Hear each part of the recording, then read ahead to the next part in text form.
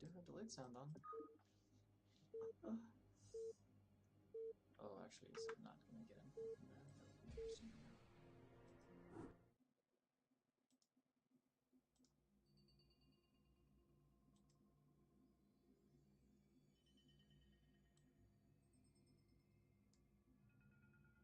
Because we should be capturing display, but we're not.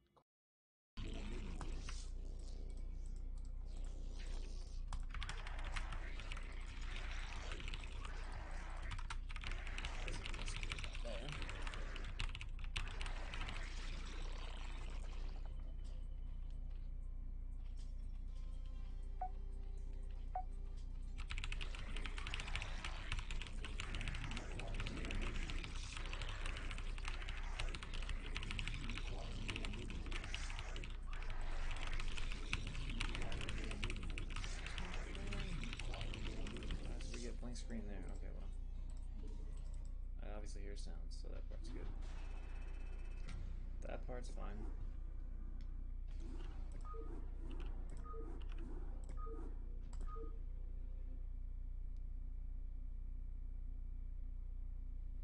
Well, let's see if I'm getting screens for other things. It like doesn't come back though. That part's weird.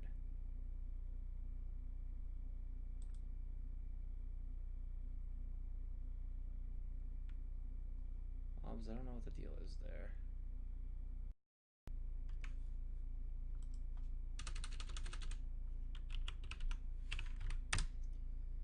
That's where we're going to want to be.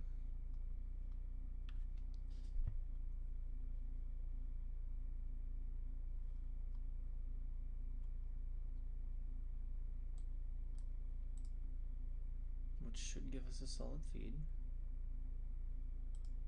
At least according to OBS.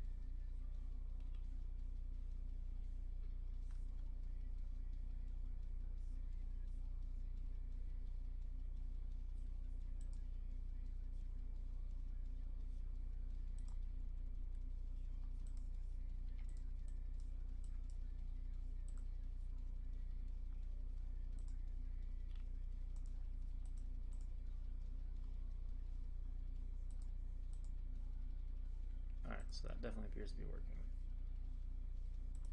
And then, of course, we will just be full screening that. Which puts us in a pretty good place.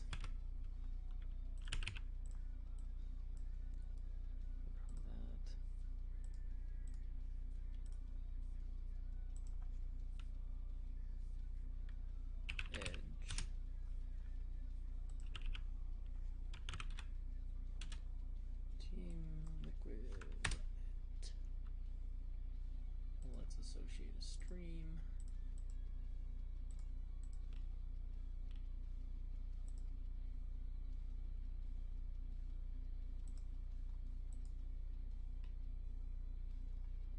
That should show up in about 3 minutes.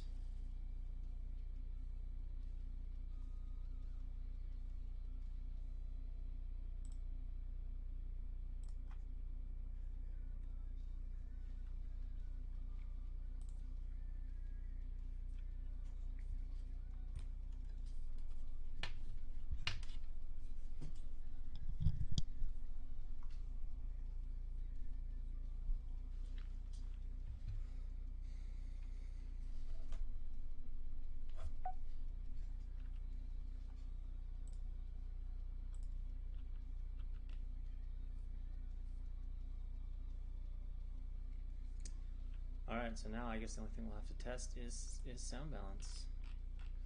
But we can get that checked at some point.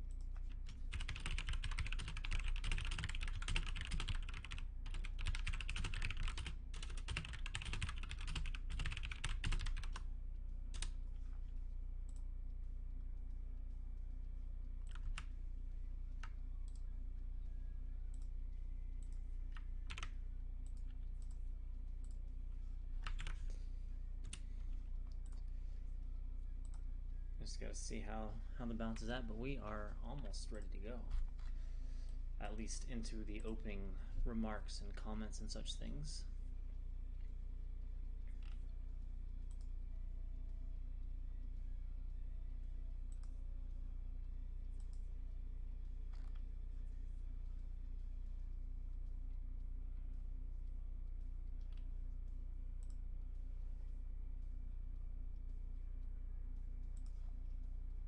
Some very interesting music.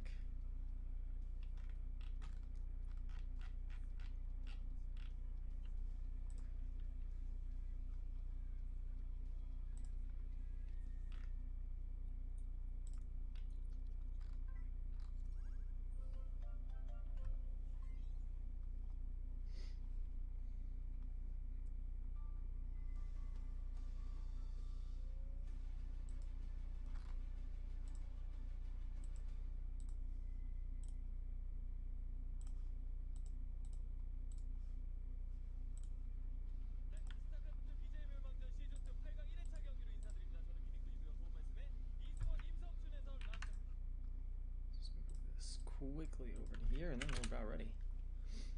And then we will see what volume we need to get this working correctly.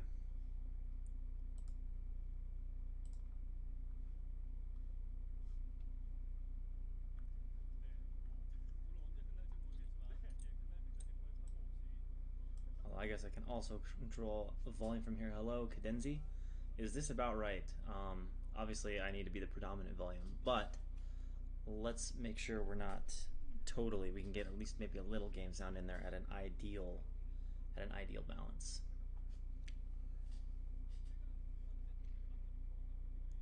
My screen looks like a horror movie right now. Which part of it? For this one, we'll just have to restream over what we got. But of course, when the match actually starts, we'll full screen to this, which should work just fine. But I guess it's good that we can test that right now.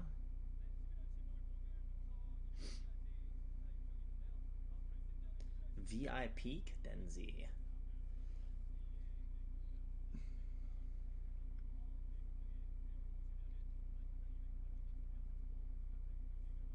So much Korean. I can't read all of it. But I know we have teams with what? Effort, and I think he's on a team with Harang and Lita and one other female streamer. And then, actually, no, we got 4 teams playing today, right? Yeah, we got 4 teams playing today. So we'll have some work to do figuring out player names. Some of the players have it set up so that their English name and their Korean name is both listed, but some of the players don't, and we'll just have to figure out those names as we go along. Someone in the chat will probably know.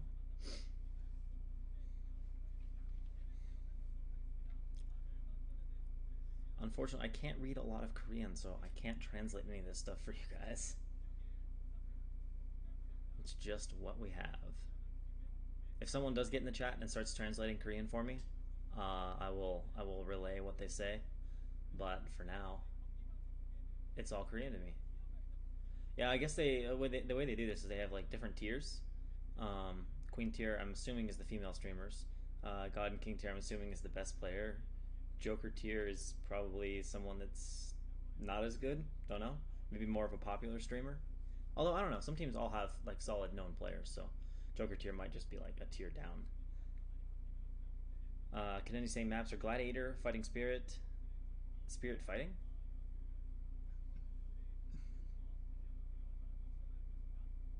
Oh, that is those characters in reversed order. Yeah, interesting. Because that's that character reversed. And then of course we have our match schedule, which is fairly self-explanatory. It looks like just a standard bracket. We got best of 5s for each group, and winner of that best of 5 advances. Single elimination into the final. And I believe the setup is such that the female streamers are playing against each other, and there won't be any games where it's like Korean pro versus female streamer. Unless a female streamer gets sent out in the ace match, but I'm guessing that's probably not going to happen. Oh, spirit. Oh, wow. Oh, that's actually going to be super cool. Okay, so fighting or spirit fighting is there's actually they've taken one of the versions of fighting spirit and it's going to be the like the tile set for Jade, and they're going to use that for fighting spirit. So it'll be reversed and in blue color or in blue texture. So if it's reversed, I'm assuming that means that there'll be some low ground expansions, and then it'll be blue. That'll be interesting to see, because we've seen obviously plenty of those maps just kind of around, but I don't recall any like relevant series being played on them. And this is presumably our two teams and what tiers we have. Unfortunately, these are all in Korean, so I can't read any of the names of who's against who, but I'm sure we'll be able to figure it out between faces and other things. All right, here we go. We've got our first match. We've got our lists of who's against who. Let's see, we have a ZVZ, a PV. Oh man, we got a lot of mirrors today on set one. It looks like, so our female streamers are PvP, but we do have, for at least one strong tier, we're going to have a TVP. So let's see, who's Zerg? Effort, I think, is the Zerg on one of the teams. And who else is Zerg from that team? I forget which players there are. Oh, and reverse apparently is the expansions are anti-clockwise instead of clockwise. All right, that'll be interesting. So it's okay. That'll look different. That'll look and feel a bit different. It'll feel familiar, but different. Mizo. Okay, Mizo's the other Zerg. So we have Effort versus Mizo, and then we have a PvP, which probably is Harang 2 versus somebody. And can I make my sound louder? Yes. That is definitely something we can do. We'll bring that up. We'll bring the desktop audio up just a smidge in contrast as well. That should do that. Okay, so Mong versus JYJ is our TVT. What was our PvP? Ori versus, yeah, I don't know who Ori or Chorongbok are. And then we got Harang 2 versus Sharp is our PvT.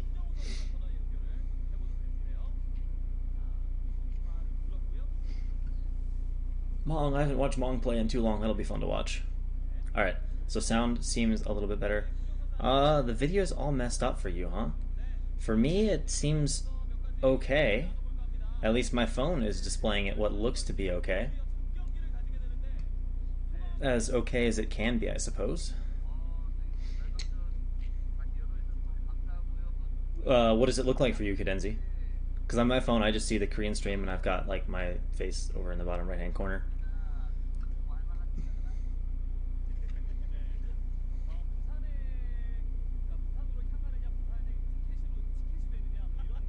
Is the caster on the left here, by the way? Is that Shark?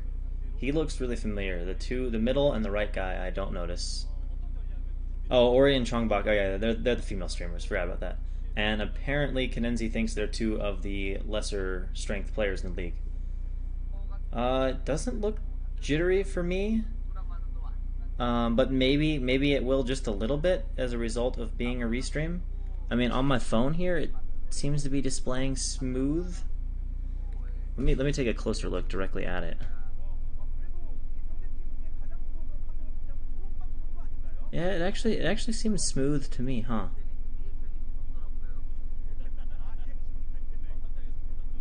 At least as far as I can tell. I'm looking at the screen. Let's see here. I'll show it. Let's see. I wonder if you guys can see this. Here, I'll try it. I don't know if this is gonna work. If you can see the screen that I like, what I'm getting on my phone for the feed, and maybe that'll jitter just by default of like being streamception now. I don't know if that was visible to you guys or not. I guess I can see because the stream will delay behind.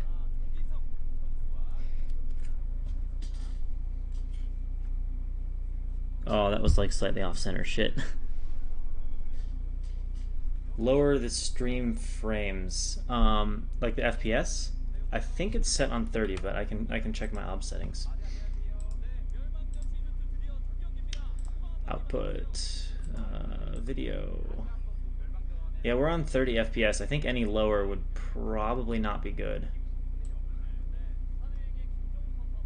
We can try to play with some adjustments in between games if it's really needed, but it looks, like I said, I'm confused because it looks okay on some of my stuff.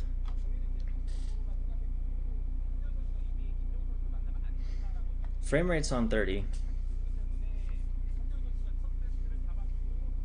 Yeah, the stream looks very smooth. I don't know why it looks jittery for you guys. My phone is playing it very smooth. I should check and see if it's if my own stream looks fine on my computer. That would be interesting to know.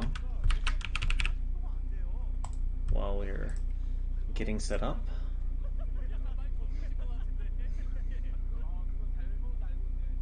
Watch now. Let's see. There we go.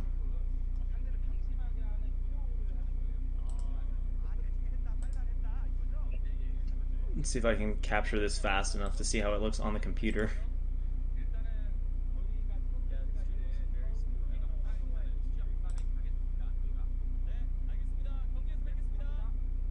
No, that looks pretty normal. I don't know if you guys can even see that. I don't know. I don't know what to say. It looks normal for me. That's really confusing. Hopefully that's unique to just a few of you guys, because I don't know why I would be seeing my own stream as smooth if there is some jitter for you guys. That would leave me truly confused. I truly have no idea.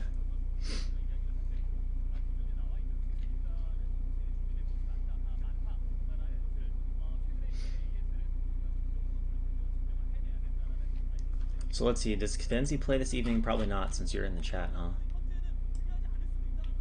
Somewhere we had a schedule. Oh, here we go. Although this is all Korean schedule. But we can figure out which team Cadenzi's on, probably. Yeah, Cadenzi's on this team with these characters. No, she doesn't play till 11/6. Alright, are we going into game one? Yes, we are. I'm seeing May. I'm seeing our reigning ASL champion playing against Mizo. Alright, so into game one, spawning at the top position, or the bottom right-hand position as the red Zerg, we have May. And in the top right-hand position, eventually as the teal Zerg, we have, I don't even know how to pronounce that, Amiolman maybe, who is Mizo.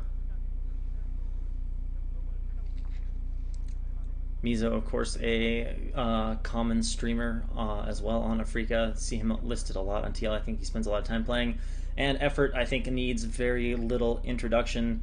Showed us some fantastic play, taking down Flash the other day, about a week or two ago, in the ASL Finals. But we'll see if he can put his team up 1-0 here in game number one.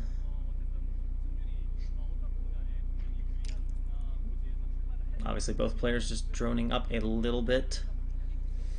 And then we will have to see where we go for first deviations in play. Let's see, is anybody banking up minerals past 100? Yeah, just a bit. So it looks like we're going to have a 9 pool of some sort here from Mizo. And they will find each other quickly, so they'll know exactly where they're at. And we'll see if that influences Effort's decision. Actually, never mind. They both made overlords. I missed that part. My bad. And we got drones being made. Alright, so it looks like we're going to have pretty similar builds from both players. We'll just have to see if one goes for 12 pool and one goes for 12 hatch. But Effort is going to hatch. Okay, so Effort is going to go 12 hatch, and Mizo is going to go 12 pool. So Effort with a subtle advantage here. That's a good start, given that he is generally the stronger player anyway. So someone saying that Amiolman is kind of a Korean-English combination of I'm Your Man. Oh, that makes sense, yeah. I'm Your Man, trying to take down Effort, but he is playing 12 pool versus 12 hatch. Not the strongest build, which is already a bit rough when you're against Effort, who is such a strong player. And ooh, their overlords are actually just going to slightly miss each other here at this point, as the second one goes out. And there we go, we get the expansion going down from Mizo.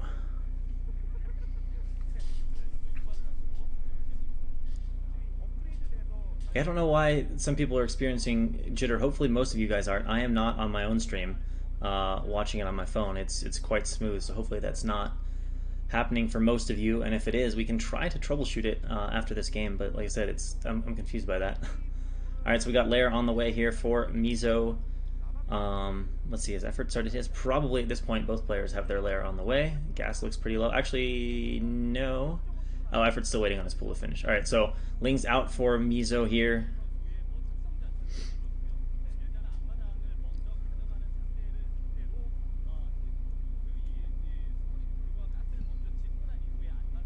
Yeah, and we'll try a little bit of adjustment of settings after this, possibly lowering just the I don't know what you call it, like the kilohertz. I don't know what that is, the refresh rate or whatever. We'll see if that can make a difference. We got Lair at the natural for Effort to buy a little bit more health on this just in case, but Effort Ling's out for Effort now, and Mizo is going to immediately turn around having seen that. Going to continue making a few more Lings. Looks like he's sending a single drone over to his natural as well. And Effort's extractor, that green on it, keeps making me think it's Mizo's extractor for some reason. Like he's been mannered gas. And Mizo actually feeling the need to defend here against Effort's two entries. He's got a drone in there. He's throwing down a creep colony. And Effort's going to come here with his Lings. It looks like equal numbers, but Effort definitely getting a few initial hits. So off to a good start here in this engagement. Has Mizo pinned back, but now Ling superiority for Mizo, and Effort now with 2 more Lings rallied up, but that was a good initial arc from Mizo.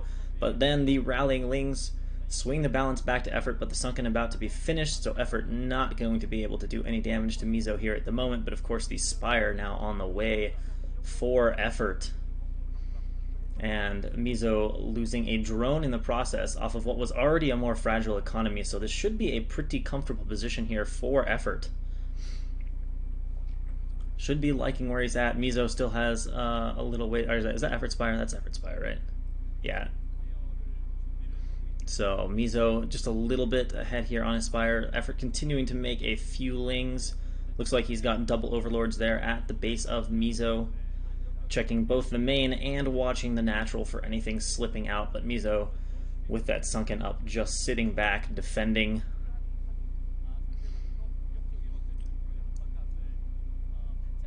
And Effort now going to start to move those Overlords away, seeing that Spire get near completion and moving for his second gas. We'll see if that triggers a response of Mizo or if he's going to stay on 1 gas here for the moment. Spire completes for Mizo.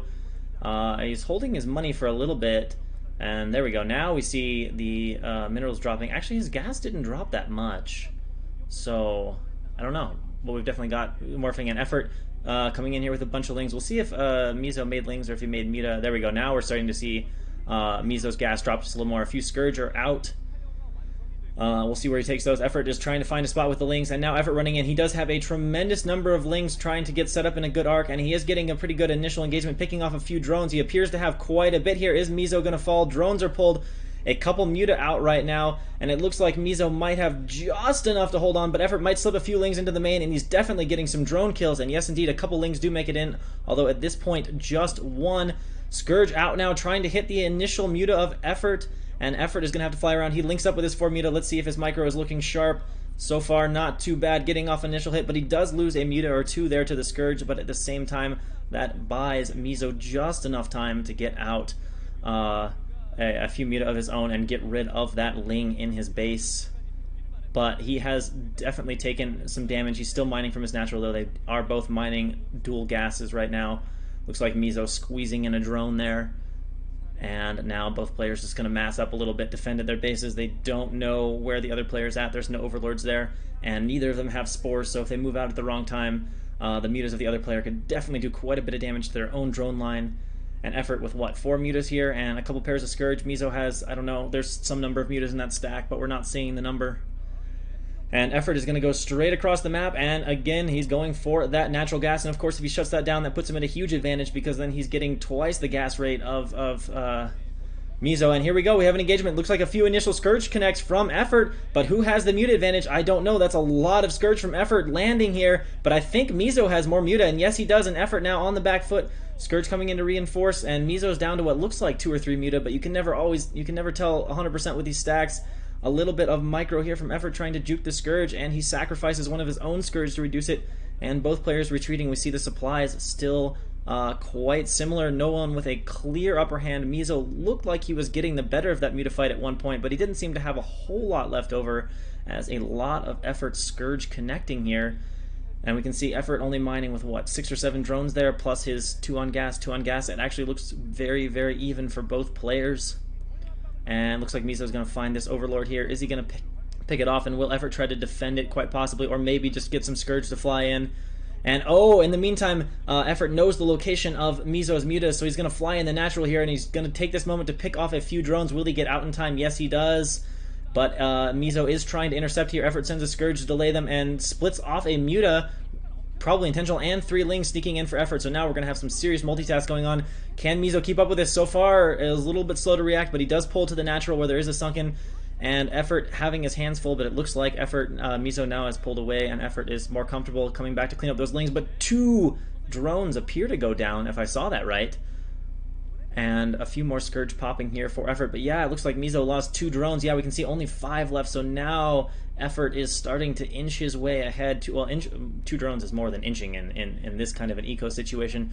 But effort definitely playing himself into a good position with those Lings. Mizo unable to react to them, losing 2 of his gas miners.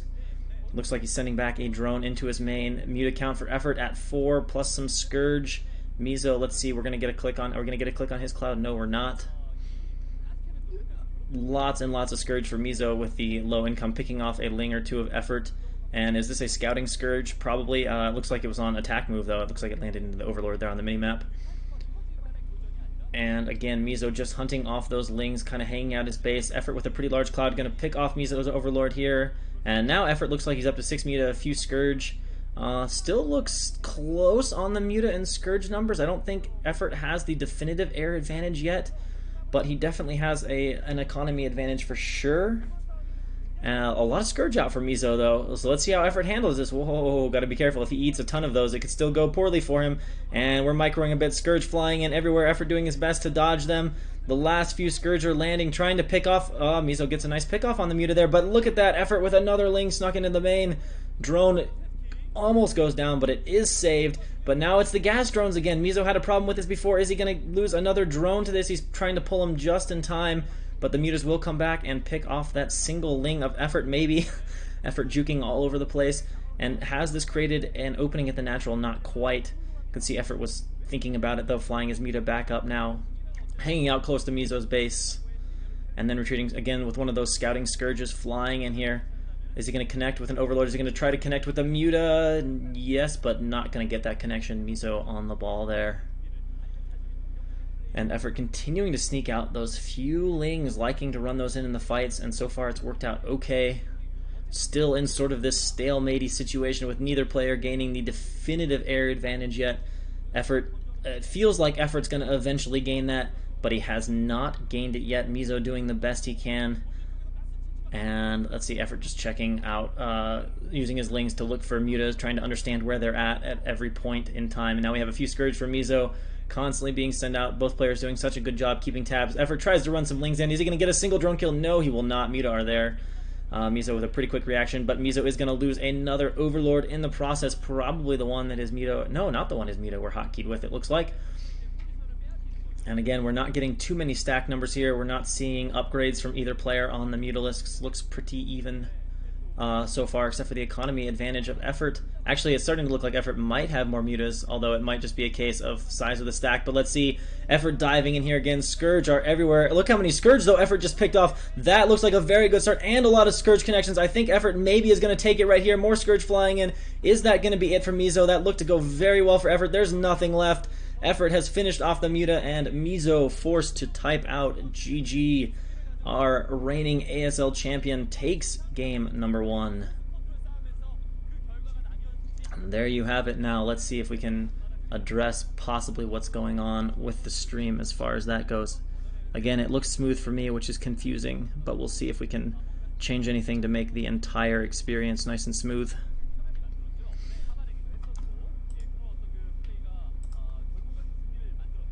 Let's see if people are still having problems first, or who is, if people are. Like I said, I'm very confused by this because it's smooth on my phone. But we'll make an adjustment and see where we're at as far as bitrate. Bitrate was the word I was looking for.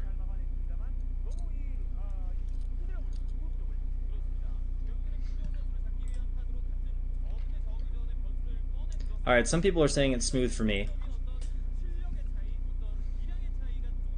Alright, Lumeyer also, so I'm hearing a few people saying it seems smooth. Cadenzi was saying it looked like a horror movie with it being very jittery, which is interesting. It shouldn't do that, but you never know. Alright, I'm gonna lower the settings just a little bit. That's weird. It's probably only messed up for people in Korea, which would be a bit of a bummer. a bit of a bummer. Also, hopefully my face wasn't in the way of anything important. It appeared to not be, but if it was, you guys can yell at me and I can move my face around or whatever. I'll make a slight, yeah, I'm gonna drop the settings just a little bit here. So the stream, I think I have to pause this for this to happen. We'll see. But the stream should just, the way I understand it, the way it's set up, I've got like 3 minutes and it won't actually kill the stream. It'll just whatever. But let's see, maybe I can even change this. We'll drop the bitrate from 15 to 1300. We'll say 1200. See if that's enough bitrate to not have problems. Maybe I can make this change while we're running. And I'm a little, I can't change the FPS in the middle. Let's see. Also, some people ask for full screen capture of the stream, and yeah, possibly 2 sources. Yeah, we could do that. Let's see if that makes a difference. If it doesn't, we'll put it back. But if it does, all the better. So we'll take that guy off. And then let's see, full screen capture of the stream. Yeah, I could not figure out an efficient way to do that. Like, I was trying to figure out a good way to get just this stream, and I guess the only thing I could do is make sure we're here. But outside of that, I don't think there's a better way I can get, like, I don't think there's a way to get just the stream in without capturing my whole screen. Yeah, full screen on the main stream I can do. If I didn't have that last game, I apologize. This is right here where we are now is where I want to be. But I think for restream of the feed, that's the best I can get. I tried playing around with every other option OBS had, and like I tried doing something where I was like setting the screen and cropping it, but it was like making it too shrunk. Wasn't quite working out. So for those of you in Korea, I guess, did that make the stream smoother? Dropping this a little bit. Because it seemed like people outside of Korea were experiencing pretty smooth stream, but there was maybe some jitter, like for Cadenzi or Gracie or anybody else from Korea that's watching. Are we a bit smoother now? But what looks like we're about to go into set number 2, our female broadcast jockey match. All right, so Cadenzi's saying there's not a dramatic change. That is really unfortunate. I don't know why that's the case. But spawning in the bottom left-hand corner of Fighting Spirit, I believe we have, I think it's Ori 3. And then in the bottom right-hand side, we have Chorong. If Cadenzi or someone that knows pronunciations would like to correct me so I can pronounce our players' names correctly, that would be fantastic. But I think if I just go with, I think it's Ori, and I'm less sure on the other one. I'm thinking it would be Chorong, but I don't know, obviously, Korean pronunciation super well. So I'll take any advice and feedback I can get on that. All right, so we'll see. We've got PvP on Fighting Spirit. Intel from Cadenzi says these are 2 of the weaker female streamers. I'm not sure what MMR either of them are at or who is favored here, or if this is a pretty even match, but it will be interesting to see the skill level here. And yeah, Luminar, as you heard, they are... Okay, so Cadenzi saying that's close as far as she understands it. So Ori versus Chorong. Pylon up for both players. And presumably we'll be seeing a gateway. Nobody's going to proxy. Nobody's going to do anything crazy. Nice forward gateway there from Chorong. And the pretty typical gateway placements. I mean, everyone knows the map. You all know Fighting Spirit. Our basic 3 base layout. And then opening up into the center. Chorong is the favorite. Cadenzi says they're a bit weaker. Ori is high animal tier. Chorong is lower queen. Okay, so I guess the tiers are presumably based on MMR. So Chorong a little bit favored here, so we'll see how that goes, and if that changes the way Ori plays here, trying to win for points. We see the probe goes out and Ori reverses direction. It looked like Ori was going to go up to the top left and then change to head to bottom right. And of course, Chorong immediately into the base of Ori, getting off that early scout. Those were gateway scouts for both players, I believe. Actually, no, that might have been a pylon scout for Chorong. And I'm assuming that was a second pylon. Okay, so we're gonna have Zealot before core here for Chorong. That's probably a second pylon. Looks a little too far away to be a gateway. So just nice safe play, and Zealot out for Ori. So we'll probably see cores from both players now. Yeah, there's the core from Chorong, there's probably a Zealot making in that gateway. And Chorong just running that probe around. We can see Chorong definitely has the typical high APM in the early game, so should be able to keep her Scout alive. Ori is currently on a little bit lower APM, Scout not moving. Now there's no guarantee, some players don't spam as much, and we'll just kind of leave their Scout there until such time as they need to move it, but that's one thing we can watch for here for Ori to see how she's playing. Alright, so yeah, Chorong is going to find this, possibly just going to find this incidentally intending to build a pylon, yeah, indeed. And then of course Ori was more or less paying attention to it and immediately started to move it around the second we saw some on the minimap. So now we'll see if Ori can keep her Scout alive, and that will give us one clue as to where the skill level is, and that's not encouraging. Oh, actually gets it away at the last second, and wisely chooses not to dive through the mineral line, where Chorong could possibly just move a few probes and finish off that Scout. Of course, not going to get a whole lot more intel. I don't think Chorong is going to show Ori any of her tech until that probe is out. We can see the core spinning for Ori, so likely we have range on the way. I'm so used to casting from replays that it's weird not actually being able to see what's being made. Like, are those Zerglings in those eggs? Is that range in the core? Or are we showing fake weapons? We got a second gate from Ori going down now with the Scout out, and a 1-gate robo here from Chorong. Hello, Korean name. I don't know your Korean name, but hello.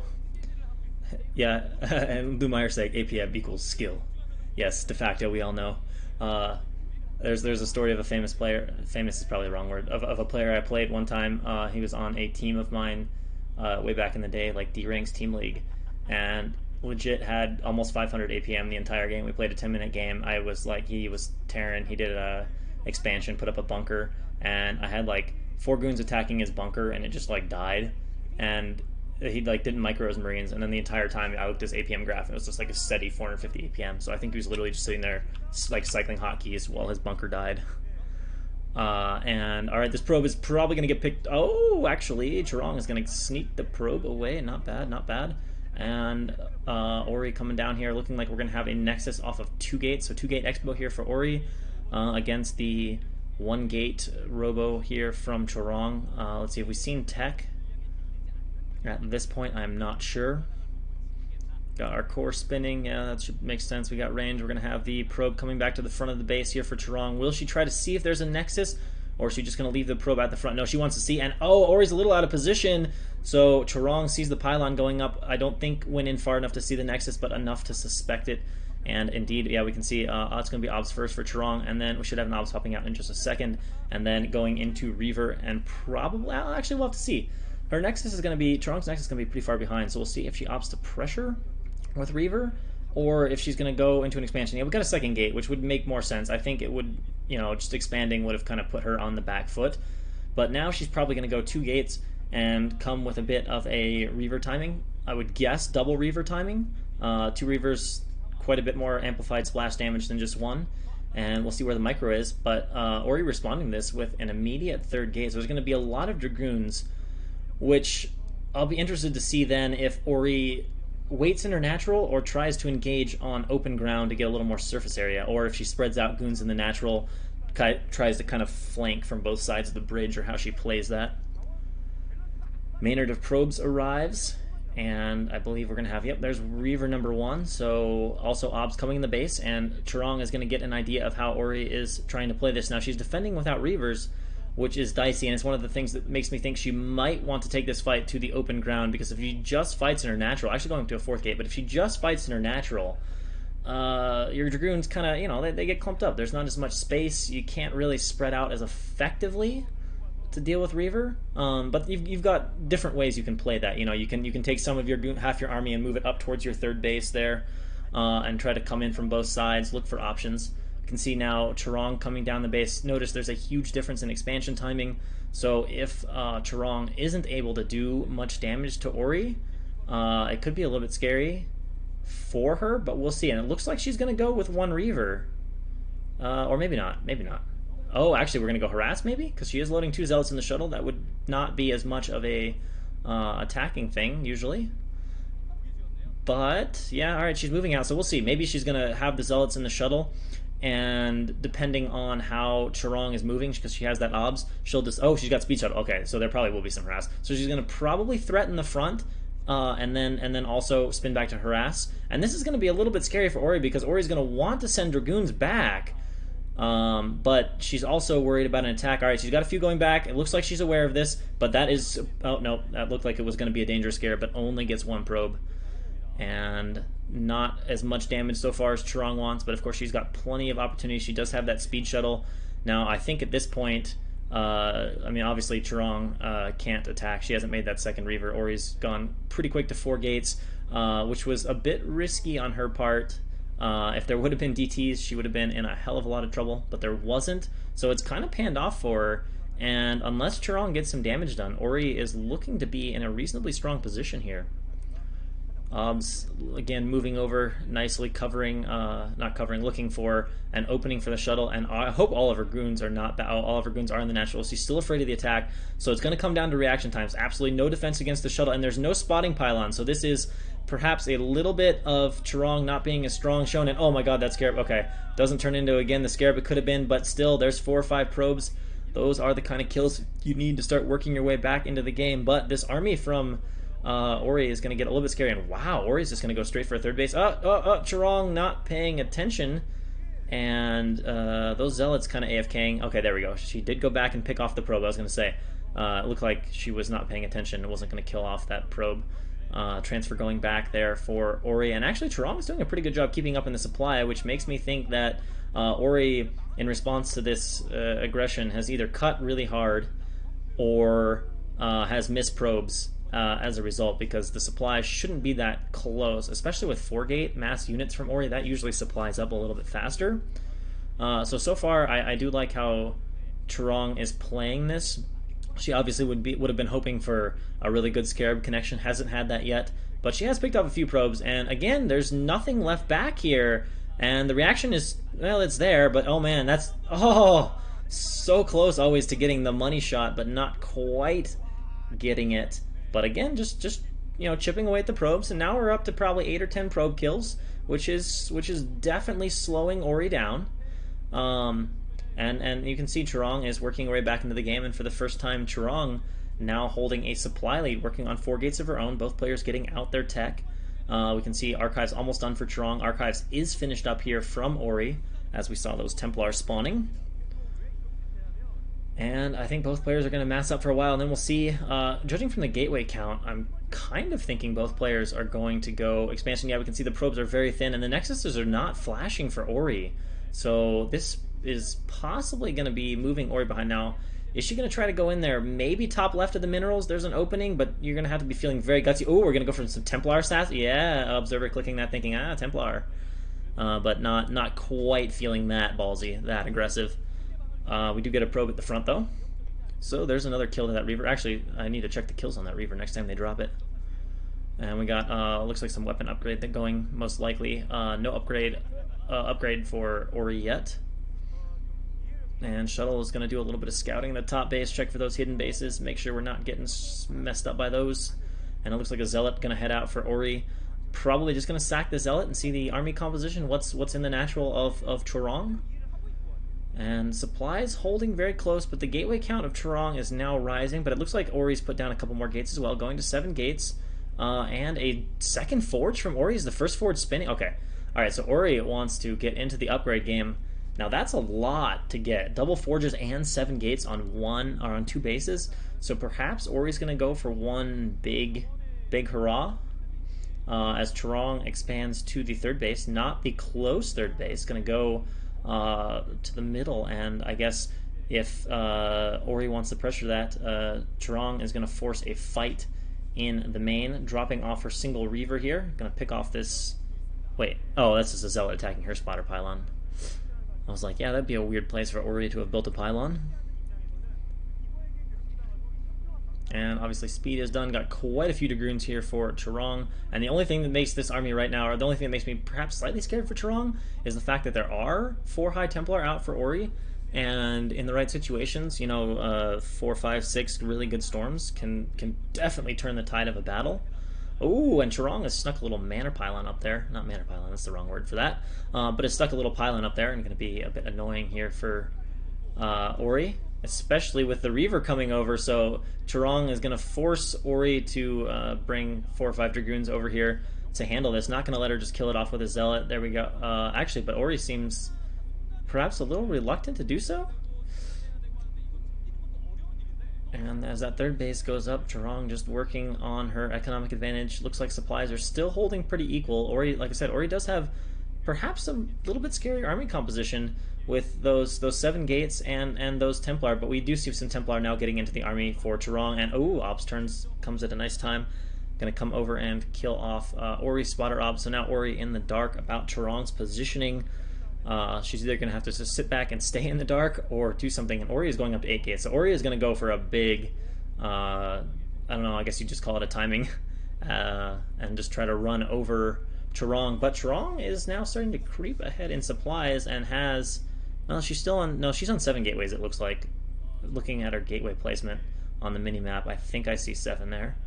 Looks like a block of 4 with 1 on the bottom, and now adding maybe a 6th, going up to 8. So 8 total, 6 in that one block. And a shuttle out. Okay, so Ori could harass, but I'm getting worried for Ori if she's not going to just do a major attack because she doesn't have a third base. And Charong has a fully functional mining third base. Quite a big difference. Now, one thing Ori will have going for her soon is an upgrade advantage. Nice. Actually, wait, no, that's Ori's spotter pylon. So, alright, we got a clean sweep of the shuttle going into the main. Let's see if Charong is paying attention or if she's busy setting up her army. But actually, her probes are all about to mine out here, so the probes might coincidentally just fly away. Maybe she's already spotted that, though. And let's see how this goes. Templar coming over here. That's going to be a lot of probes. Oh, my God. Okay, that could be very scary. Oh, my God. Oh, my God. Is the Templar going to find the juicy spot? It gets only 4 kills, but there we go. We got a few more. 7 or 8 probes going down. Templar's trying to run away, but it is not going to escape from there. Oh, Zealot's actually distracting Goonfire. And, okay, there we go. Ori's going to maybe send this back. Is it going to allow that? Oh, my gosh. Oh, my gosh. Oh, so close to getting the shuttle, but it gets away. That was an interesting little exchange there. I was thinking there was a chance there where... oh, is there still a storm here? Is there still a storm here? I don't think so. I think the Templars used it all up, but the shuttle's just hanging out. Ori's got to notice that at some point. Big red dot. Nope. Oh, it dies to a cannon. Bye-bye, shuttle. Tried to escape, but one of the cannons covered it. It was super low on health.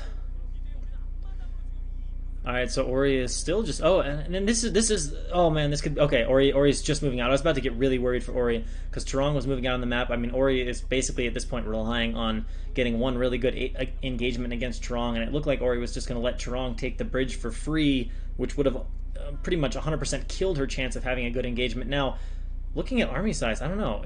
I still get the feeling that Ori might be a little bit under-probed, which means that she might have a very large army, but there are a few Archons, a couple Reavers in here. I mean, this is a strong army from Charong. We got, apparently, Crawl Reavers? I don't know where Charong's shuttle has gone, but I mean, that looks like a fairly robust army. That's a lot of Zealots in there. I don't know. The army sizes, I guess, are probably pretty similar. We got 2 weapons for Charong. Let's see if Ori's got that. And in the meantime, a shuttle coming in, so we're going to have a little bit of micro on 2 fronts here. These mineral lines are going to get decimated here at this level, I'm sure. Yeah, all the probes going down, so this is all or nothing. Ori needs a very decisive engagement win here. Let's see if she gets it. Storm's going down. Zealots pouring in. The Reavers aren't doing a whole lot at the back. They may get Storm before they can participate in the fight, but actually not a second Storm. And Ori, this fight's going to come out pretty even, but in the end, I think it's going to basically be an even trade. Let's actually, some reinforcements coming in at the right time. Charong is maybe going to take this fight, especially if she can get the Reavers down, or Ori's maybe going to take this fight, especially if she can get the Reavers down, but I don't think it's going to be decisive enough, especially with the mineral line being ransacked like that. Ori ought to be able to just pull back and hold with reinforcing Zealots. Now, these two Archons could be a problem. I think there's 2 Archons. Could be a problem, but I think she's going to have, yeah, she's been macroing at home, so I think she's going to defend this pretty easily and then be in position to take a confident win. Storm goes down. Oh, second one's a bit of a whiff. Archon being morphed. Let's see, is she going to morph another Archon against these Zealots? We've got some reinforcing Zealots coming out, but Ori is reinforcing hard, and really all Charong has to do at this point is hold, but if she's not careful, she could actually mess this up here. And let's see, Ori is starting to gain the upper hand, and that's suddenly a lot of units. Has Charong possibly messed this up, overcommitting to that fight? Did Ori get the attack she needed? Natural's being evacuated, and actually, well, no, although no probes have been transferred, although actually Ori's still mining from her main base, it looks like, and now Charong is going to be forced to go up the ramp. Of course, even if Ori kills the natural, she's still not really ahead. The only difference is that Ori has not mined out her main. That could come into play depending on where this game goes. Alright, so trying to bust up the ramp. Yeah, so bring the Archon over here. That would be scary. Then there's no way Charong can fight that with just the Zealots at the ramp. Bringing the Templar over. Ori is very determined to break up the ramp. She has finished off the natural now. Can she break up the ramp? Reinforcements are a little slow. I don't think Macro is 100% here as she tries to micro up this ramp, but that's going to be really difficult to do. Nice little concaves there by Charong, picking off some of the Zealots that are floating up the ramp. Templar is a bit out of position. Don't want to lose those for free. The Templar goes up the ramp. No, it's not. Is it going to get picked off? Oh, she storms her own Templar and about nothing else. I don't think she's going to be able to bust the ramp, but that Archon doing some work right now. Although DT's out, that's going to leverage some damage. We should see that Archon dying here fairly soon. Nice target firing on the Dragoons. Now deciding that Dragoons are the best option to make, and that army is thinning, and like the reinforcements are not there for Ori, and she's not exactly cash-strapped. So possibly a little bit of macro hurting her right now as she tries to bust, but also it's just hard to bust up a ramp, especially when there's a bunch of goons. That last Archon goes, and Charong gets the hold, and now has that definitive supply advantage despite losing the natural, still mining one base. Now there's this, oh, actually Ori's about to mine out. I was going to say there's a small window where Ori was perhaps going to have just a little bit more mining due to two bases, with Charong just mining on one, but Charong has a very significant advantage right now in supply, and Ori, I don't know, maybe he's out of money. There's like no units. Look at this mini-map for Ori. I mean, there's just nothing congregated anywhere. Now, I don't know if Charong knows this. Probably not. Nothing to scout Ori. But she looks to be in a pretty good spot. Now, if she just sits back and doesn't do anything and lets Ori... Well, Strong's explained before, and she could sit back and she's still in a pretty good spot. She's got a worker advantage. She has a huge unit advantage, though. If she figures this out, she's probably just going to run Charong over at her fourth base. Possibly just into the natural, too, but she could just go kill the fourth. But right now, she's just massing up, still working off all those gates for one base. She's got a probe transfer over to the top right, so she's going to have the faster fourth base. The greater probe count should be at a pretty definitive advantage now. But that was close. That fight almost went Ori's way in a way to be decisive enough to end the game. And now Charong is going to move out on the map. Only one storm with that. 3 storms there for Ori. Pretty good concave. Of course, Charong... Well, Charong can't see all of what Ori has. Oh, and Ori is going to find that base there. And here comes a Templar looking to try to get some sort of pre-storm down. No storms? Do we have storms? Oh, okay, we got some storms.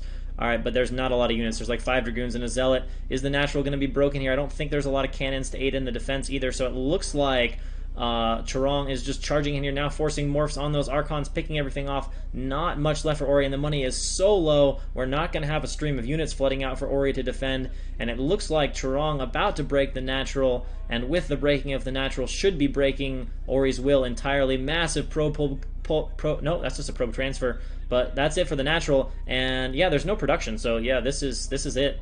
I mean, if you saw the minerals, there's no production for Charong, so Ori has run Charong over, and we should be seeing GG fairly soon. There's no counters on the map, no unit production, 2 Zealots flying, and there it is, GG. Ori, or Charong, takes game number 2.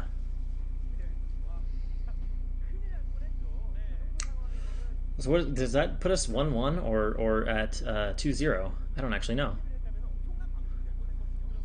I don't actually know. I was not paying attention to the graphic of whose team was up 1-0 and who was on which team. I don't know who has the stronger player. Cadenzi with the what is that? Is that a duck? The Africa guy? Is it even supposed to be an animal? It's a cute little thing, but I don't know what it is. It's got little legs and big lips and it's very yellow.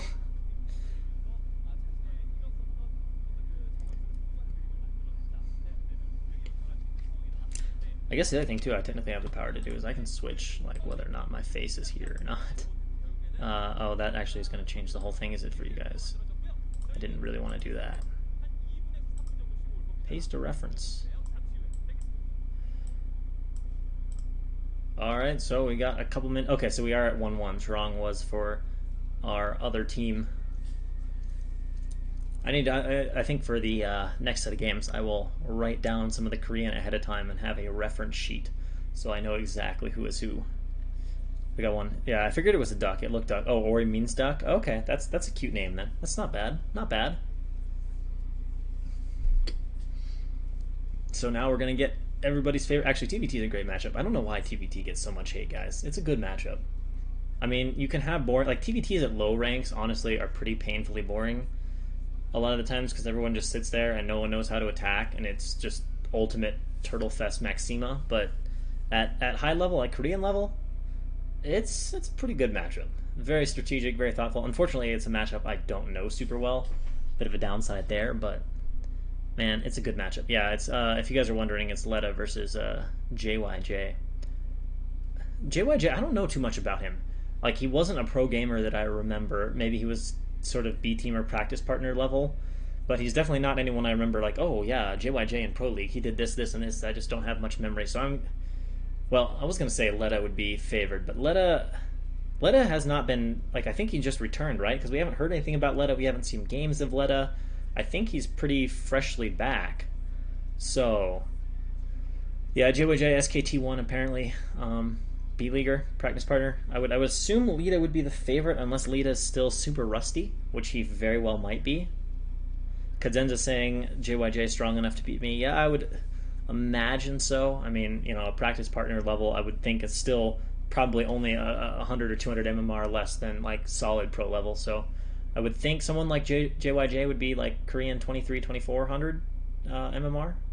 I'd honestly be surprised if he was like 2.1, 2.2k, but I don't know. It would surprise me. And I believe, no, this is not Reverse Fang Spirit. Which map is this? Is this Gladiator, you said? No, Effort versus Mizo was on Gladiator. What, is this Gladiator? No, this is not Gladiator. What map is this? Any of my Korean readers able to tell me what map we're playing on? I can clearly see it's not the same as the first set. Kadenzi's saying JYJ is probably like 2.4, 2.5k. Yeah, it seems right. Someone was saying somewhere, but I don't know if it was for StarCraft system, but someone was saying like a 100-point MMR difference is like 75%, 25% win favorite. So if you have a 15 or 1600 MMR player playing a 1500 MMR player, you'd expect the 1600 player to win 3 out of 4. Oh, that's Circuit Breaker. Okay. And it looks like we are about to get started. I can get used to these quick game transitions. You know, having for something like an ASL, it works, but having 20 or 30 minutes between games here would be a lot, especially since I don't have Tasteless or some other talented person to translate the Korean before me. And guys, I'll let you vote. I can leave my face there, or I can take my face off for the games. It's up to you. I'll just let the chat vote on that. And you guys can take the pick on that. I can either just put my face up in between games or whatever. And I'm getting word that the stutter problem is indeed unique to Korean viewers. I don't know if that will be remediable in the future. I will keep fingers crossed that it is. It would be nice if we could have a nice smooth stream for everybody. But as this is an English stream, I am glad at least that many of the European or NA viewers are not experiencing the stutter. But for those of you in Korea, I'm genuinely sorry if you're watching the English broadcast from Korea. Hopefully there will be a fix in the future, but I don't know.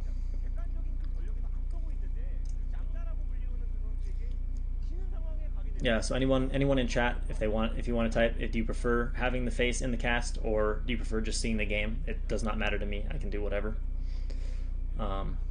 That's up to you guys. Takeoff for games. I can certainly roll with that. We got one vote for takeoff. I'll probably just ask in the future. I'll make a poll, be like face, no face.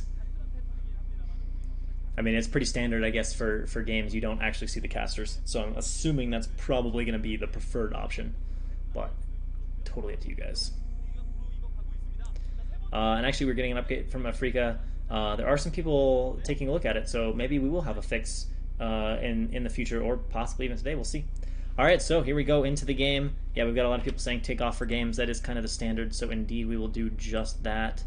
Let's see, I should be able to just move this to the, not move, yeah, that works, there we go. I believe that got rid of my face, and here we go, spawning in the bottom left-hand position, okay, whoa, top left-hand position as the blue Terran on Circuit Breaker, Specialistic, aka Lita, and in the bottom left-hand position as our orange Terran, we have EverTJYJ. So here we go. We'll see what they have played. Of course, Lita, most famous for his Wraith skills in TVZ. That's probably his trademark thing. Although he just liked Wraith in general, so we'll see if he gives us some Wraiths, gives us what we came here for, what we deserve. Oh, apparently you can actually just do a poll outright. I should have thought of that. That makes sense. Of course, with this method here, can't really go to the chat without killing the feed. A few SCVs popping out here, and supply depots as we would expect. No 8 racks from either player, so we're not going to see any crazy marine aggression, bunkers, people trying to break up ramps. Just going to get straight into the macro game. A poll for whether I should take off my face or not for games. But, I mean, the standard is to just observe the game. Like, they don't usually show the casters' faces, so I figured that would most likely be the popular option. SCV out for JYJ. Oh, actually, wait. What's it? Is he building a barrack? Oh, okay. So he's just building the barracks forward. Have the marine out a little bit quicker there at the front. And most importantly, he can float the barracks off, and the barracks travel scouting difference is reduced. That'll probably save him, what, 15-20 seconds? In terms of scouting time? Actually, given where he's built it, it probably isn't going to save him a whole lot, because, you know, we're looking at, like, right here, versus going straight up, versus, like, at a line. So I don't think there'll be a huge savings. Now, had Lita spawned bottom right or at top right, that would have been a significant time savings, but in this position, probably not that big. And of course, gas for both players has been taken. SCVs, 3 SCVs as we'd expect. I'm assuming no one's going to put 1 or 2 SCVs and just intentionally slow down their factory. Now, whether or not SCVs are taken off gas, we'll see. And unfortunately, guys, TVT is, I'm not a Terran player. TVT is one of the matchups where my knowledge is definitely less, but we'll see what we can figure out here. We got our factory going. If there's any TVT players that have good insight, of course, feel free to shout it out. And first Marine gonna head straight up there as a scout for JYJ, and he is gonna find an SCV moving. Oh, he's not. Actually, the SCV is gonna move through the. No. Okay, just a quick sweep. Actually, maybe that's the default path. That could just be the default path. All right, let's see. I don't actually even know if it's possible to block Circuit Breaker ramp with 1 Marine. I think it is, but it's really tricky to do. It's like a slightly bigger ramp than Fighting Spirit. And the SCV, of course, of Lita is not going to find anything over there. Immediately turning around, we're going to have a little SCV kiss. There we go. And JYJ can't turn around because it could just be a late SCV going out from Lita, so it's going to have to check there, sees nothing, turns around immediately, and Command Center drops for JYJ. And okay, it's Lita, guys. Is anyone surprised by seeing this? If you are, I don't know what to say other than maybe you just, if you don't know Brood War, I understand you being surprised, but this is Lita. Lita makes Wraiths. It's just how it goes. So we're gonna have 2-port Wraith from Lita, and we'll see if JYJ is expecting it. I would assume he would be expecting it. I would be surprised if he's not expecting it, but we'll see how he responds to it. We got 2 Marines coming in here, and a Vulture going out. Outbound Vulture, inbound Marines for JYJ. And second pack 3. And do we have an armory somewhere? We need an armory or something of that nature. 2 Vultures also coming out for Lita.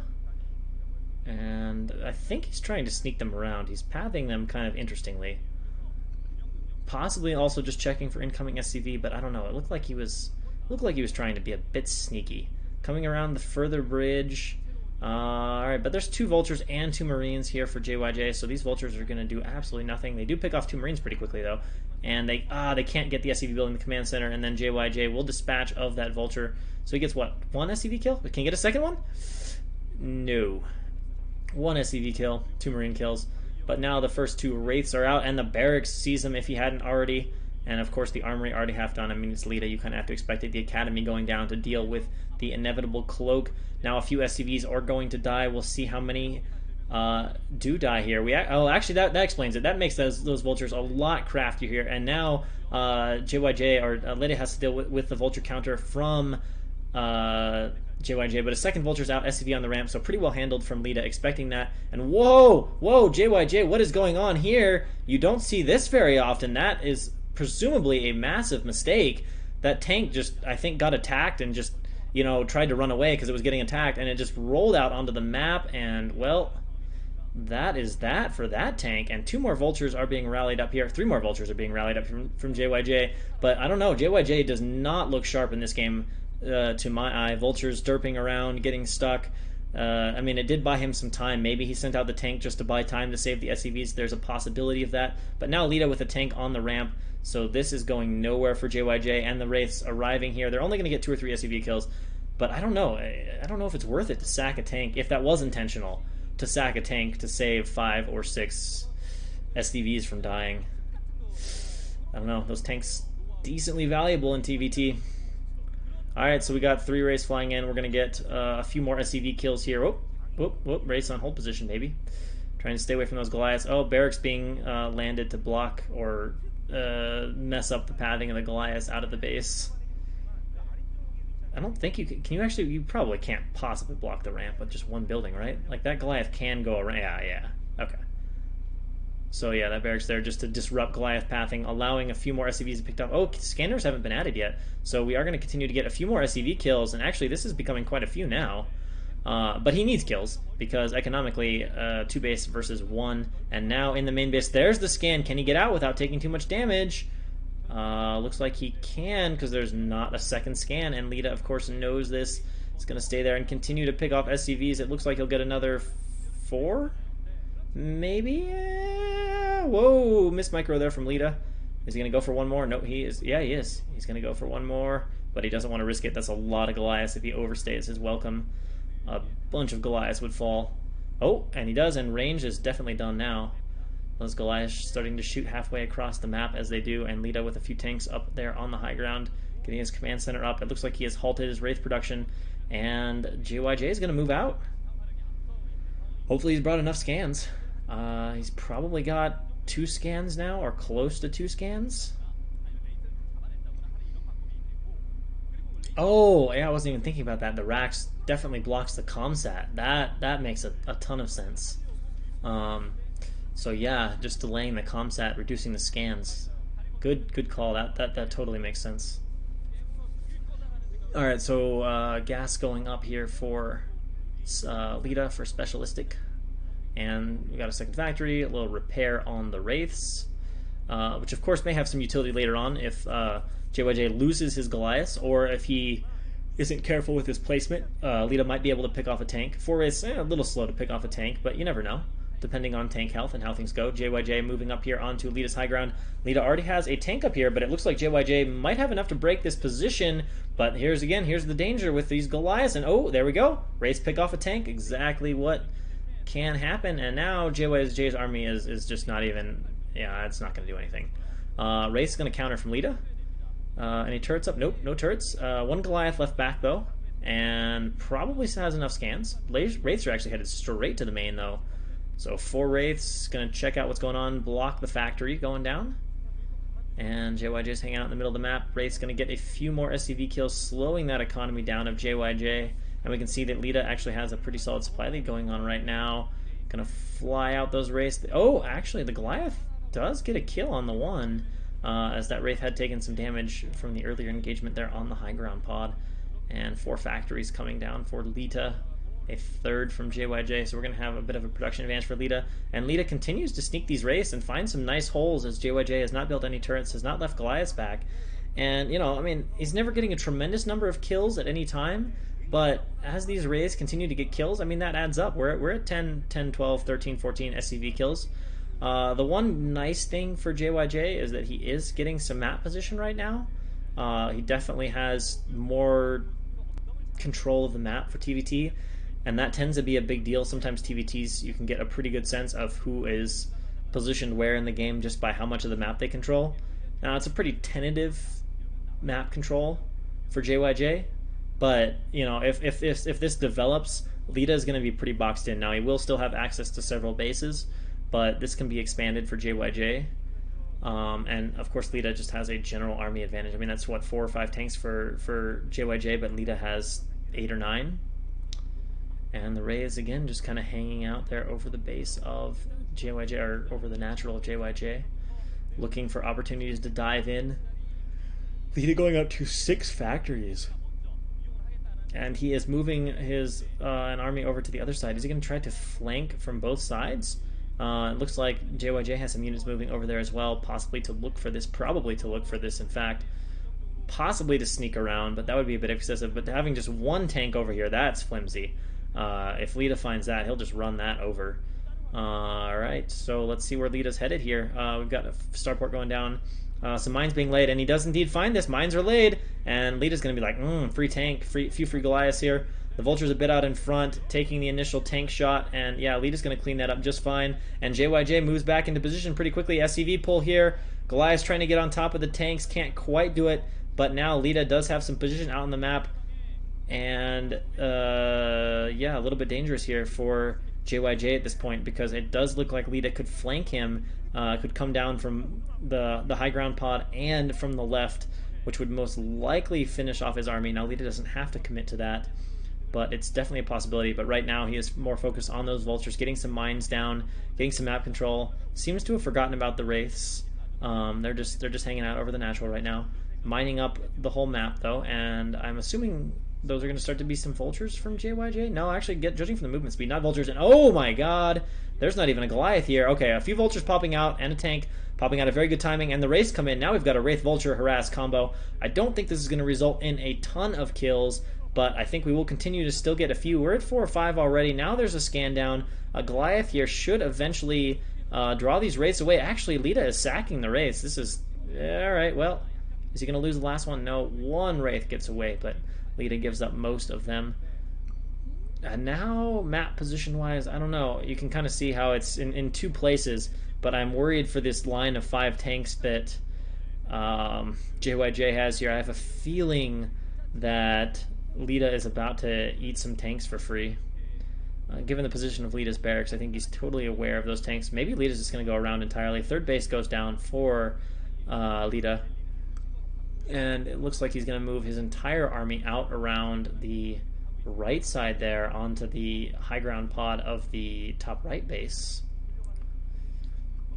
And JYJ continuing to reinforce that main line, which honestly it looks like they're almost forming a diagonal across the map now for their position. But Lita has a lot. JYJ does not appear to have a lot, which is interesting because the supplies are quite close. Of course, Lita now also has 3 gas. Gas a big deal in TVT.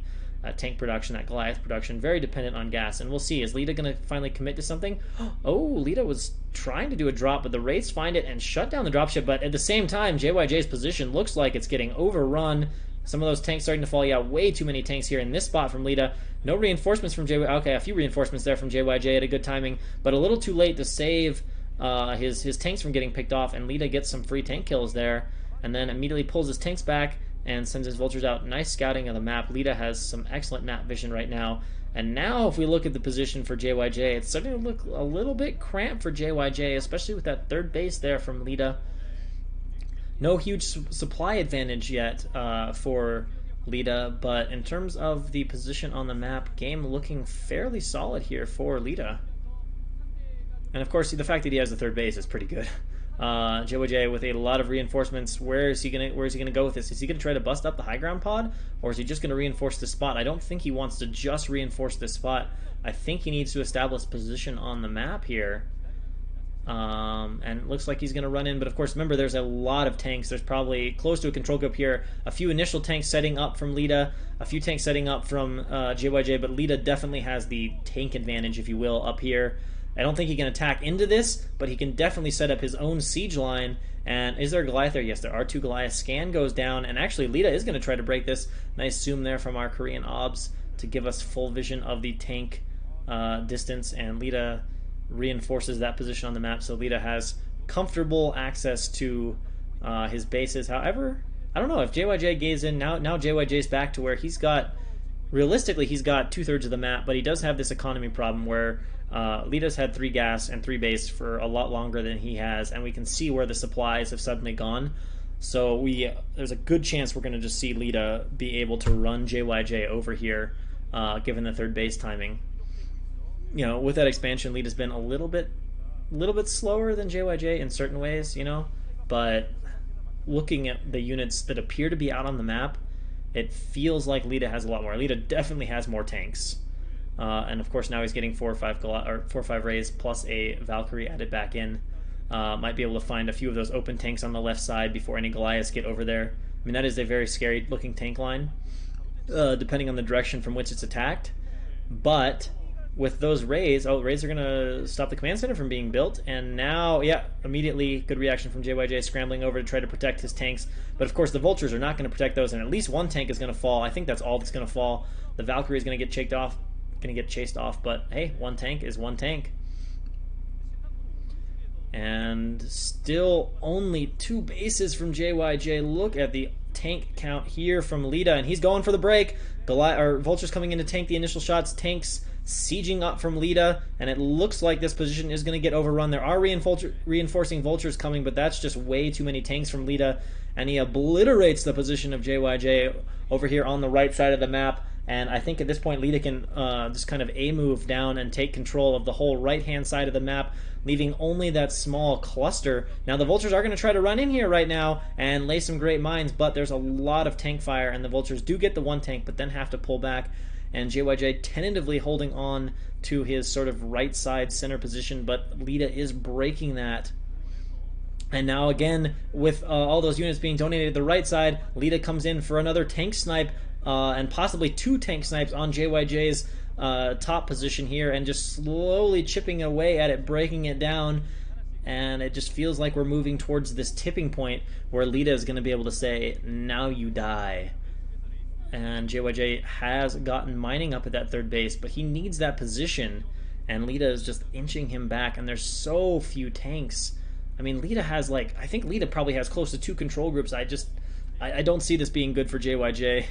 I don't know what could get him back into it. Maybe some just insane mines, but does he even really have that many mines on the map? No, not really, as far as I know.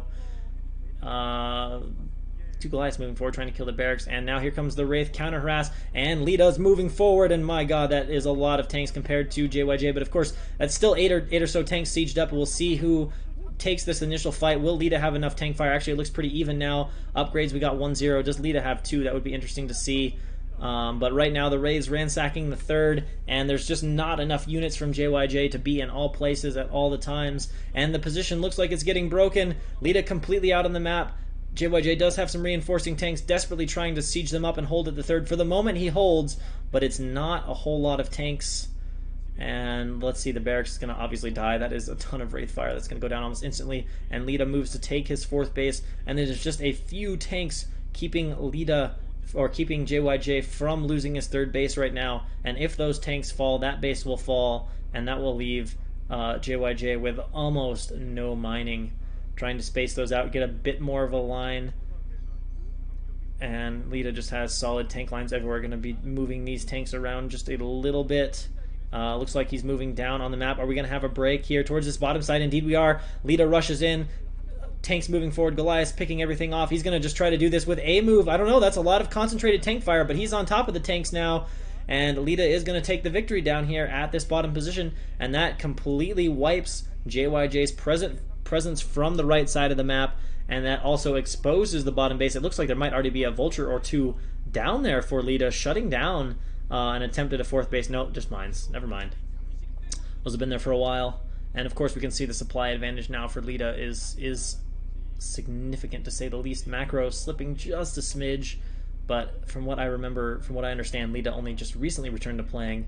I don't recall having seen him on the sidebar. Only just recently saw him in, what was it, KSL games? So I think he's... Oh, mine goes down, and the Rays break the final tanks, holding JYJ's base over at the 9 o'clock position. And I don't know, is that it? The Vultures are going to flood the third. Presumably going to flood the third, but maybe he's just going to go straight for the kill. I don't know, but the command center's under attack. Vulture fight, and all JYJ can do at this point is concede. So yeah, Lita just generally superior. In that game, Rays got some initial damage done, continued to pick off at SCVs, and job done. Now we can put this back on, move to top. Actually, there's probably a more efficient way to do this. In fact, I know there's a more efficient way to do this. But I am going to be right back and use the bathroom. I think we can actually add text, I can say that. Where's text? Yeah.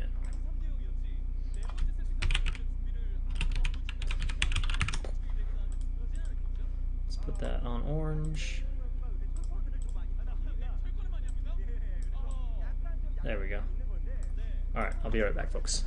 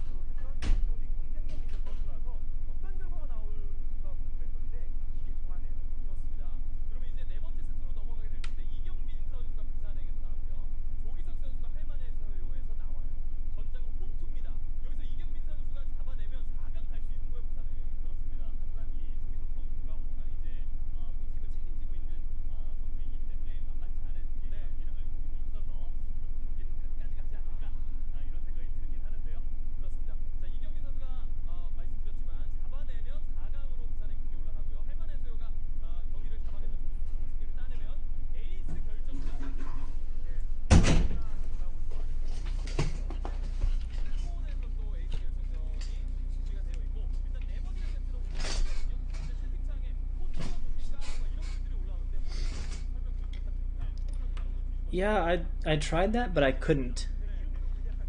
I mean, I did need to go to the bathroom, but I wouldn't say I couldn't wait. I was enjoying that game. No, I don't want to do that. I want to remove this.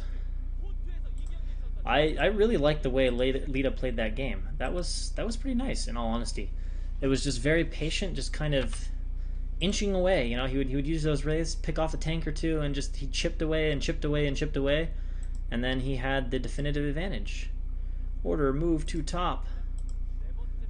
Oh, we have Sharp versus... Shoot, who's Protoss? Harangue? Is it Harangue? Do we have the Gateway Master on Spirit Fighting? So this is reverse fighting Spirit. The only thing we need to see is if this is a reverse ramp or how the setup is.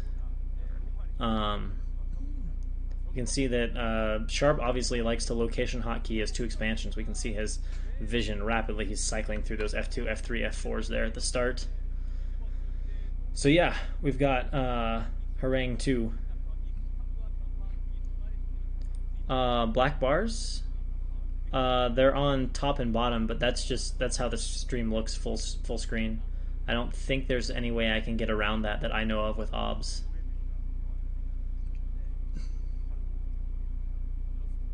Let's see, someone's saying you can click on the little eye. I will see what you're saying here real quick. Yeah, I couldn't find any of those inner window things to work for me. It was a bit, yeah, it looks like, yeah. Yeah, you're right, it is, Kenenzi's saying it's not that it's a reverse ramp in this case, it's that you can see the position of the expansions is different for Fighting Spirit. So it's like the natural and the third are flipped at each base. They've taken each place. Just click on that. Let's see. I know what you're talking about with the little eye. That just completely gets rid of it. See, that's the thing. If I click on the eye, it just completely gets rid of it. But I was trying to do some sort of browser thing, and it was not ever capturing it. The only option I could get to get the screen was display capture, and there was no way to properly scale that display. We can look at it between the next game, though, but you see what happens there. Alright, so we have Gate and Core from Harangue. And Harangue, I was definitely watching him. He was warming up playing a bit of PvZ against somebody. I don't know if it was just a ladder game or what. but he was getting in some PvZ, getting those fingers warmed up, ready to go. Pylon on the edge of his base there, and pretty normal opening here from Sharp.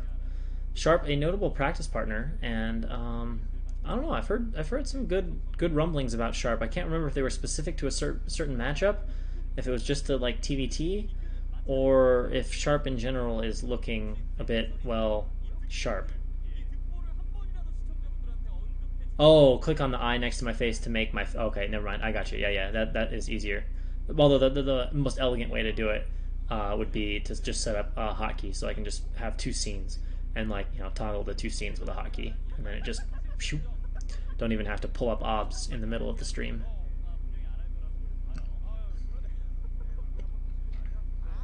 Yeah, that's a good point. If Harang 2 wins, he is their team is headed into the quarterfinals.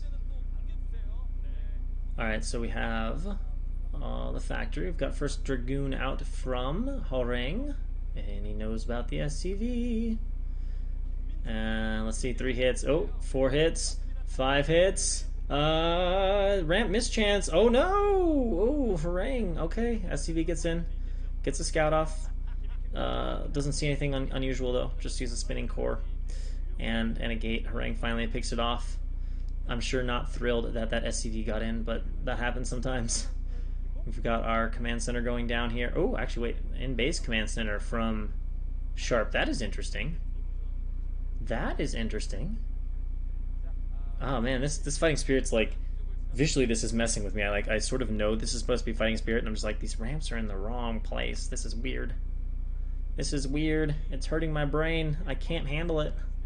Fighting spirit's not supposed to look like this. So I assume, I don't actually know what we're seeing here. Is this like a slightly slower FD that builds command center first? Dragoon tries to walk up the ramp, does see 2 Marines, but nothing else? Or is this siege mode in this factory? I'm very curious about this opening now. Like, is that CC first, but then getting the tank and with siege, or is this FD asking we're going to see a vulture popping out next? I am genuinely curious about this. Ramps the Dragoon's natural enemy. There's some truth to this. I think the probe also got in the way of the pathing that time too. And we got 3 goons out there at the natural here for Harang. Probe is gonna run over here. Alright, command center floating out, second factory going down. We got 2 tanks. Alright, I'm really curious about this. I'm kind of thinking it's gonna be still mines. But the way he got the command center so fast, like, he's definitely slowing down his like FD timing, so to speak. I don't know if he even intends to pressure with this. It looks like he is, and he does have a rallied vulture, but he's got the command center in there. So is this just like a slight variation on this is like economical strong FD? I don't know what I'm seeing here with that command center being built. And Harang 2 comes out to meet it, and okay, he's ready for it. I always have these nervous moments where Harang 2 is not going to be watching his Dragoons and just walks onto the 2 tanks and just dies. Vulture comes forward. Now, this is a bit of a tricky hold for Protoss. Normally strong FD is, but this is a slightly different variation of it, so we'll see what goes on here. Harang 2 microing back, pretty crisp with the Dragoons so far, and there we go. That's a nice line. It looks like most of the Marines have been picked off, down to just a few tanks. Reinforcing Dragoons come out. This probably is enough to handle it, barring some fantastic mines. 1 tank is sniped, and it looks like he's on top of the tank for the second snipe, so it's just going to be a matter of dealing with that Vulture now. So pretty good control here from Harang. As long as this Vulture doesn't get too many kills or any crazy mines, this is pretty well dealt with from Harang. But like I said, you know, mining is already up, so it's not like this is an amazing economic position for Harang like you would often associate with a strong FD. Reaver's out. That explains the kind of slower reaction and low Dragoon count. Definitely got some lost mining time. Has gotten a few kills with that Vulture. He's going to try to get 1 more. Is it going to happen? I don't know. It's not looking like... Actually, wait, only 1 kill with that Vulture. Wow. And 3 Vultures pouring out now from the 2 factories of Sharp as he runs across the map. Armory almost up for Sharp, suggesting Goliath to deal with this incoming Reaver. Reaver's down. Scarab goes. Whoa! Whoa! That Scarab went right through the minerals. What? I don't think I've ever seen that before that I can remember. Magical Scarabs. I wish my Scarabs did that all the time when I play Protoss. Alright, so Harang is not going to make an effort to try to pick off that SCV train. Okay, well, not the biggest Scarab ever. 2 SCVs. Getting a few kills, but not a whole lot. Certainly annoying for Terran, though. Waiting for those Goliaths to come out and be able to chase that shuttle away a little bit more effectively. Oh, this could be... Okay, well, again, not... Oh, snap. Let's see. Okay. Well, it's stuck. It's not going to kill anything. So, crisis averted. Wow, look at that. Yeah, it's a slightly alter his pylon wall. Of course, very late obs going for that Reaver first there to harass with. Harangue's 1 gate, 2 gate Reaver not able to get a whole lot of damage. Going immediately up to 5 gates before expansion, so probably some aggression here by Harangue with this Reaver and these 5 gateways and no expansion. And now we definitely have Goliaths out. It looks like the armory, I think the armory was spinning, so it'd be a long game. And ooh, okay, 6 gates. 6 gates and a pretty fast archives. Unwalling is natural now. And scanners going down. 3rd factory here for Sharp. Supply depot, obviously. Keeping on top of that. We would expect as much. It would be pretty weird to see players of this caliber getting any sort of supply blocks. And let's see, is there going to be a Stargate to accompany that archives? Or is this going to be Stormdrop harass? Or some sort of army with Templars? Or where are we going with this? Probably Arbiter, yeah. Okay, there's a Stargate there. So yeah, we're going to have some 2-base Arbiter action here from Harangue. So we'll see. Given what's going on, it's probably going to be faster recall. I don't think we're going to see Sharp go for some sort of timing. He hasn't put down a very fast 3rd or 4th factory. It looks like he's just now starting his 4th factory with his 3rd probably pretty close to completing. And there's also a Reaver out, so, you know, Harangue 2 should be in decent position to deal with any sort of early timing. He slapped down 6 gates pretty fast. I don't feel like there's a window for that for Sharp. And now Harangue's going to come over to his 3rd base here, clear out those mines. Normally, you would think of the 12 o'clock base for Harangue as sort of his... Ooh, nice scan from Terran there. Does see the Stargate, does see the Tribunal. And the Obs is going to be not picked off.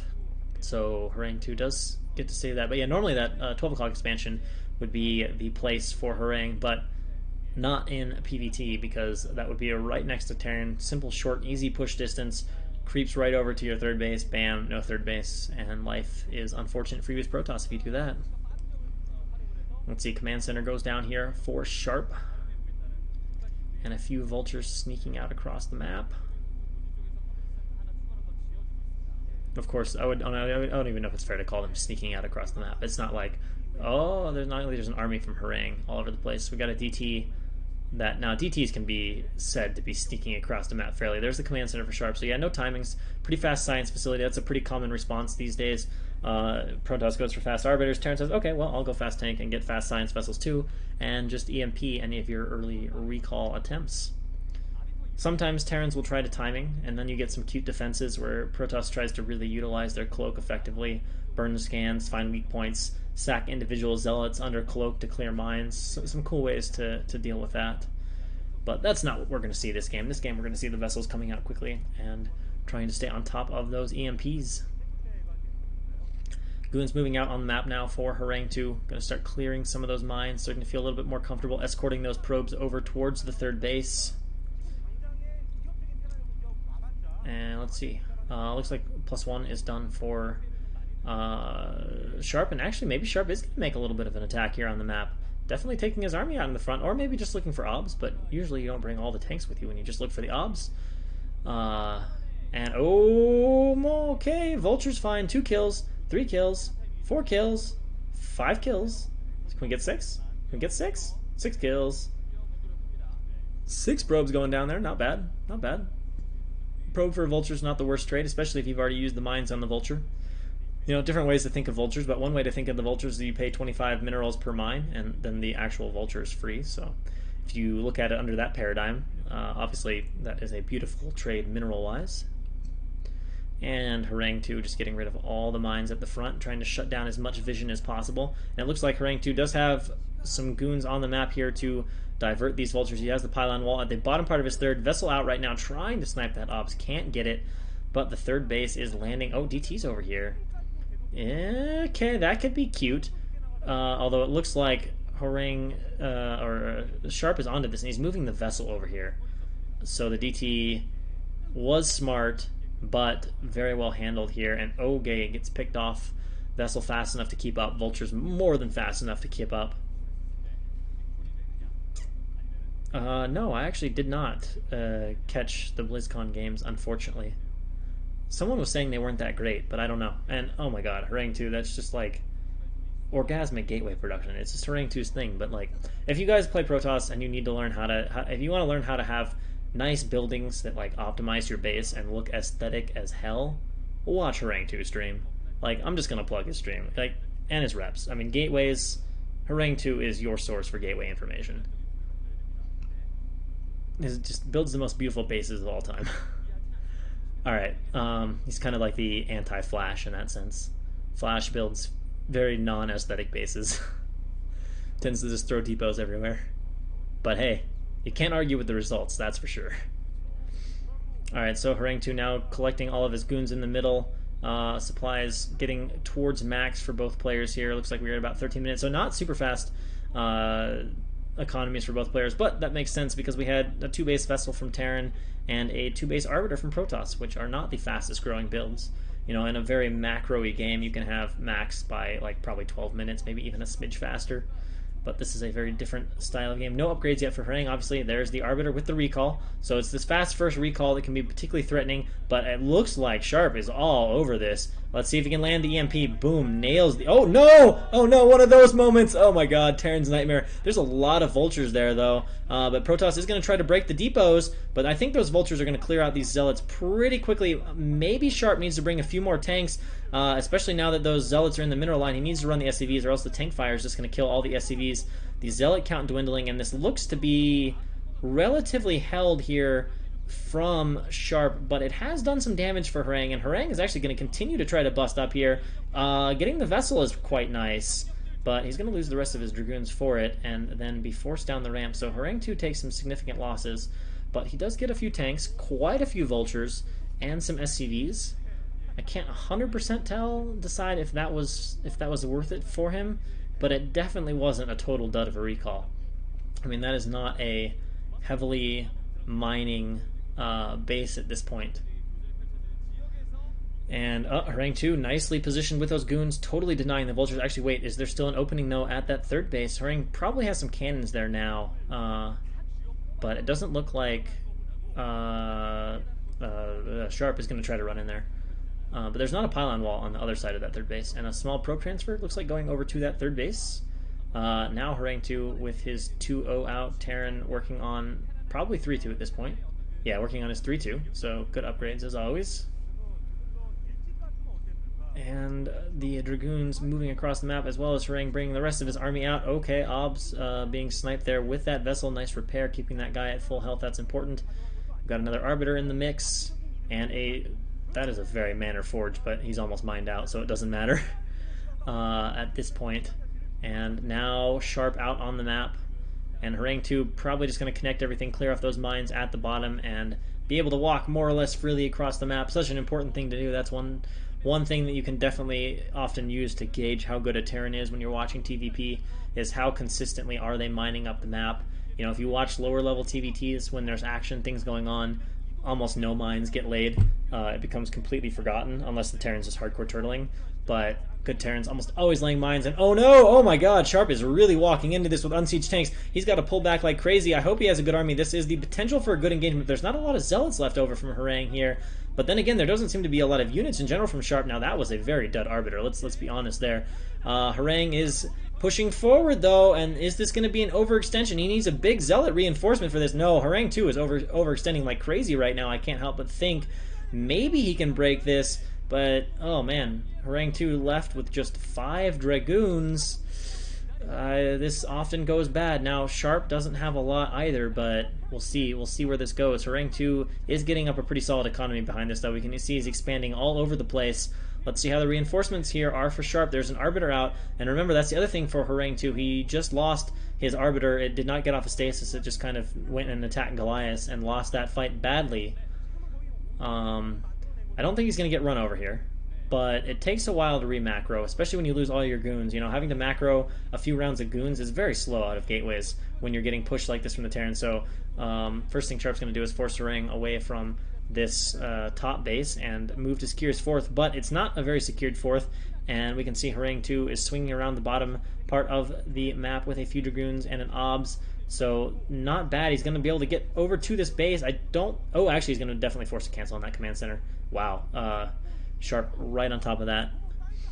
And now a few vultures sweeping out, and Sharp just kind of consolidating his position on the map for the moment. Those Dragoons need to be a little bit careful on this mine clearing. There we go, Harang pulling them back. And again, look how good of a job Harang is doing keeping mines out from his side of the map. Vultures are going to try to run by here. Oh, wow. Speed vultures, man. Speed vultures. Okay, so we're going to get a decent number of probe kills here, shutting down mining at, the 5th base of Harang. Although not quite microing all those vultures, as they don't assassinate all the probes. Harang working on those upgrades nice and promptly. Both players resupplying pretty quick, but we can see actually Sharp is resupplied basically as fast as Harang 2. Another Obs gets sniped off. Command center going up here in the middle, just building it safely on his tank line. Is he actually going to try to take the middle? Because otherwise that is a wacky place to build a command center, giving float times. But maybe Sharp just wants to take half the map, including the middle, and play the game that way. I don't know. Harang 2 working off those 5 bases. And like I said, he's got his side of the map pretty well controlled, but now Sharp is going to move forward and go for the bridges of Harang 2. And if he gains control of the bridge, he basically gains control of the rest of the map, because there are not that many other gateways, and Harang 2 immediately turns away, but so does Sharp. Perhaps worried about this Arbiter. Let's see if he can land another EMP. Does he get it? Yes, he does. So that Arbiter is turned away, and now Sharp moving into the center of the map. Vultures moving forward, no detection there, but now there's detection, and this is just a small group of Dragoons. Are they going to get surrounded? Tanks moving forward, trying to pick off vultures, and wow, that's actually a ton of Goliaths. Shoots down the Obs, and is going to force those Dragoons away, and probably is just going to pick them off at this point. Of course, this is not really going to drop Harang 2 supply, but Harang 2 moves out and is going to find a few stray tanks. It looks like he's going to get a few kills. Pretty reasonable trading here, but the tank line is deep enough to eventually force Harang 2 back. I don't actually know where most of Harang 2's supply is. He's almost maxed, but I'm not seeing that big Protoss army. There's a few control groups, but it's not that 4+ control group army that you think of for big scale engagements. But it looks like Harang 2 is going to try to attack this position of Sharp, but that's a pretty well set up tank line with a hell of a lot of mines. This attack probably isn't going to go very well for Harang 2. Most of the Zealots evaporating, and now definitely Harang 2 has to pull back. He's got to pull back. There's no way he's busting all that with his Dragoons. The observers here, oh wow, look at that one observer hanging out in the middle. Just barely alive. And supply is still relatively even. You know, the good news for Harang is that Sharp has not been able to push over onto his bases, but he's definitely taking the engagements right now. Harang is not getting anywhere, and Sharp is gradually gaining position on the map. I mean, he's gaining that center expansion, and now he's got a stable enough position. Oh, nice snipe on the vessel, though. But I mean, now Sharp's got a solid enough position that he can sort of push comfortably to close positions and still be defending his own base. And now we see Sharp for the first time moving out onto the map with a serious committed push, and this time Harang 2 looks to be getting a much better engagement. A lot of Zealots on top of the tanks and a good flood of Zealots, but those Vultures are in very nice positions. Maybe a D-Matrix on these tanks? I don't know. Is this enough to clear it, though, from Harang 2? It looks like the last Vultures are going to be dying. Nice target firing on the tanks. Here come the reinforcing Vultures. That ought to be enough to hold this position for the moment. And now the question is, can Sharp consolidate? All right, Vultures move across. Nice high Templar snipe. Storm goes off, doesn't do too much damage. And yeah, it's looking like Sharp might be able to consolidate this position. We don't see a lot of reinforcements coming out for Harang 2, and it's actually Sharp right now that has a little bit more of a bank. So here we go. Some tanks being left in the center, but a few being unsieged, and now Sharp is going to go push the bottom, and this is do or die. Obviously, if Harang loses this position here, he's going to have no income, one base mining, maybe a base snaff. Actually, wait. There's nothing in the natural mining for Harang 2. What is going on there? That's weird. He's clearly got minerals. I don't know what's up with that. But yeah, a few High Templar do throw down some storms. Actually, the cannon's being mainly targeted. Arbiter goes in the middle. Oh man, that is a bit of a mistake. And Harang 2 kind of looks to be falling to pieces here to Sharp. Walking on top of mines. Arbiter's just running into Goliaths. Huge mines going off, pulling that obs back. And oh my gosh, it looks like the economy is the base of Harang getting broken here. He's trying to get something done here in the center, but I think Sharp has left enough defenses from what I remember. And Sharp actually going to bring back a bit of his army, having killed off the 4th base now of Harang. So Harang is mining from only 2 bases right now. Sharp actually is not mining that great either, though. He does have that left, but he doesn't have a ton of SCVs in the middle. But trying to bust into the middle, not going to work for Harang 2. But Harang 2 is back on the map now, and he can go down here, clear out the tank, reconsolidate at his middle position. But yeah, I'm really curious about this natural. Look at this natural, guys, of Harang 2. It's just not mining. Harang is also going to try to re-expand to 12. Sharp has snuck a few tanks over here to this base, but doesn't really get that many SCV kills. And of course, he no longer has map control on that side, so those 2 tanks are going to fall fairly fast. And it looks like Sharp is well aware of this 12 o'clock base, sending a few units over there. Probably a couple tanks to set up on the ramp. And that should be fairly pushable here. SCV repairing the vessel that's very low on health, and wow, either forces a cancel or kills that Nexus. Judging from the minerals, I think he just killed the Nexus outright. So minus 400 minerals there for Harang, who still cannot make headway, and I still feel like it's Sharp getting the better of him. I mean, Sharp could really use one more base. The fact that Harang killed that base at bottom left might prove to be significant as this game goes along, but you know, Harang is just hasn't gotten any recalls, has not been able to get anywhere with any of his attacks, and I mean, slowly Sharp is just kind of edging him off the map, and Sharp kind of creeping towards the bridge, which is where most of Harang's gateways are. Now Harang, let's see what he's going to do here. He's kind of getting to the point where he's only going to have recall as an option. I think we see a recall going across the map. Yes, we do. That is what the obs is showing us now, but Sharp is pretty onto this and forces Harang 2 to turn around. Now, can he assassinate the Arbiter? No. But we see a turret going up on the high ground. I think Sharp wants that as his 4th base. I think Sharp wants 12 o'clock as his 4th base. And yeah, look at this. Sharp just beautifully zoning Harang 2, just kind of following Harang's army with his own. Has just enough tanks at that bottom place that there's really no way. And oh man, Harang is going for it, but these walls can be so brutal. Those are some pretty nice storms, though. Lots of vultures there, though. Should take care of the vultures, and I think that tank line is way too deep for those dragoons to fight. Indeed it is. And Harang 2 forced to back up from there. Mines being laid down. Let's see, are there tanks in range of those mines? Yeah, not going to allow Harang 2 to clear those mines. And now, I think... Actually, wait, can Harang find a little area in which to go deny this base, or is this going to be up for Sharp? And once this base is up for Sharp, I feel like Sharp is at a definitive advantage, especially with the amount of map control he has. No, Harang 2 actually can sneak around. Sharp has not secured the map to that extent, and he's trying to get this organized, but here are a few stray tanks that should get picked off, but there's too many units in general, unless we can get a nice stasis, or a nice recall like that. Let's see. Now, if Harang can bust this position, that could be the first thing going right for Harang in this game, but no, I don't think he's got enough to bust this position. Second tank coming down here, nope, definitely not enough. So these goons are going to get chased back, and this position does get secured. Going to run those dragoons up the ramp, be obnoxious. But yeah, position secured. 4th base up for Sharp now. 5th base up for Sharp, but the middle base is not the most robust of mining. Okay, maybe it's a little more robust than I gave it credit for. But yeah, map control definitely in favor of Sharp, and now a good number of bases up and running. Sharp is mining 3 base, good income. Harang 2 with a little move out here, but some... Actually, wow, those dragoons did an amazing job killing those mines. I thought all those cells were going to evaporate. They don't quite, but again, easy move here from Sharp, who is turtling perfectly on Fighting Spirit, just gradually smothering Harang 2, never giving him the option he needs.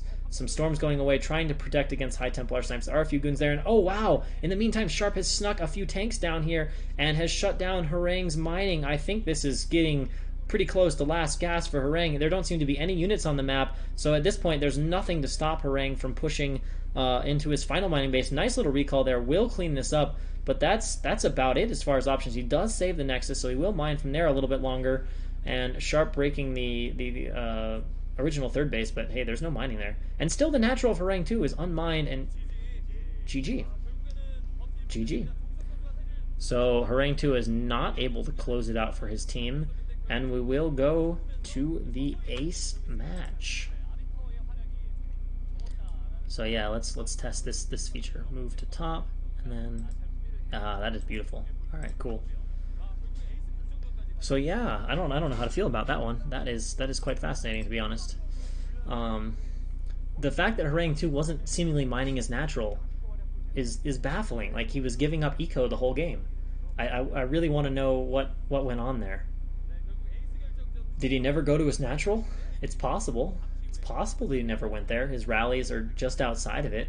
Did he not notice that there were no probes mining from his natural? Was that a turning point of the game? Quite possibly. Quite possibly. And now we will go to Ace, and we will see who is playing. I imagine we will see Effort.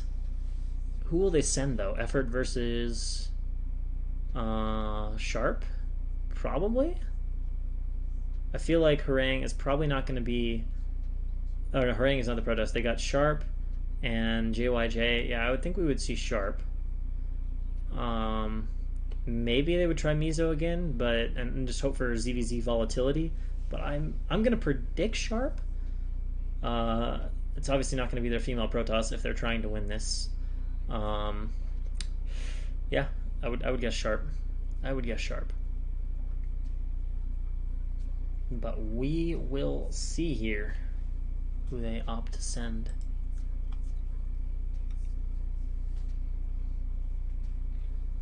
But this is the game for the team that's going to go on to the round of 4. Also, I would be very surprised if they didn't send Effort, unless they were really anticipating Sharp again and like wanted maybe Harang to do a sniper build, or maybe some specialized TVT snipe. But I'm not expecting it.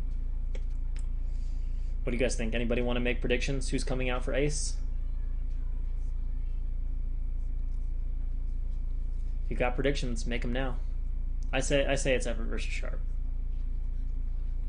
If you put a gun to my head, that's who I think's coming out. My family was gonna die, and I had to guess. I don't even know who makes the decisions. Is there a team captain that makes authoritative decisions, or is this just like the 4 people huddle and have a shouting match and decide who goes forth to fight?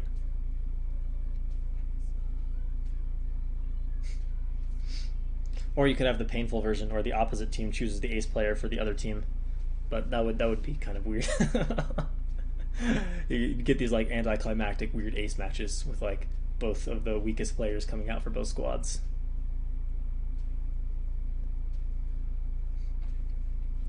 "40 seconds till the big reveal. Who will play? Who will win? Who will be advancing on to the semifinals?" And of course, the map is a Fighting Spirit. We can see, I mean, obviously, if you guys know the lettering, this is Fighting Spirit, and you can see just the reversing of the letters. Gracie predicting Effort versus Sharp. I think that's the most likely choice, but we're about to find out. So let's see who's going to come out, who's going to take it. Find out now as we go into our final game, although we're going to have a little bit of a buffer here. Hopefully just a nice short buffer and no major problems.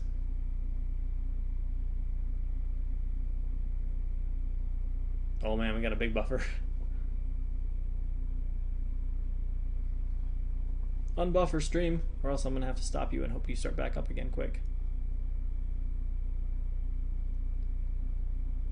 Oh, Kadendi's saying they sent Mizo for the ace match against Larva. So perhaps not 100% confident in Sharp. Alright, we're going to try to reload this, because we just got infinite buffer. Alright, we are back. Reloading has done the trick. Getting a little commentator discussion. Did we lose all our sound? We did lose all our sound. Alright, there we go. Alright, so we have, indeed we have Effort, and indeed we have Sharp. Effort versus Sharp has proved to be the case. Let's see how Sharp's TVZ is looking. It's going to be difficult. It's going to be difficult. We all know how Effort can play. Effort maybe a little bit streakier than other Zergs. If there's, I mean, I'm just looking for options for how you're going to beat Effort. He has obviously looked great. I mean, 3-1 versus or was it 3-0 versus last? I can't remember. It was either 3-0 or 3-1 versus last. 3-1 versus Flash, or no, 3-2 versus Flash. But still, here we go. the final game of our series here to decide who advances. Effort versus Sharp on Fighting Spirit.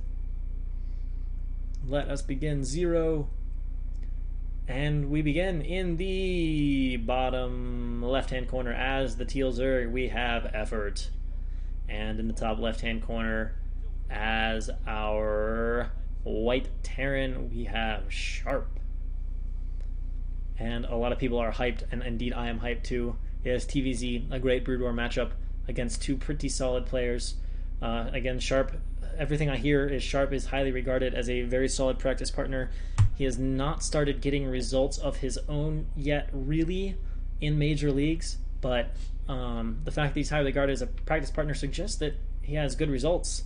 So we'll see how he does. Obviously, had no problems dispatching Harangue, but this time he gets a big step up in terms of his opponent. And I mean, Effort is just such a, I don't know, he's kind of an embodiment of Zerg to me. Just the way he plays, he takes advantage of some of Zerg's things. I mean, Zerg's tech switches, the way Effort micros is really amazing too. He just has a way of, oh, we got 8 racks here though from Sharp, so. But Effort's initial Overlord is not headed towards that base, so he probably won't get the free Overlord snipe. But definitely some bunker rush possibilities. And in fact, that's what I would expect to see once Sharp scouts. So we'll see how Effort can handle that, and if he is kind of going to play for that and opt to overpool or something of that nature. But no, we see immediately... Wait, no, he's got 200 minerals. Okay, yeah, but we see drones being made, so he's going to go for 12 hatch. So we will probably see 8 racks bunker rush versus 12 hatch. Double drone scout, double drone for Effort. 1 to make the hatch, 1 to scout. And given his Overlord direction, he will probably see this 8 racks fairly fast. Let's see which way he goes. Let's make sure he goes up. Yep. Alright, so he's going to find this 12 racks pretty quickly. That is already a good start from Effort. Fortuitous scouting directions. Had that been reversed, it would be much worse for Effort. He would find it later, and his Overlord would die. This is a much better start to get lucky here. And he sees the racks. He knows what he's up against. The drone is going to try to get a few initial shots on the Marine. He's just going to soften it up as much as possible, then run the drone. Take a quick look in the main. No, he's actually just going to bring the drone around. Spawning pool goes down. Drone is pulled over here to start immediately attacking the SCV building the bunker. Oh, actually, no, he's going to block the ramp.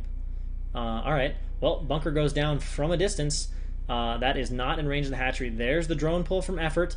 2 SCVs are down to build the bunker. 1 to help repair that. Repairing SCV, if the bunker does get down, can make a ridiculous difference. It's almost comical what difference 1 can make when you're in this close situation. But can he snipe the Marine? It's already been damaged. Oh, it looks like this Marine is quite captured. Bam, it is dead, but the second Marine does get in the barracks. So he's got a bunker down. Not in range of the hatchery yet, though. No panic yet from Effort.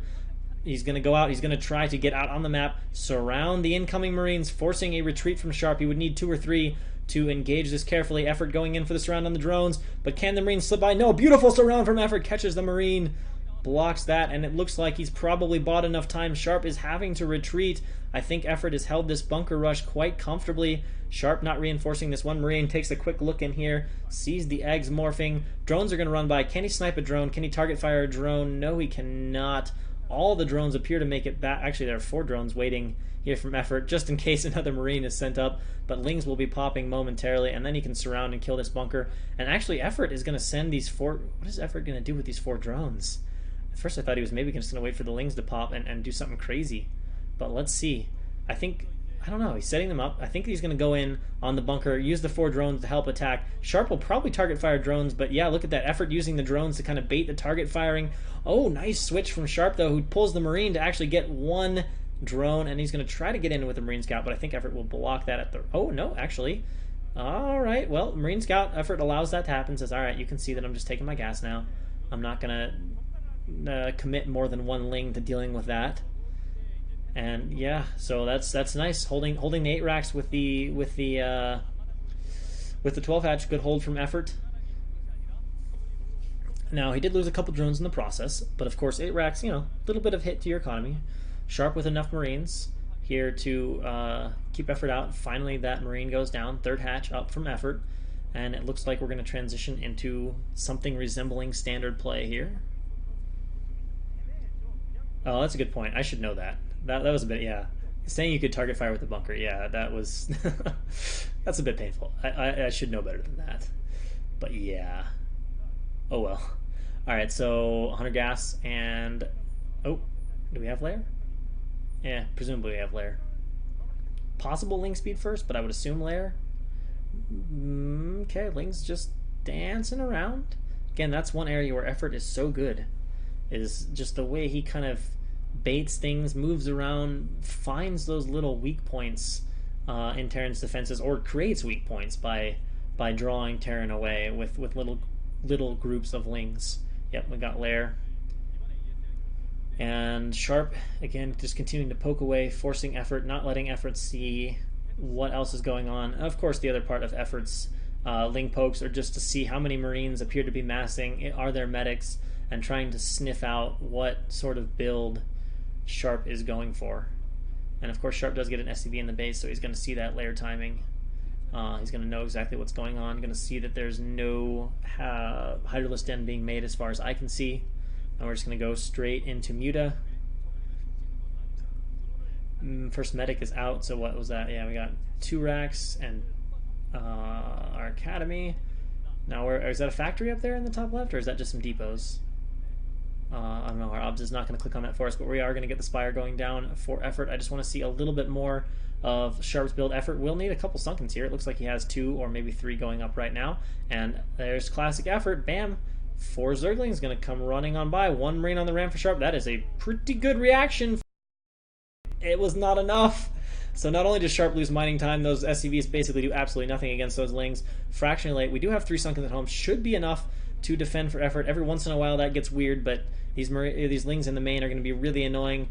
Doing some nice splitting already on that fire bat. Going to try to snipe it off. It's very low in health. Down it goes. A Marine stims and runs back, but really 1 Marine is not going to do all that much. Sharp is dancing with it, and wow, seeing the 3 Sunkens, Sharp is just going to pull back, so gets nothing out of this. And now these Lings can just go in the base and be annoying. Nice SCV though, pull from Sharp. Has not really taken any damage from this. Wow, another beautiful split there from effort. That is just such an annoying player to play against. Can you imagine this? Although Sharp is doing a damn good job. I don't think he's lost an SCV yet. Okay, maybe he's lost. No, that could be just a fireback kill. But here we go. Has effort found the weak points? This is classic effort here. Looking for SCV kills, maybe a turret. I don't know. He's actually not getting a lot. Sharp's defense continues to be damn good. So, yeah, that's pretty well done from Sharp. Is he going to show his first crack? Finally shows his first crack. Looks like the first SCV kill, maybe the second SCV kill of a Ling, is going to delay that turret a little bit. And do we have Muta out, or are those Lings? The pathing makes me think Lings. Yeah, those are Lings. So 2 more Lings going to run in here, just trying to draw Sharp away, but now Sharp is starting to stabilize, have this comfortably held, being able to recollect his army at the front, and the first Muta are out from effort, and by the first I mean the full complement of Muta. Hydra Den immediately drone out, so very standard-ish looking play. Plenty of turrets up. We'll see how aggressive effort is with the harass. Probably not super aggressive with the shutout from Sharp. We're just going to go into a standard macro game. So snipes off an SCV there. And, a missed shot from effort there. Unfortunate. Don't see that very often. Finds a Marine there, and straight into the main base. Finds that little spot behind the turrets where you can basically attack SCVs at will. Going to get a few kills before diving out. Only 1 turret up from Sharp in that area of the base, so effort taking minimal turret fire. No Mutas lost. He only had 8 popping initially as he made some of those Lings. Don't even know if he'll make more than that. Factory starts from Sharp, going up to that 5 racks. He's got 1 in the natural, remember. And effort does indeed go up to 11 Muta. And just a boatload of turrets for Sharp there at the natural. Let's see if effort's going to fight this. He's going to run in, pick off an SCV, abuse that cliff, no scans there. And now effort swings around towards the main, kills the SCV, making the factory. This is actually going to threaten the factory. This will most likely force a response from Sharp. Actually, it's not. So Sharp is going to sack his factory. So that's a nice win from effort, delaying that science vessel and tank tech for at least a good 20 or 30 seconds. But let's not forget that Sharp has a good chance to beat effort to the 3rd base. However, that is not a large army from Sharp, and there will be lurkers to block the ramp unless Sharp just goes stim happy. But I mean, that's the kind of effort that's the kind of army that all effort has to do, is make a group of Lings and buy just a little bit of time, and then he can surround and pick off with the Muta. Now, if this next wave of Marine Medic links up, then effort would need a significant number of Lings and a very good surround to deal with it. Becomes exponentially hard. Exponentially maybe the wrong word, but non-linearly harder to deal with as the Marine numbers increase due to the effective range versus melee. So here we go. Sharp is actually heading into the natural here. Effort now fully aware of the Marine positioning. Quite a few Marines there looking for weak spots, and Sharp engages with a few Marines at the bottom while bringing the rest up, and Effort using those lings to allow the mutas to pick off a few of the head Marines. But that's a decent army size here from Sharp at the front. Effort swings around, picking off a couple of those Marines, gets a medic out of that. Good control for Sunken, but notice there's no lurker. Okay, now there's a lurker popping, and Effort looking pretty safe at his natural. Sometimes that can be dangerous with no lurkers, and of course the third secured. And remember, Effort delayed that factory, so it's not like Sharp is going to have a drop option coming up here, but he is going to go into the double starports. But he's a long way away from Vessel, and I believe we saw Hive morphing last time we saw Effort there. So now a bunch of lings spilling out along with the Muta. And let's see if he's going to catch this small army from Sharp. There's a Firebat in the middle, so depending on positioning, those lings could absolutely evaporate. Alright, Effort's going to run in here. That Firebat's in a pretty good spot. Should deal with the lings pretty quick. Muta trying to camp this, and indeed they get it. So nice pick off from Effort. I think it cost... Oh, actually, wait. Maybe he doesn't get all of it. Or maybe he does. It cost him 2 or 3 Muta in the process. Gets the Firebat. Nice pick off there. Especially getting rid of an army like that for free. Keeping Sharp pinned back. So Sharp supply pretty good. Is that double Evo from Effort, or is that Defiler Den and Evo? I don't know. But we see that the science facility is just about finished. We'll have vessel production starting here shortly. SCV is found by Effort, snipes that off, and the army from Sharp just checking around, looking for bases in different places. Going to go up on that high ground pod, probably move away right away. Oh, snap. The stream just disappeared. What? What is this? Why did the stream just say it's ended? That is weird. Is that a problem on my end? Or is that a problem? What just happened? I don't know. I don't know. Why did it just say it's ended? Let's see if it comes right back. Alright, well, that was weird. We're back. I don't know what to say to that. It doesn't look like anything significant happened in the time we were gone. That was the weirdest, like, crash thing I've ever seen. Oh, actually, he made dropships first. Alright. So, let's see how Effort's defenses are. Scourge are definitely in position. Muta are also in position. He's got his Nidus up. He's keeping some lings in place. And, okay, he doesn't see the dropships. He's got lurkers at the front. Let's see how this goes. I mean, this is one of the dangerous parts when you play with Hive like this. If you can find those weak spots and get in there, the scan goes off. Now, if Effort's paying very close attention, he saw... Oh, yeah. So the scan, enough to tip Effort off. But we got a few Marines there from Sharp helping to escort these. But again, the Scourge close to in position, and Sharp not willing to take the risks and go in there with the dropship. So far, the defense of Effort is iron. And as every second continues, Effort gets further and further ahead in this game. And just moving back and forth, Muta there in position. Sharp looking to find some of those weak points.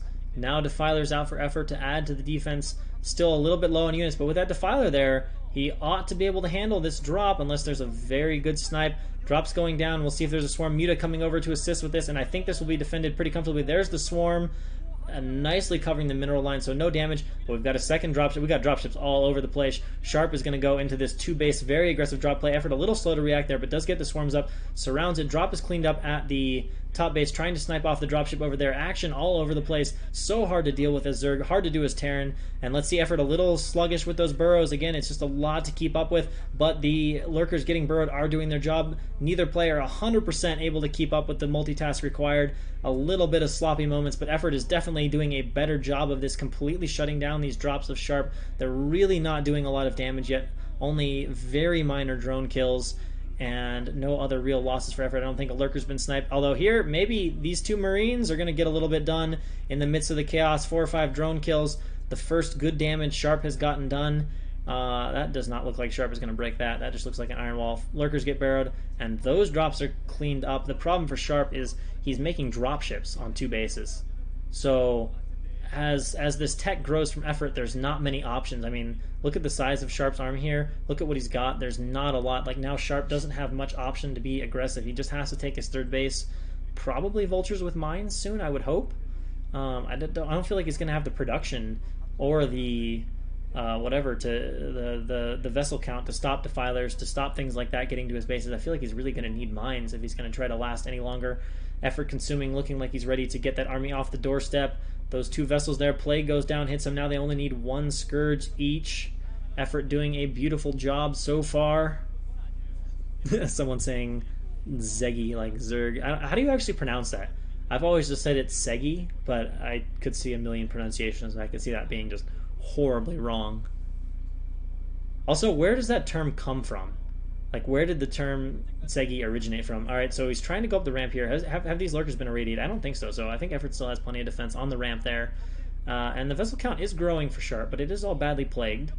And we're not seeing Sharp send those vessels back.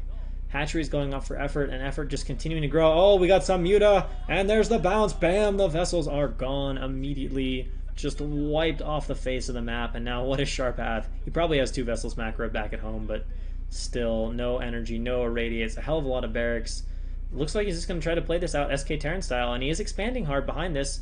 And I mean, the only thing I'll say for Sharp is he has a lot of supply. So he doesn't look dead in that sense. Like, he's probably not about to get hopelessly overrun. But let's face it, the tech for Effort pretty strong, and the vessel count is very low.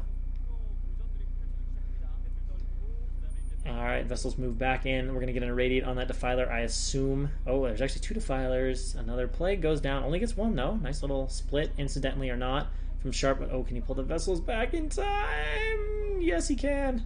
And that vessel is not low enough in health for the Muta to come in with its bounce shots. Not pulling them back. We've seen not pulling them back. We've seen Flash do that often with his vessels. It's pretty nice. They'll get plagued, and he'll just bring them back and go to repair city. And Effort is going to try to get these Lings out. This Firebat's in a pretty good position, though, but it will die pretty fast, and I think that will allow these Lings to escape on the map. We got 2-2 Marines. Oh, snap. Sharp walking into a little bit too much lurker fire there. And Effort is starting to bank some money, potentially moving towards an Ultralist transition. Alright, so some Lings flooding out here, but a lot of Firebats in that composition. No medics, though. And a triple drop coming in here. Let's see if Effort's ready for this one. Defiler's consuming. Here we go, straight into the main. There's a swarm at the natural creating defense there. There's a lot of lurkers pretty close by, but triple drop is going to have a lot of Marines, but they're very clumped up. An immediate split, though, from Sharp. These Marines are very well split up, but there are some swarms going down. Tries to target fire the lurker, but the lurker is already safe, and he's going for the Ultra Cavern, which is a little bit significant because, let's face it, that is what Effort has been banking up for a little bit, and slowing that down is going to be a nice win. He does kill that, and he does kill quite a few drones. Actually, not as many drones as I thought in the main mineral line, but now we've got another one of these drops everywhere situation trying to drop, but it looks like Effort has pretty good lurker set up here. Marines at the top picking off a few drones as Effort tries to worry about his natural at the same time, with Marines still getting damage done, not target firing that lurker, just incidentally attacking it, but it looks like most of that drop getting cleaned up. A few drones do die in the main, so Sharp continues to keep Effort, or is slowing Effort down just a little bit, and another drop goes down, but again, not that many left. Lurker Spines reducing 4 of those Marines almost immediately, but Effort finally sneaks some Lings on the map, and I don't think Sharp is really keeping a defense contingent at home, and Effort did spawn some Ultras, so that is just going to brute force away the drop. Now, were there units there from Sharp? No, there weren't. Just a few, so the Lings now attacking the command center, but we have another drop, and uh-oh, the Nidus goes down. Is this a crack in Effort's armor, or can he get defense over here? A lot of Firebats, but they're not barbecuing any drones yet. They can't quite keep up. Lurkers getting up the ramp. Defilers irradiated. Science Vessel's going down. Oh my gosh, is Effort going to see this? Oh, he's got Burrow.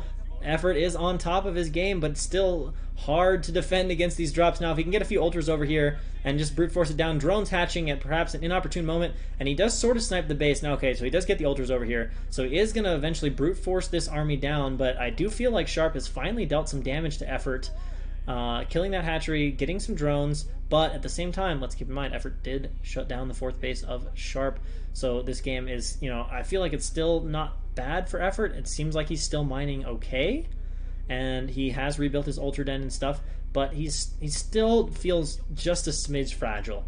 It's possible. I can picture some situations in which Sharp could get in there and really get a lot done. Like, let's see if Effort's ready for this drop. It actually looks like he is, with all those lurkers there and the Burrow. But, oh, this is a nice move from Effort, proving to be a big deal. Now, Effort is dropping here, or Sharp is dropping here. Let's see what he gets. He's going to try to go for the Defiler with the Firebats, or maybe the drones, but nope, that barbecue is not going to work out. Only gets 2 drones, And is this a mistake for effort here? There's no defiler as far as I can see. The lurker goes down, but there are a few ultras. But oh my gosh, that is a lot of marines. I think they're going to kill the ultras, and with it, that is going to be the third base falling from effort. Has effort messed this up? Is there a defiler somewhere? Can he consume that one? Immediately target fired down. A lot of drones are going to die here.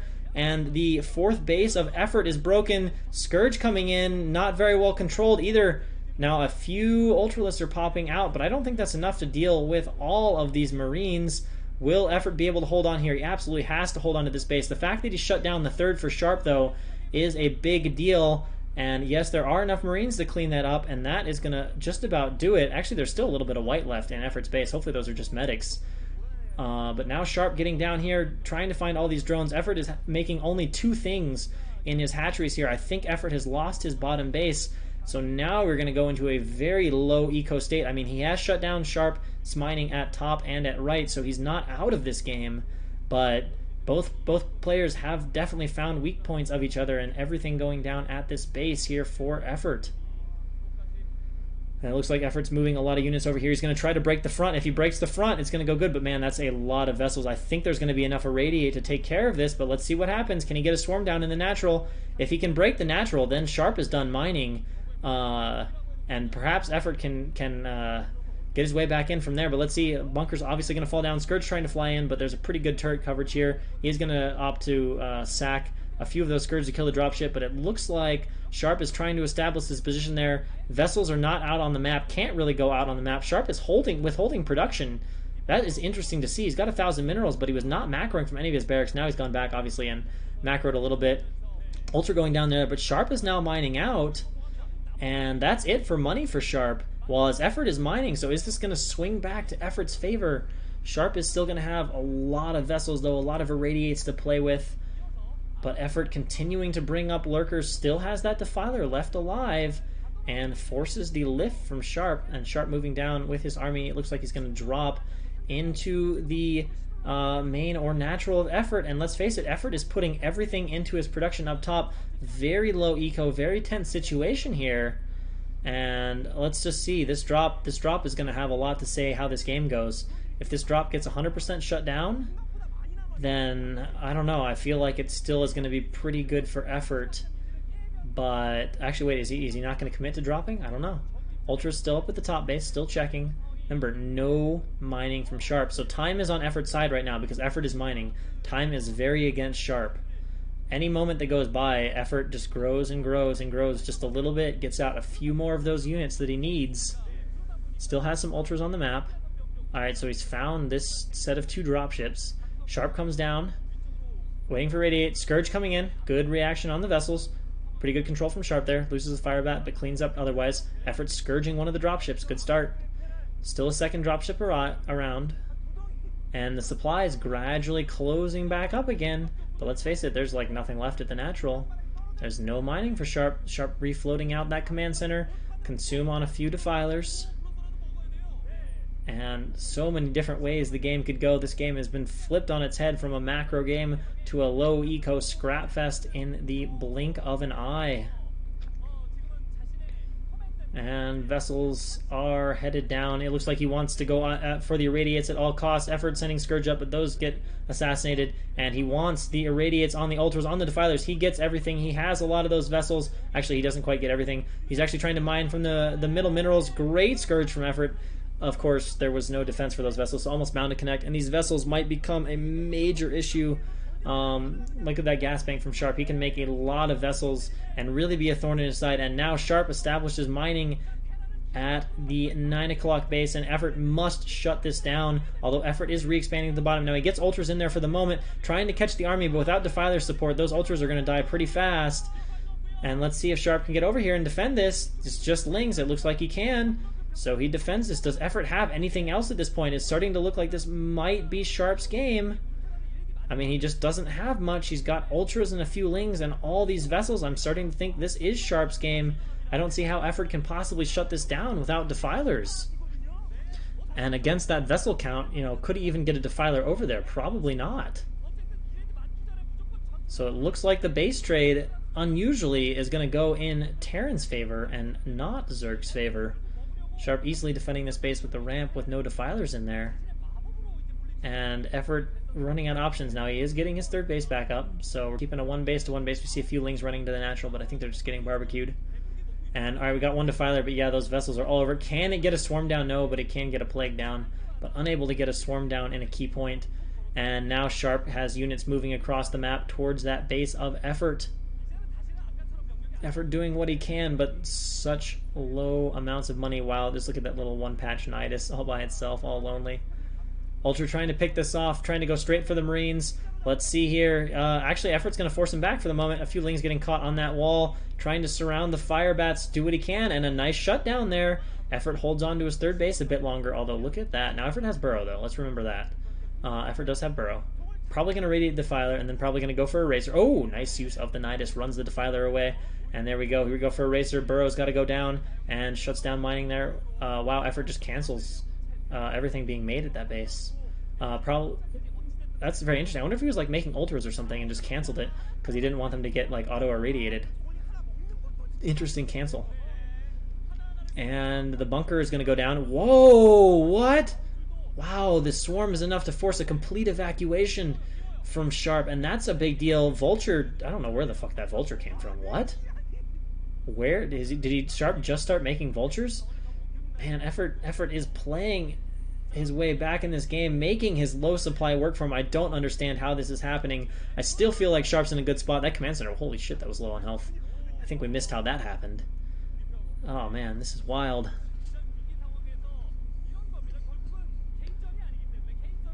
Scourge flying out.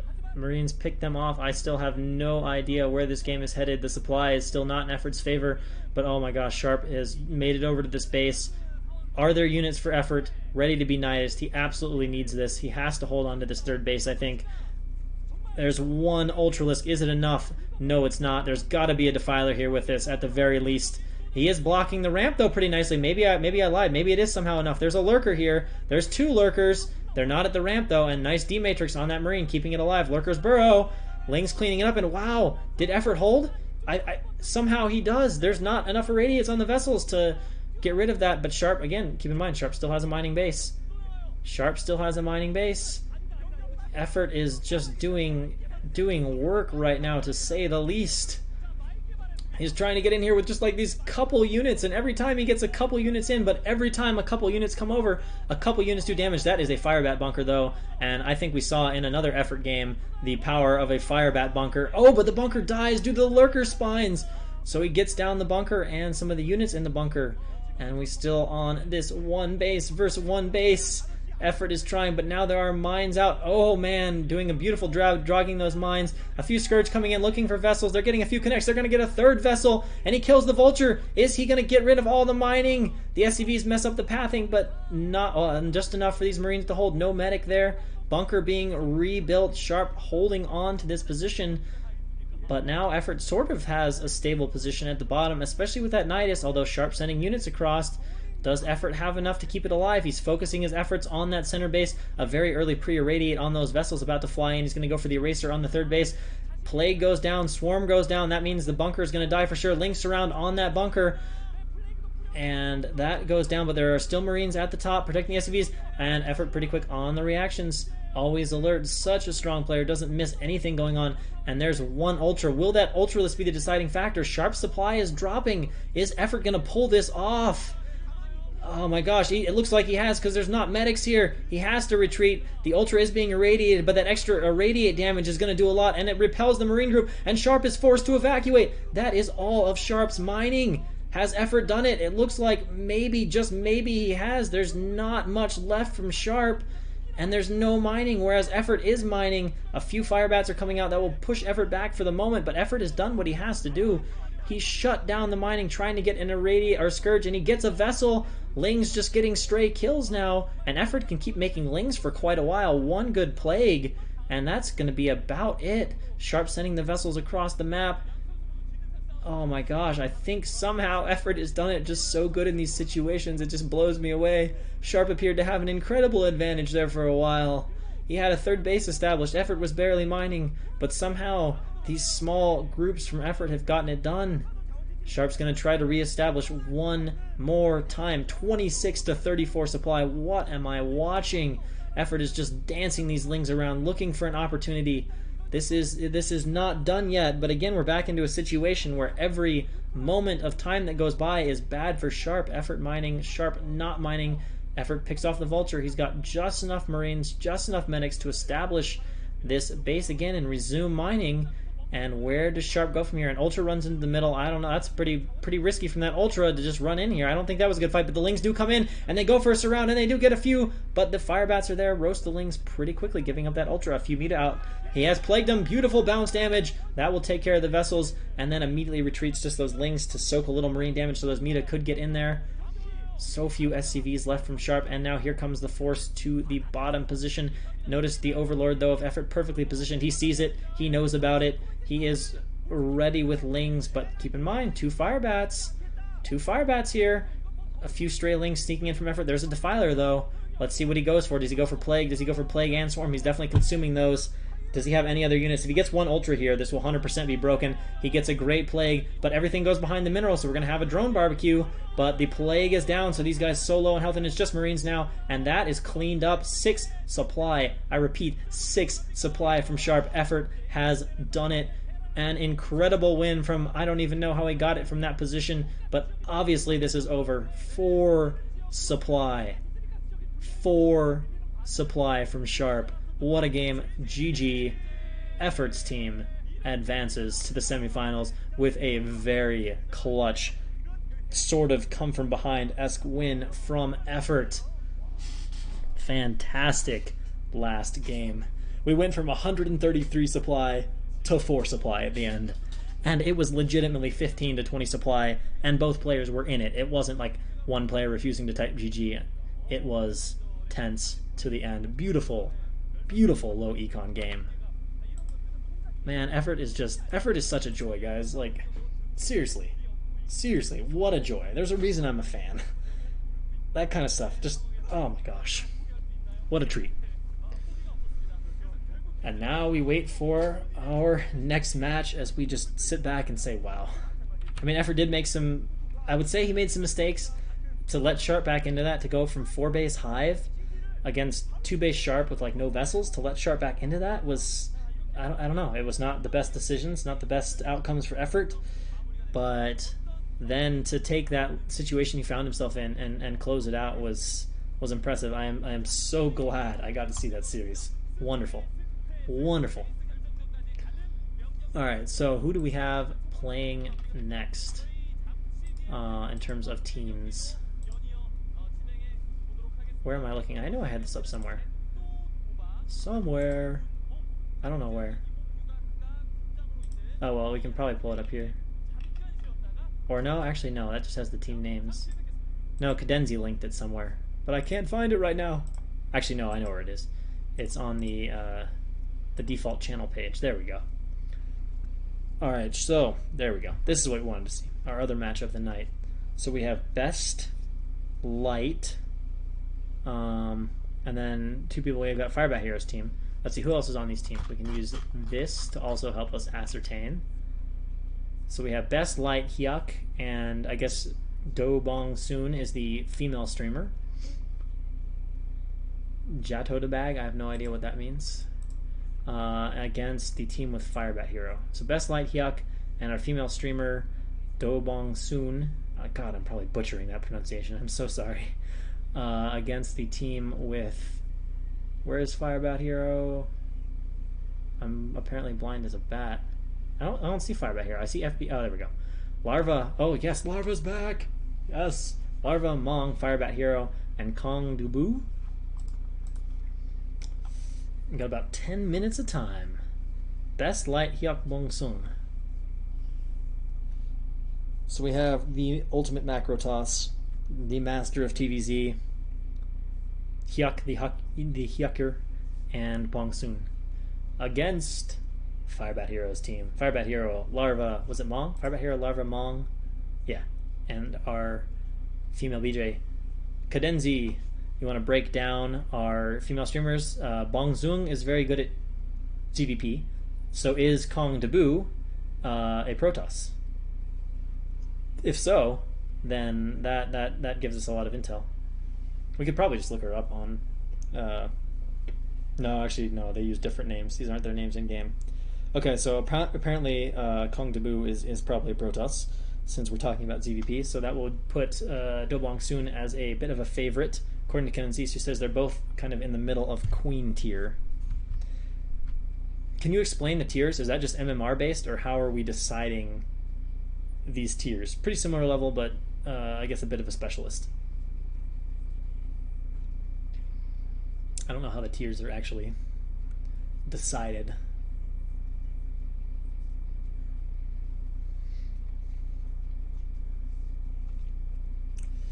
But we got 7 minutes, 30 seconds till we go into our next match.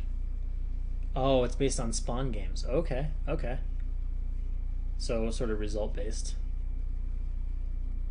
Oh, okay, Queen tier is for female streamers. Yeah, that makes sense. All right, yeah, because you had the King tier as well. So how do the tiers go? They're like Joker's the lowest, I'm assuming. There's like Joker and then something in the middle. Anyone in Queen tier is fairly decent. That makes sense. And for the guys, I would assume the same would go for King. Those would be your top level X-Pros. I know we saw that there's a Joker tier. I just don't remember if there's a middle tier. Prince tier? I don't know what it would be. I have no idea. Joker's the lowest male tier. Yeah, that would make sense. Poor guy's relegated to the Joker tier. So unfortunate.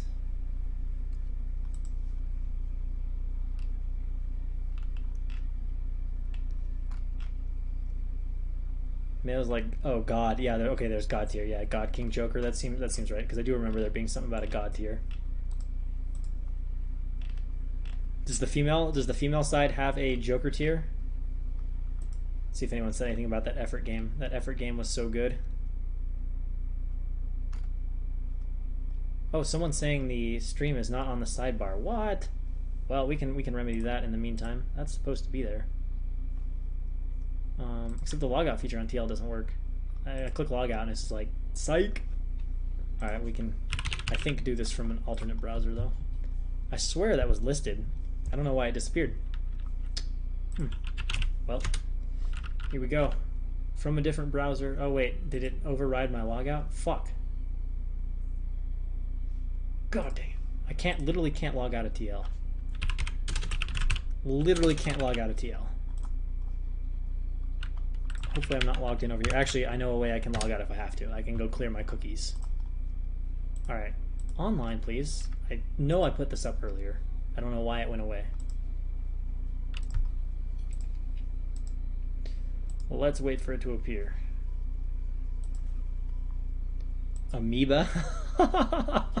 Amoeba? Oh my gosh. Joker and Amoeba, both of those are just absolutely savage.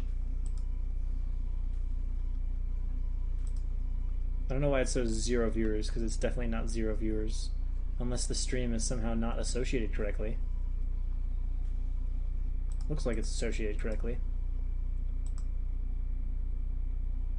Although I have no idea what this message. I'm just getting a bunch of Korean. Maybe this browser doesn't have what is needed installed on it.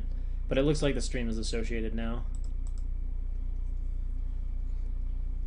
Yeah, there we go. Now it's showing. Well, it was showing some stuff, but then it disappeared. I don't know. Effort getting lots of praise and some money on his stream. Yeah, probably is. Life is nice for Mr. Effort. Oh, that's sick. There's a ladiesspawnbang.com. Also, does anyone know is Mu Pro League a like top tier event? Is that something that's casted by Rapid and Testosis, or is that something that people would like to see a cast of that we could try to see about getting a cast of? If it's already covered, then we're set. But I know there was some discussion on the TL Mu Pro League thread that was like, yeah, we want to see this casted. So if it's already covered, then we're sweet. But if not, perhaps we can do something about that. 3 minutes, 30 seconds till our next battle. I'm assuming it's the same set of maps. Let's see, do we have maps listed anywhere? Not here. I guess not. I guess we'll just have to wait and see, but they'll show us pretty soon. I'm assuming it's the same. That's standard format usually, is to show it that way. Alright, let's see if the stream is staying up. Yeah, it looks like we have the stream properly associated now.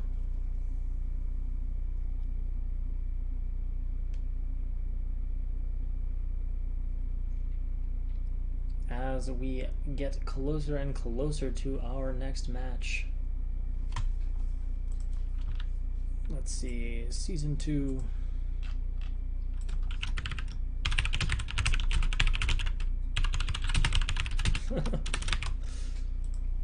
That's all I can say. I just like watching Effort play. So much fun. So much fun. Well, I guess we'll just have to see. I obviously don't want to step on their toes, but I guess we can check and see where we're at and see about the possibility of getting a cast for that then, because yeah, Moo Pro League is going to be sweet. Because I figured, I remember it being kind of the premier Pro League, so we'll see. Honestly, I'd be surprised if Testosis or at the very least Rapid are not going to cast that.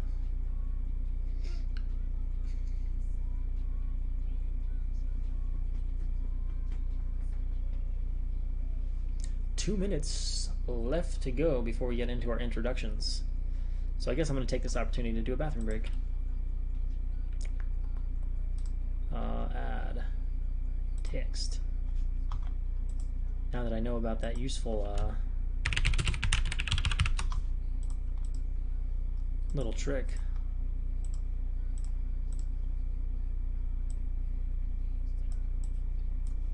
To just do that. Bam, that's fancy.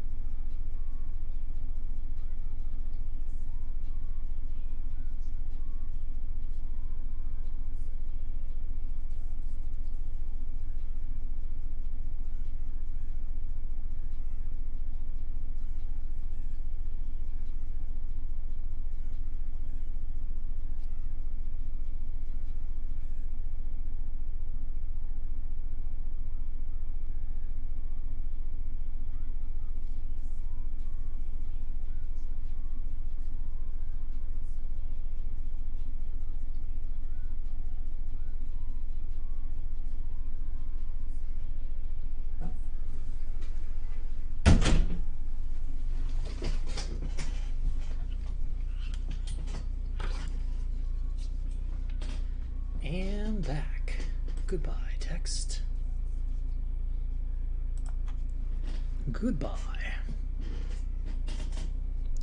15 seconds until we get our introductions and maps and all the good initial fun.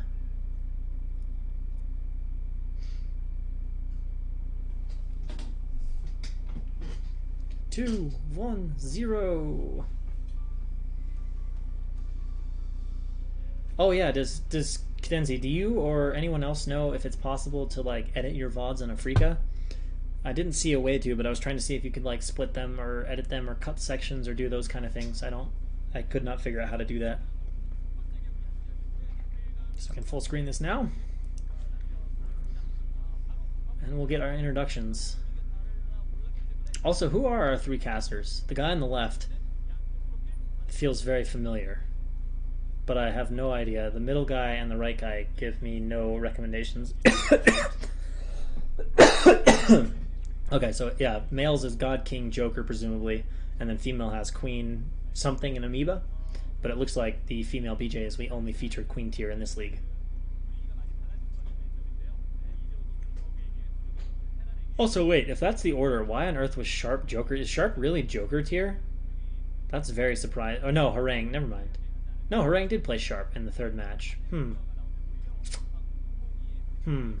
Or maybe this is just showing the players and is not correlated to the match order. I don't know. I don't know who's who, though. It's pure Korean names here.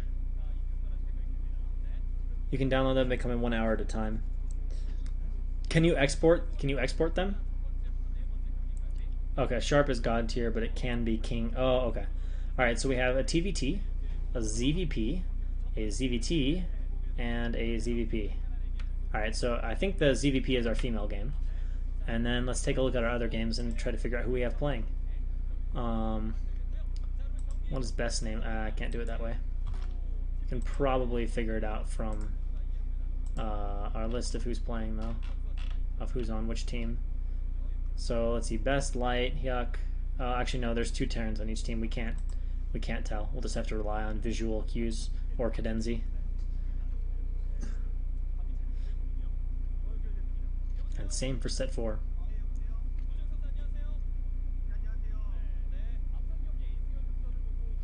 So nobody knows who the casters are? Or does somebody know? I really am trying to remember. I said the guy on the left is super familiar. Everybody else, I don't know. Oh shit, I forgot I could record things, yeah. Because I know Afreeca told me that it was okay to upload these to YouTube as long as their watermark is there. But since we're restreaming their feed, the watermark should be present. Because I know some people say they have a hard time watching VODs on Afreeca. Although I've found that if you set Afreeca to like auto quality, it'll run the VOD smoothly. Sometimes if you try for a specific quality, it's a little bit grumpy, but yeah, like I said, left guy I've seen for sure. Right guy I don't know. And apparently middle guy is also unknown.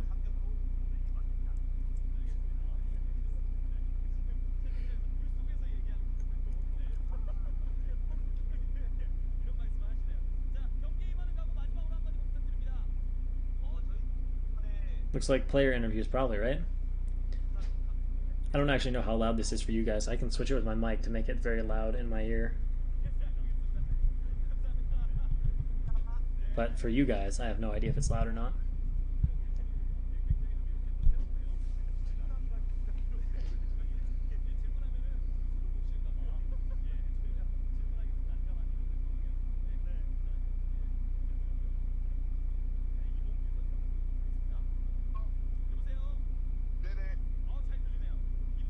They're probably telling us who they're interviewing down there at the bottom.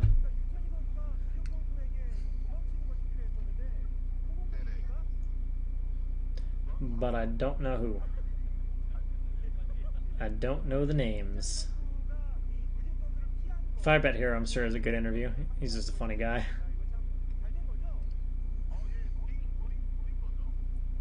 The only guy I miss, he actually used to stream on Twitch for a while on TL, was InDove from like, I don't know. He was one of the first Korean guys to ever like stream on Twitch that we ever got access to. And that was wild. Guy had some of the sickest micro of all time. There's some great Pimpus play highlights. He came up with some really nice micro.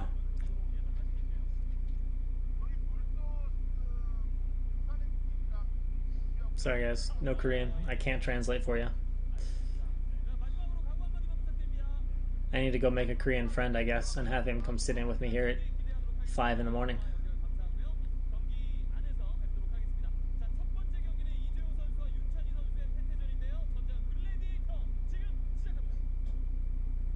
Oh, that looked like we're going to do something. Here we go. Alright, so we're going to have Light against Flash Friend. I have no idea who Flash Friend is. If somebody knows who plays under that AKA, let me know. It could be Mong. It could be Firebet Hero. Probably it's Mong. So, spawning in the bottom right-hand... They keep messing with me. In the top right-hand corner, as the purple Terran, in TVT we have Light, and in the bottom right-hand corner, as the green Terran, we have Flash Friend, an unknown player. Who he is, I don't know. Flash Friend, the mystery Terran. No Korean in his name to even help us out. Someone will probably know, though.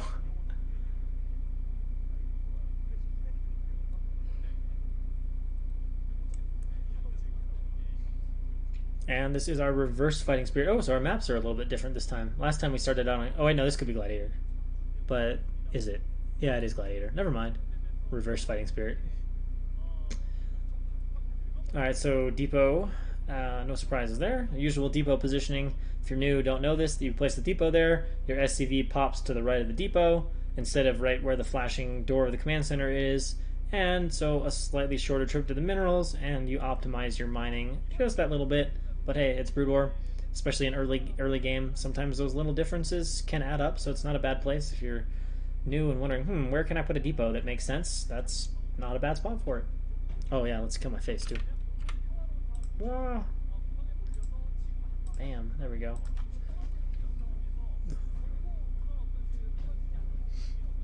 And it looks like Barracks at the natural for both players up on top of that ramp.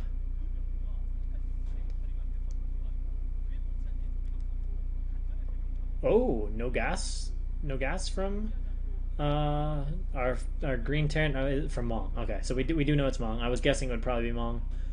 Somehow I just had that feeling, and it looks like it's going to be a CC first for Mong, or maybe something weird. But no, Mong just checking the center since he wants to do a little bit more economy-oriented build. Gas up for light.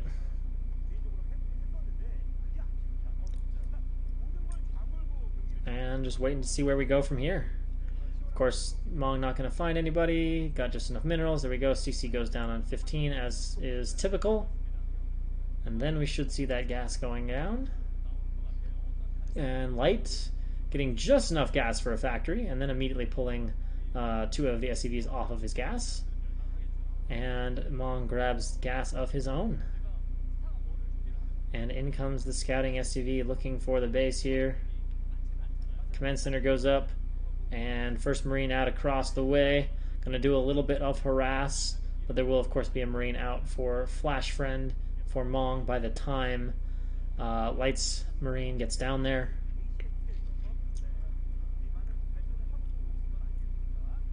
And the first factory for Light, very normal looking TVT here.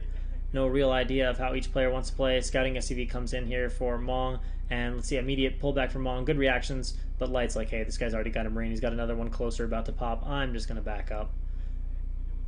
Not going to get anything done. Actually, no, he's just going to back up and wait for a little bit more. And let's see, we got 2 Marines against 2 Marines. Bunker going up for Mong. Pretty good setup here, but let's see if these Marines can run in and get any damage done. Looks like Mong doesn't really want to engage. He really just wants to get SCV in the bunker, but nice deny there. Micro going on. Let's see. Light gets the initial advantage, getting a few hits off. Keeps one of his Marines alive. He might be able to deny the bunker a second time. Yes, he does. And is this going to get bad for Mong? It could.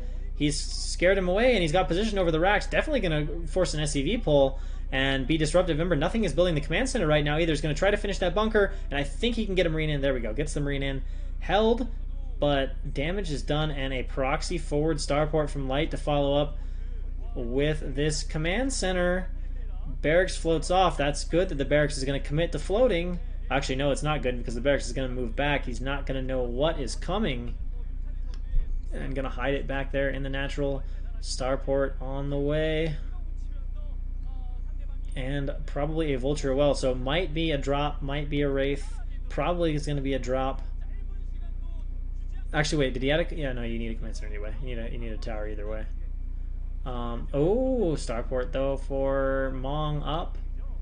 Okay, let's see. Never mind. There wasn't. I thought it was a control tower being added, but there's not a control tower being added.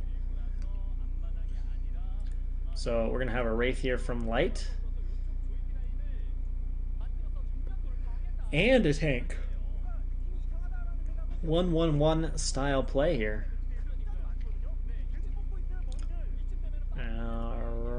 Marines continue to be loaded into the bunker, and now a tank here to attack the bunker, start getting repairs down. And of course, tanks are very casual. It's easier to attack a tank range slightly greater than Dragoon range. Tanks can comfortably right-click a bunker. Dragoons have to be hold positioned. But now siege is done, and so Light sieges up, and that will force the SCVs to run away. And of course, the bunker's going to die. Ooh, he's actually going for a pull. He's going for it. He wants to get rid of this tank immediately. Marines run forward. Wraith comes in to fight. Everything retreating here. Let's see how the control is. I think the SCVs are sufficiently on top of the Marines enough, but of course the tank is, well, a tank. But now a second tank is here, so we have tank advantage for Light, but getting surrounded, and oh, gets the tank. And it looks like Mong is going to hold here for the moment, but the Wraith is still there to rain down damage. But a lot of SCVs have died for Mong, and more Wraiths coming here from Light. But the bunker is established, siege is up, and that will probably hold Light off for the time being, as first Wraith is about to come out here for Mong and counter this first Wraith from Light, although a second Wraith from Light should be out shortly. And a little sieging, inching forward. Does it get away in time? Yes. Light just barely quick enough on his reaction time there. And now a control tower being added to that factory.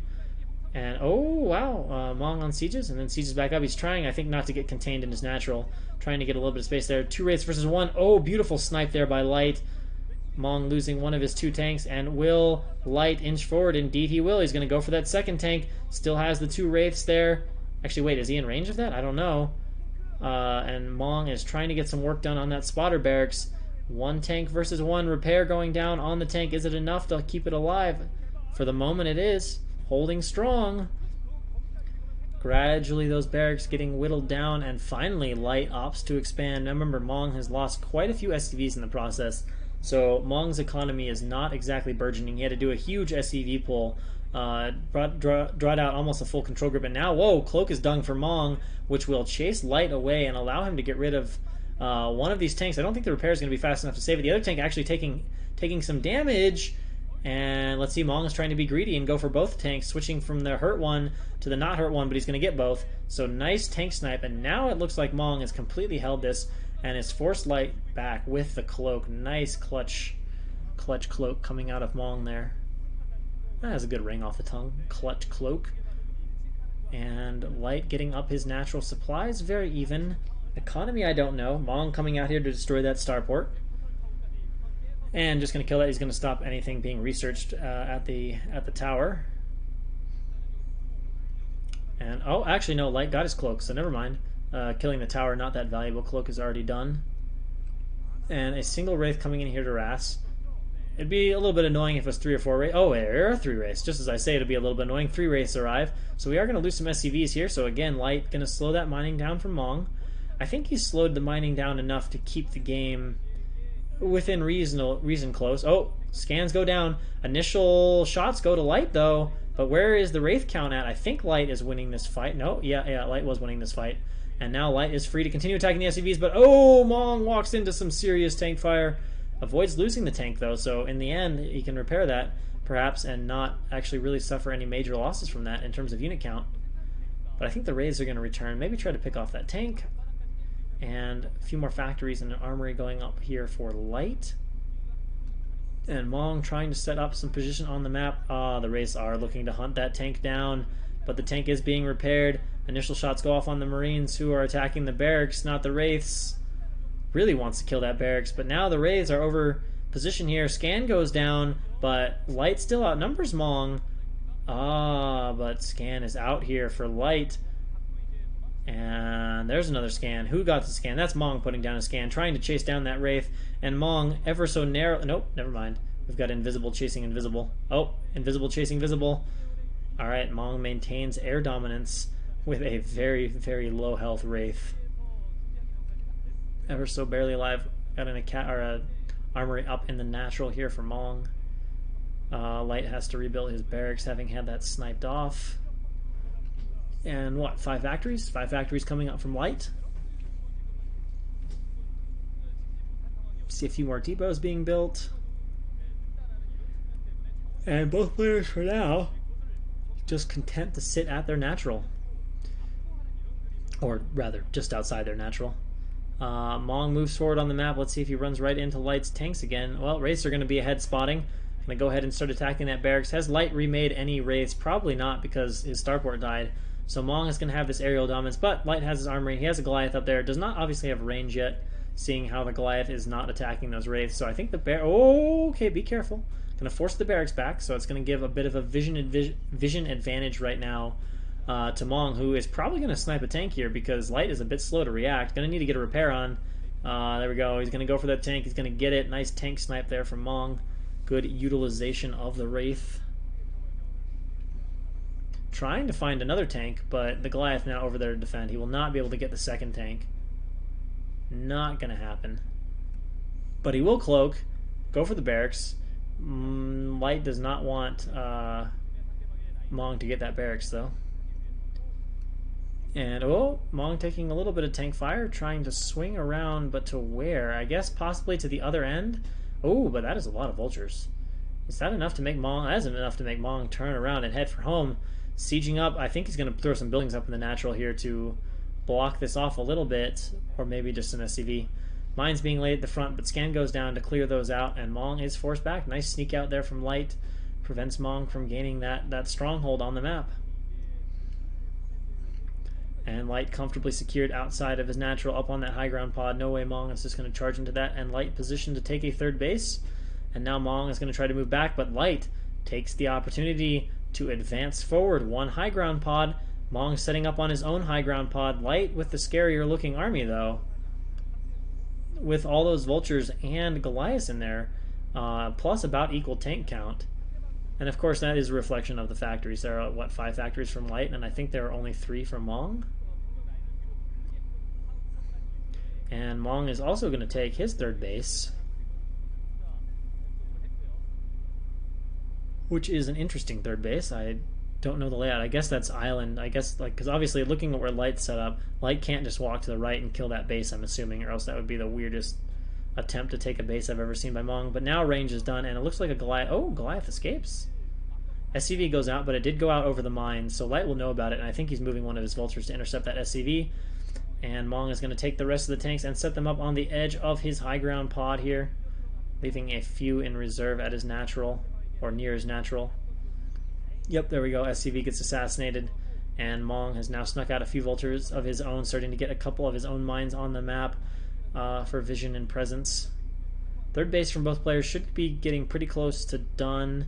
No SCV transfers that I can see out on the map yet, but SCV or vulture sneaking in here for Light. Oh, they're actually going to deny, or for Mong, going to deny the building of Light's command center.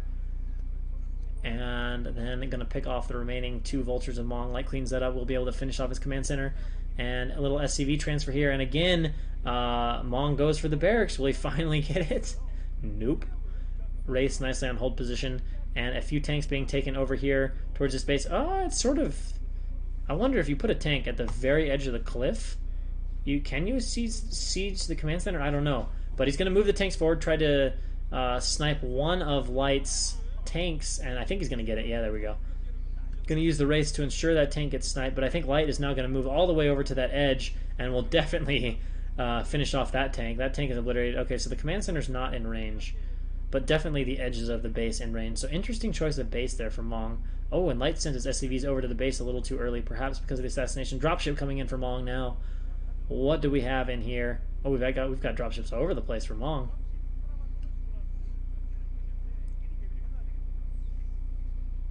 Dropships all over the place.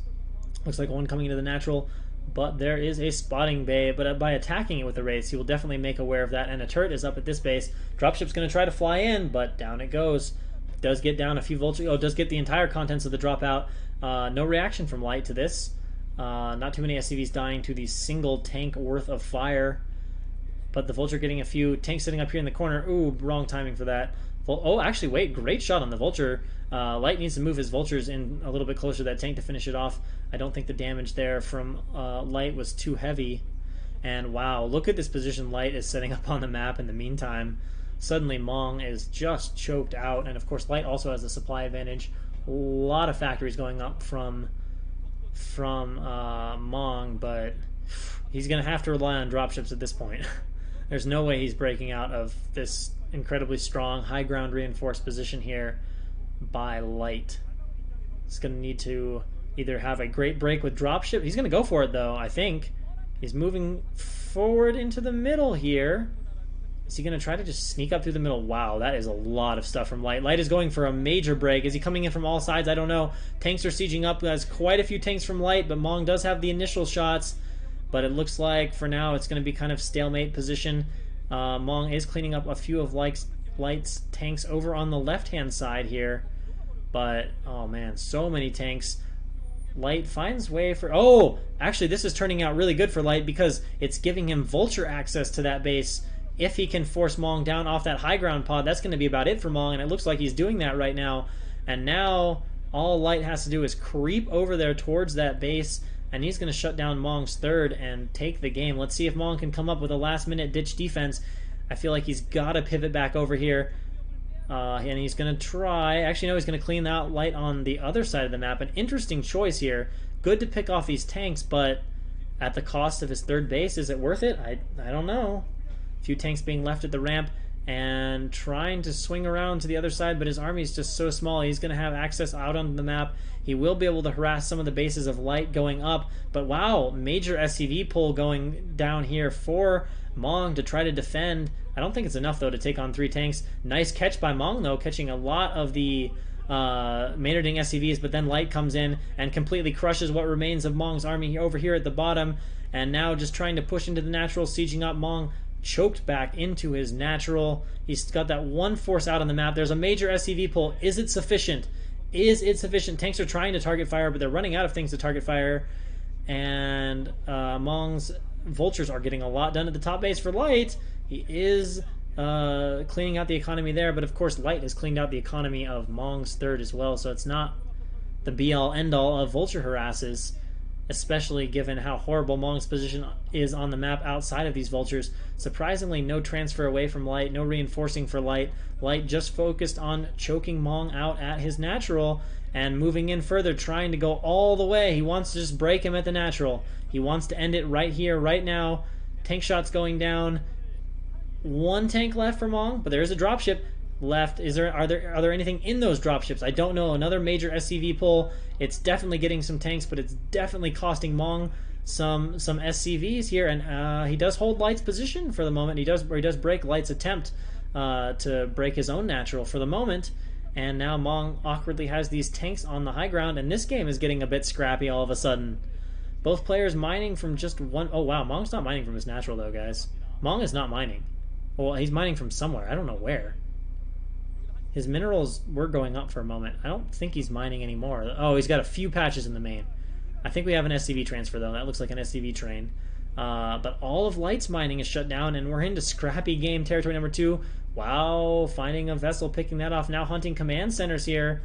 And back a bit of his army here, I guess, to reestablish over sort of at the top left. In danger of getting a command center sniped, though, by these wraiths. Major repair coming over here, though, presumably, or possibly just a transfer. But no, it is a major repair. Wants to save this command center. Got to be careful of Mong's army on the high ground, though. And let's see, Mong has reestablished on his own high ground outside of his natural. Goliath's come over, finish off the raids, command center safe, and it looks like Light will be able to land and start mining from that. I mean, given the number of command centers on the map, it's going to be a lot of territory for Mong to cover. I mean, he can get back out on the map. He does have these dropships. He's got some things he can do. No, full screen is not possible at this time. The only option here is to restream. For some events in the future, full screen may be possible, but not at the moment. Alright, and we got a triple drop for Mong. Or no, that's not a triple drop. That's just SCVs. So Mong is going to reestablish his base. Light is establishing some mining, but Light suddenly has a lot of bases, guys. Light has a lot of bases. He's about to have 4. He's mining his natural. He's mining from that mineral only. He's mining from top left. He's about to be mining from top left mid. So time is not on Mong's side. Time is not on Mong's side at all. He's got to get something done here. He's got to shut down the left half of the map. We got some vultures coming in. Oh man, those vultures are going to have free total access to that base on the right if Light makes a beeline for it. Which Light's not doing, but oh man, Mong's got to watch out for these mines. Mines usually not as scary in TVT. Both Goliaths and tanks do a pretty good job dealing with mines. Oh, dropships have been found in the middle. He's going to get one, and he knows about him. That's a big deal. Looks like he's going to load up with these tanks. And where are we headed? Possibly going to just try to get position on top of that base. Or no, he's going to go to the main. Interesting choice. So Mong headed into the main, dropping some tanks. Oh, now there's Goliaths out. One dropship is going to go down. Nice assassination there. And Light is holding on to his bases for the moment. Mong has set up a position on this high ground over here by the 4th base. But a position is not useful when you're mining from 3 less bases than your opponent. Or 2 less bases than your opponent. Mong needs to actually get something done with this position. And for the moment, unable to do so. Alright, so he puts 2 tanks on the high ground, but Light's just going to move up there and kill that. High ground's strong, but it's not that strong. So those two tanks are assassinated. And at some point here, the supplies for light really should start to outstrip Mong, as Mong has about mined out his natural at this point. Actually, maybe not. Maybe there's more minerals there than I thought. Just his own SCVs are blocking him. A lot of vultures in the middle, but a lot of vultures and a lot of tanks for light in the middle. And that's going to force Mong to run away, or at least try to run up the side. But it looks like light has mostly trapped him off.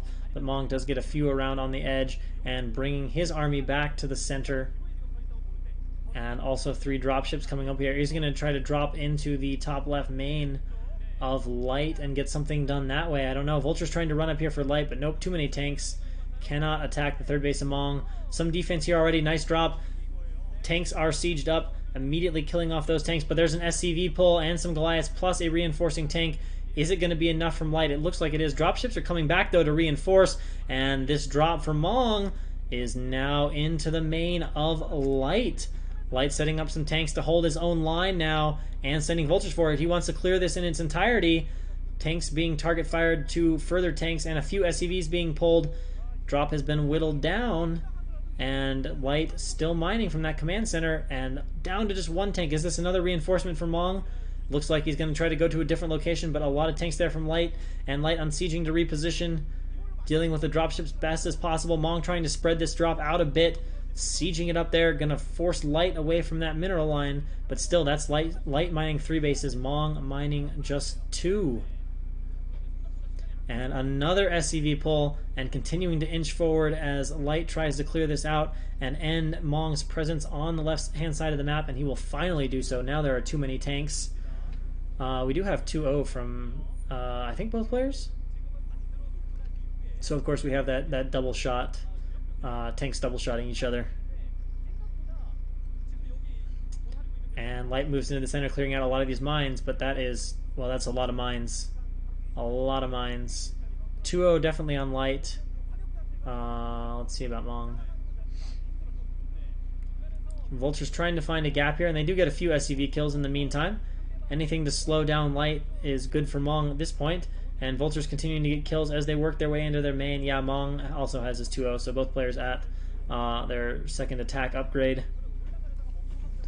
And again, light moving through the center, and a few stray tanks here. Oh my gosh, huge mine to back going down, killing off 2 or 3 tanks there, triggering all those mines in the center, and now light holds another commanding supply advantage, and he's going to try to come in from all sides here. Mong has only a few tanks. They are on the high ground, though, so that powerful defender's advantage forcing light to siege up, but light now has Mong choked back, and that is a lot of tanks. That is a lot of tanks. Again, light trying to do that siege forward, just inching at the side, trying to get over to where he can break Mong's position here. The third, I don't know how those are in range. Those look so in range of those tanks. Maybe it's the vision zoom. Mong with a good fleet of dropships, but not a whole lot of units, I don't think, to load into those dropships. And oh my gosh, this is that might be the game-winning move right there. There it is, GG. No way to get Goliath over there, no Goliath out, and light breaks Mong and puts his team up 1-0 in a hard-fought TVT.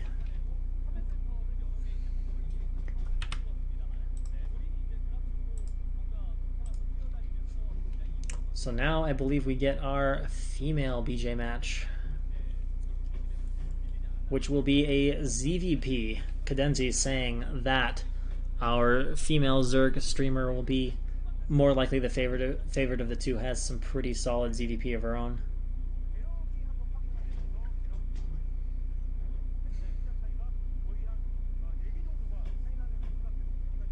Oh, we got no timer yet for the next match. A little bit of discussion about light outplaying Mong,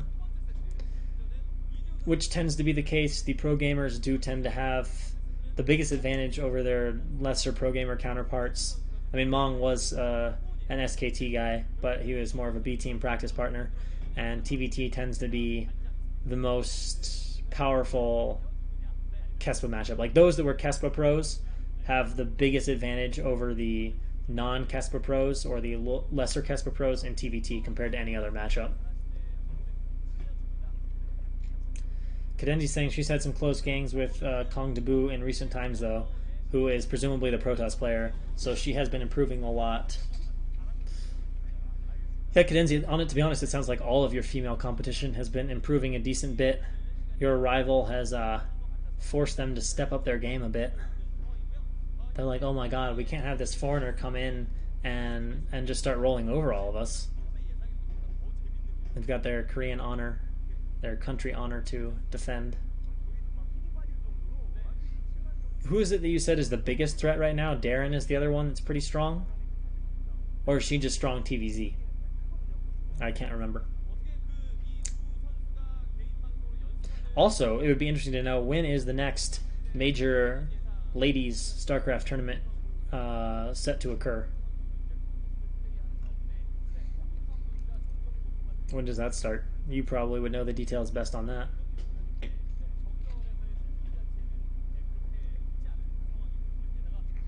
Its background is fancy. It's kind of spacey, kind of, I don't know, geometry, molecularly, I don't know what to make of it. Are we ready for our next match? Or are we going into a countdown for next match? No, we are going straight into our next match. Let it begin. Close that out, full screen that. And here we go, ZVP between our two female streamers.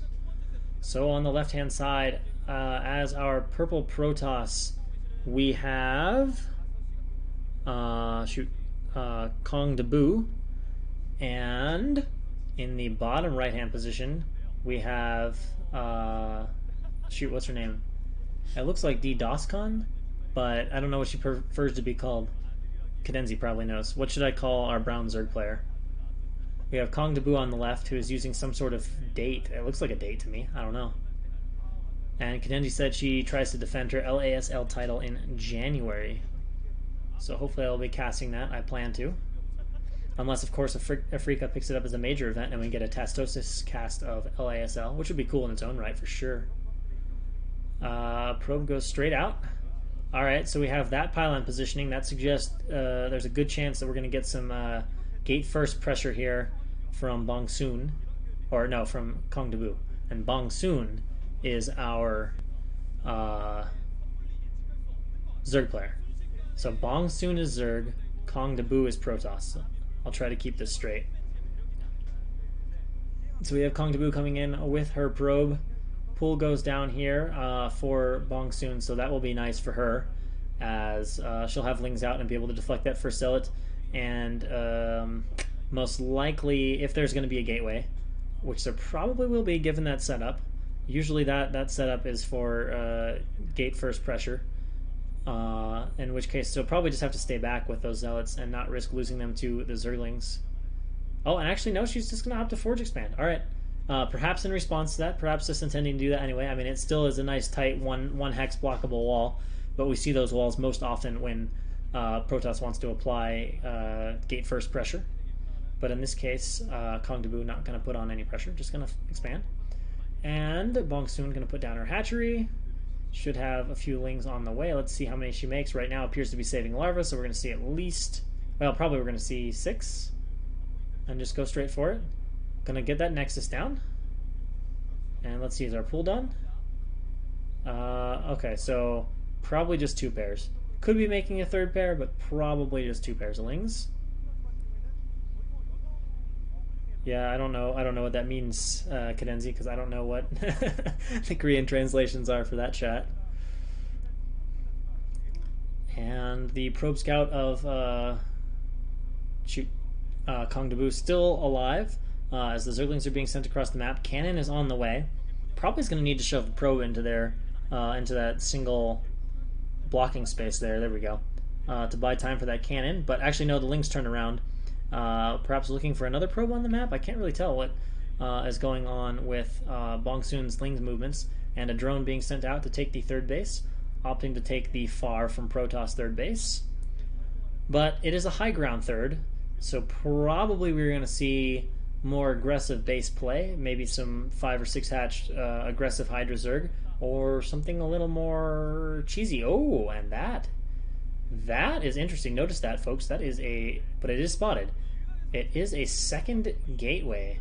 So this is going to be delayed core, very heavy zealot pressure from Kong Dabu, but it's spotted, and lair coming out here for Bong Soon. Probe transfer coming over. Actually, that was a gateway, right? I'm not just going crazy, and that's actually a core, and my brain's not just, it's 5 a.m. or 6 a.m., and I woke up at 3 a.m., and my brain's not just sleep deprived being dumb. Oh well, next time they click back on it, we can see gas is being taken, though, in the meantime for Kong Dabu. And in comes our probe here, taking one last look. It is going to see again that layer. That was okay. It was a gateway, but again, that gateway has been seen. Now they took it away, but it has been seen. They showed an earlier clip of Bong Soon's vision, and we saw that she did see the gateway being made. So probably a core going down here now that the gas is being mined. Otherwise, we're just going to be banking in a very excessive amount of gas. First two zealots head out on the map. Two more should be following it up. Probe is probably going to link up. Yeah, Probe's going to link up with the zealots for that 2-hit plus probe shot drone link kills. And I just want to see if there's a core going down in the meantime. Natural is obviously very crowded like that. A lot of links being made here from Bong Soon to deal with that. And Probe will scout the third base, and we'll see where Protoss goes. Protoss is actually probably going to be able to establish on the ramp here, and needs to, because that's enough links to get a surround. First zealot in position, second zealot in position. Probe should be pulled back to help with this fight, and now Bong Soon is going to have to move back for a second, trying to get the surround. Speed is done. Should get the surround on the zealot. Going to have a very hard time linking up. Some beautiful hits here, and some nice micro by Bong Soon. Gets the trap. The zealot goes down. Nice defense. And now both of these zealots are weakened, so she's going to try to get behind the minerals, but Bong Soon doing an excellent job here with her micro, shutting this down, splitting the lings off perfectly. Still two lings to deal with, but honestly, Bong Soon has not really had to make a ton of lings. Now, finally, we're getting a drone kill or two, and it looks like maybe we forced a sunken on this. Probe is causing some damage now, trying to chase the one zealot down, and does force an evacuation for the drones. So now, with the zealot stream, Kong Dabu getting some damage done. We need a few more links over here. Oh, mistake to morph that sunken. Not going to be able to get that to finish. And yikes, having to evacuate the base. Perhaps a little overconfident in her defense. I think those are some links now that have been macroed out. But are they enough?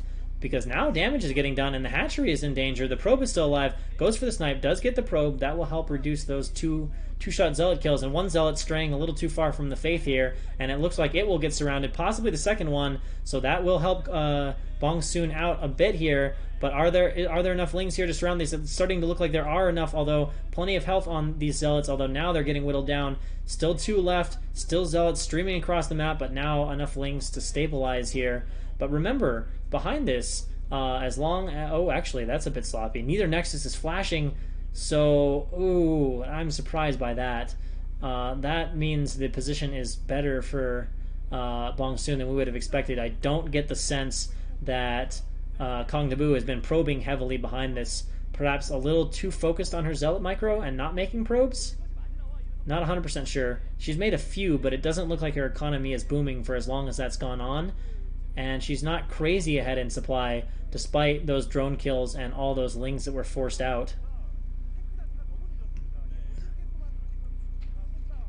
And a few lings running around, but still a lot of zealots on the map. So still plenty of pressure, still forced to make quite a few lings. The drone count still very low, forcing a creep colony here from Bong Soon. And the pylon being killed off so that she can escape with her larger units. Finally, we have some tech. We do see a second forge, so we're going to have some really heavy upgrade play here from Bong Soon, and a few muta hatching. Now that might help turn the tide a bit.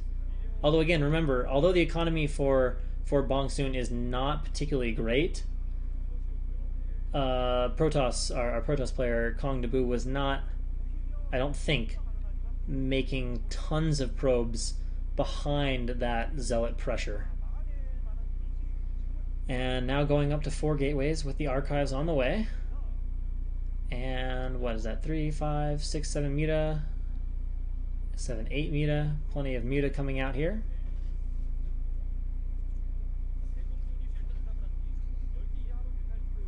And swinging down to harass the main base. And let's face it, guys, there's not a lot here for these muta. And I don't think she knows about him either. Maybe she just barely does, but the fact that she's not making any cannons and doesn't appear to have an Archon, I think a lot of damage is about to get done here. Just one cannon, no High Templars, no Storms. Probes need to run. Probes are not running. Probe genocide is about to happen. There's going to be at least 10 probes going down right here, right now. maybe more than that. Zealots are coming back. I don't know why Zealots are coming back. The Dragoons should come back. I guess they're just all in the same hotkey.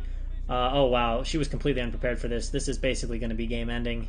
The mutas are just going to ravage everything. Even if she manages to stabilize, the number of probes that should die here is going to be tremendous. Going to be difficult to make an Archon. There is a DT out. She needs like a DT to slip in and kill off all the drones or something like that, because all of her probes are just going to die here. Needs to get those 2 gateways in the natural, making an Archon. Try to finish the Archon near the cannon, get a few Dragoons popping out, but already a ton of probes have died. Protoss supply plummeting. Dragoons just getting devoured here, even with just 6 muta, trying to buy time for these cannons. No way these cannons are going to finish. The Panic Zealot's going out, but look at the defense of that third. A few muta left back there. Double sunkens. Probes are just running everywhere. Mining is not happening, and it looks like the Mutalisks have done their job. Honestly, this game is going to go to Bong soon. I don't see a way that Kong Nabu is coming back from this. Oh my gosh, so many dying probes. Just going to micro a little more than natural. Okay, the double hotkey overlord. The double hotkey overlord. A bit of a mistake there, but it really doesn't matter. She has done what she needed to do, catching Kong Nabu, catching Kong Nabu totally off guard. Zealots running here, but there's Muta, there's double sunken, there's Lings, Zealots evaporate. That's like what, 6 mining probes, and there it is. GG.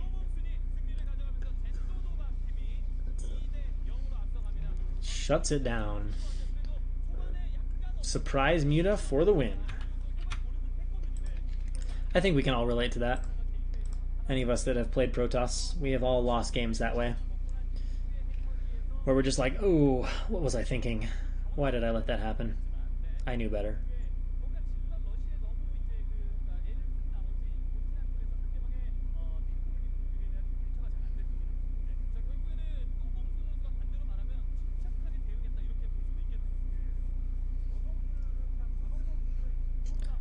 I forget whose team that was that won, though.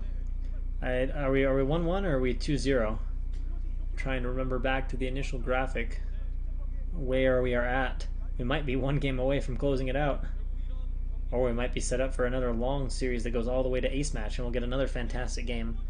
Although, it's probably going to be hard to top our Effort versus Sharp game. That was an excellent game. An excellent nail-biter coming down to the very end.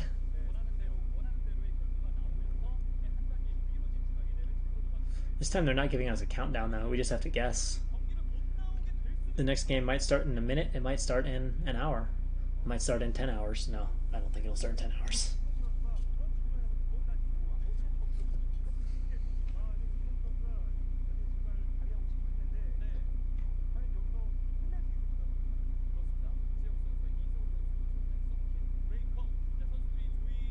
I still don't know who that middle commentator is, or the right commentator.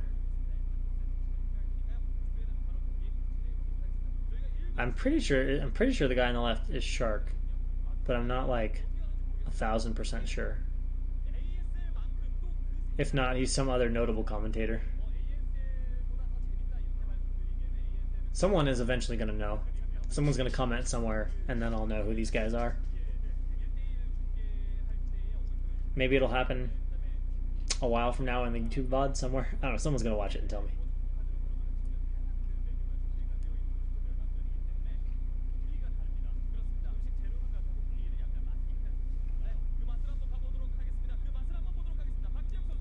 Are we getting ready to go into our next game? It's getting animated. Yep, I think we are.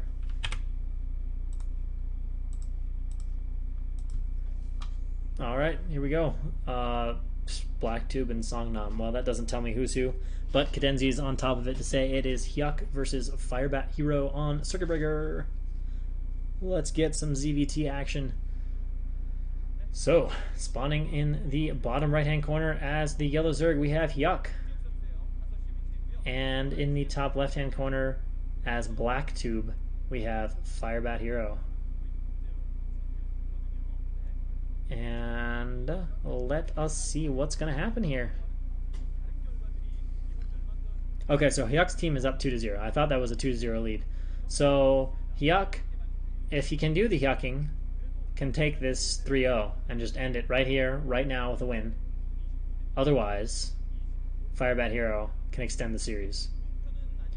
I would be inclined to say Firebat Hero is favored, but I don't know for sure. I mean, like, Hyuk, I don't recall seeing his stream a ton, but I don't think he's, like, just returned from military. And, of course, Firebat Hero has been generally around, so we'll see plenty of Firebat Hero. Depot going up, and Overlord heading out towards the north. And, of course, you know, Hyuk is sort of known for hyucking. It's sort of his thing. He either gets hyucked or he hyucks people. Just has unexpected wins, unexpected losses. Just kind of his epitaph is definitely the wrong word, but his legacy from Kespa days. Barracks for Firebat Hero, the ceremony god. And out goes our drone to make a hatchery.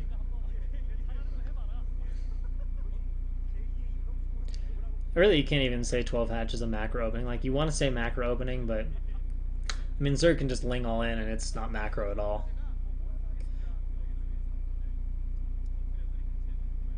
Now, let's see. Hyuk is holding minerals, so we're not going to see any sort of optimized thing here. We're just going to see a pool on 11. Sometimes Zerg will make 1 or 2 drones and do like 13 pool, and then a 13 hatch for a little bit stronger economic variation. If you're a Zerg player and want to check that out, Scan actually has a great guide on TL that talks a little bit about that and how to optimize that for ZVT for a strong economy. Obviously slightly more vulnerable to, say, like an 8-rack bunker rush or something like that, but in most situations it's going to get you a nice economy. Oh, drone with a little bit of pathing problems. Welcome to Brood War. Marine gets out, and actually that is enough to deny the drone scout, but Hyuk has seen what he needed to see and is going to pull that drone back. And in comes the scouting SCV. Going to see the 3rd hatchery going down, see that everything looks relatively normal. Barracks goes down for Firebat Hero. Unable to make the barracks before 1st Marine, of course, because no scout, and had to play safe, make a Marine. Didn't know if Hyuk was going to make overpool or something like that, or anything faster. And, oh, Firebat Hero is sending this Marine out across the map. Wonder what he's going to do. Is he going to look for that Overlord? Knows where Hyuk sent the Overlord and is hoping he can find it, trying to head to his base? I don't know. Interesting pathing there. Yeah, I think he is looking for that Overlord with that Marine, hoping for a kill, but Hyuk has not opted for that option, so will not be losing his Overlord. And gas goes up for Firebat Hero. Interesting to notice, after Flash's defeat, I have not seen any 1-1-1 so far in this series. And oh, that SCV is getting a bit low on health. Lair's been made at the natural. Oh, good scout for Hyuk, but he does lose a ling in the process.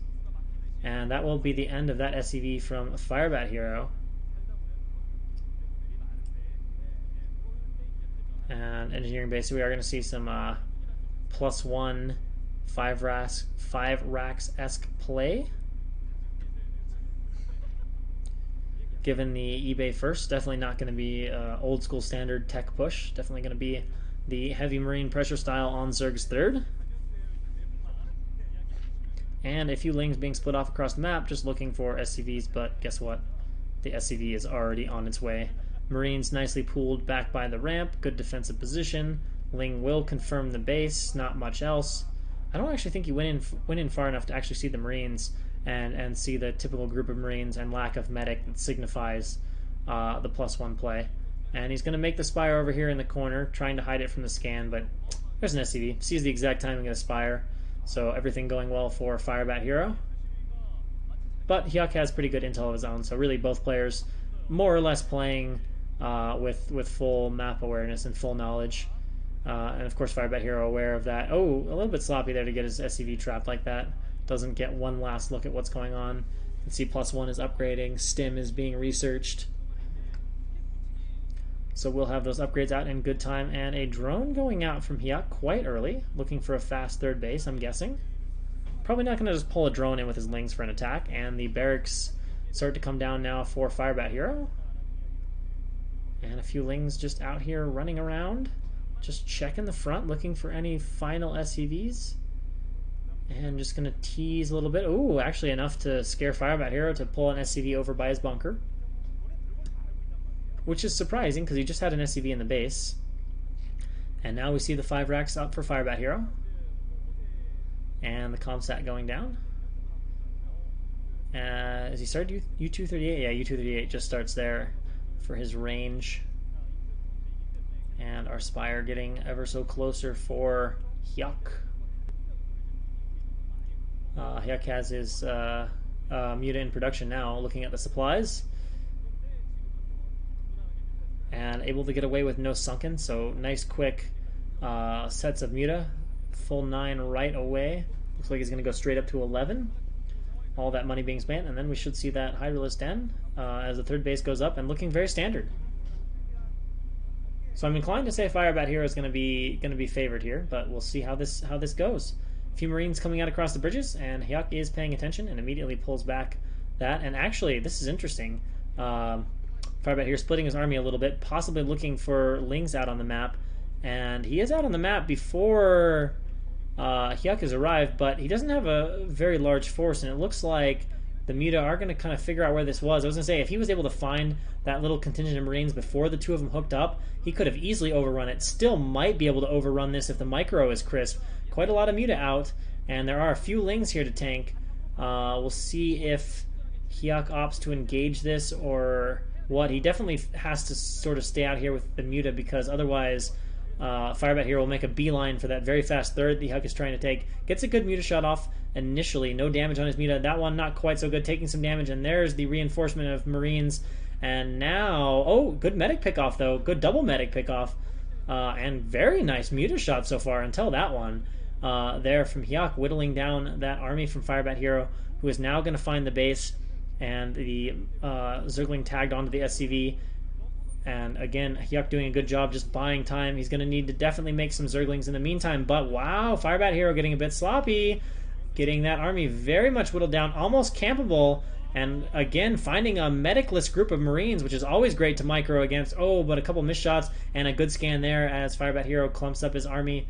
But let's face it, Hyuk is keeping that army pretty small in size, and right now this looks very defendable from Hyuk. As long as he gets a few Lings out, we can see a bunch of units spilling out, a few more reinforcing mutas, and a group of Lings. I think that's enough to catch and defend this, as long as...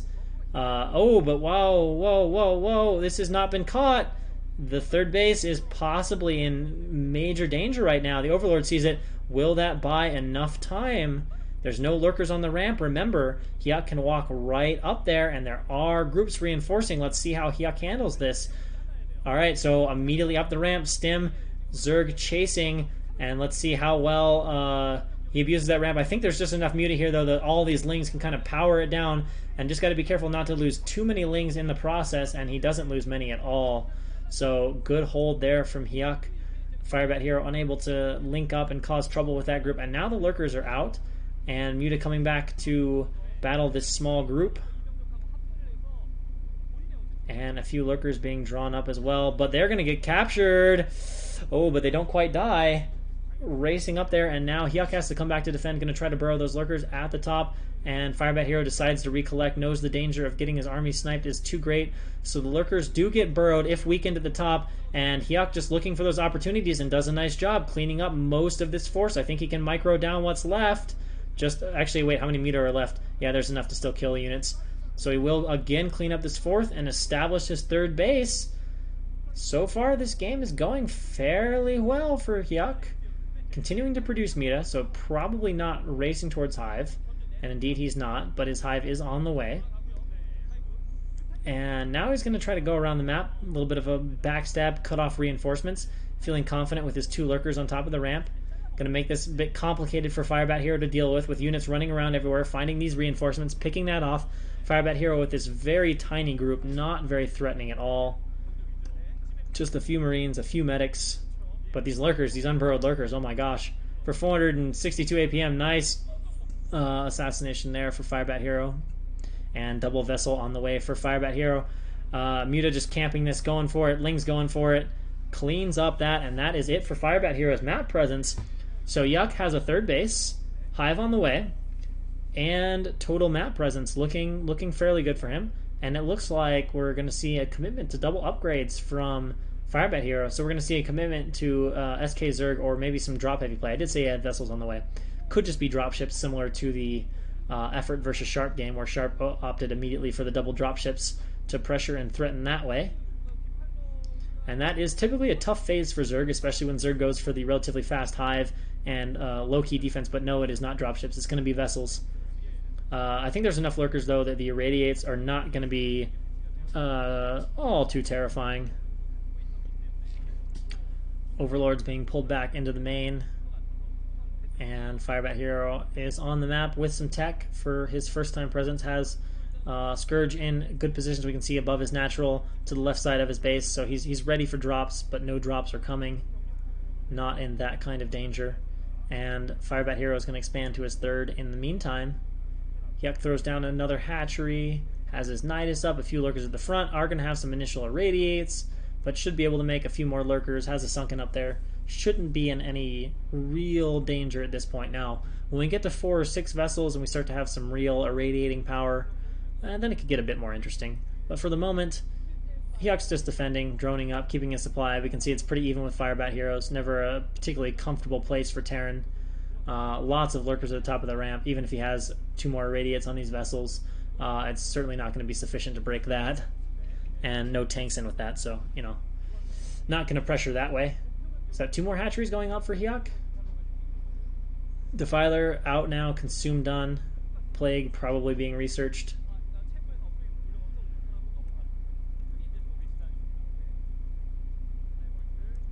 And Firebat Hero just stalking the map, doing what you want to do, except for the fact that he's not going to be able to shut down that third base. But so important to control the map.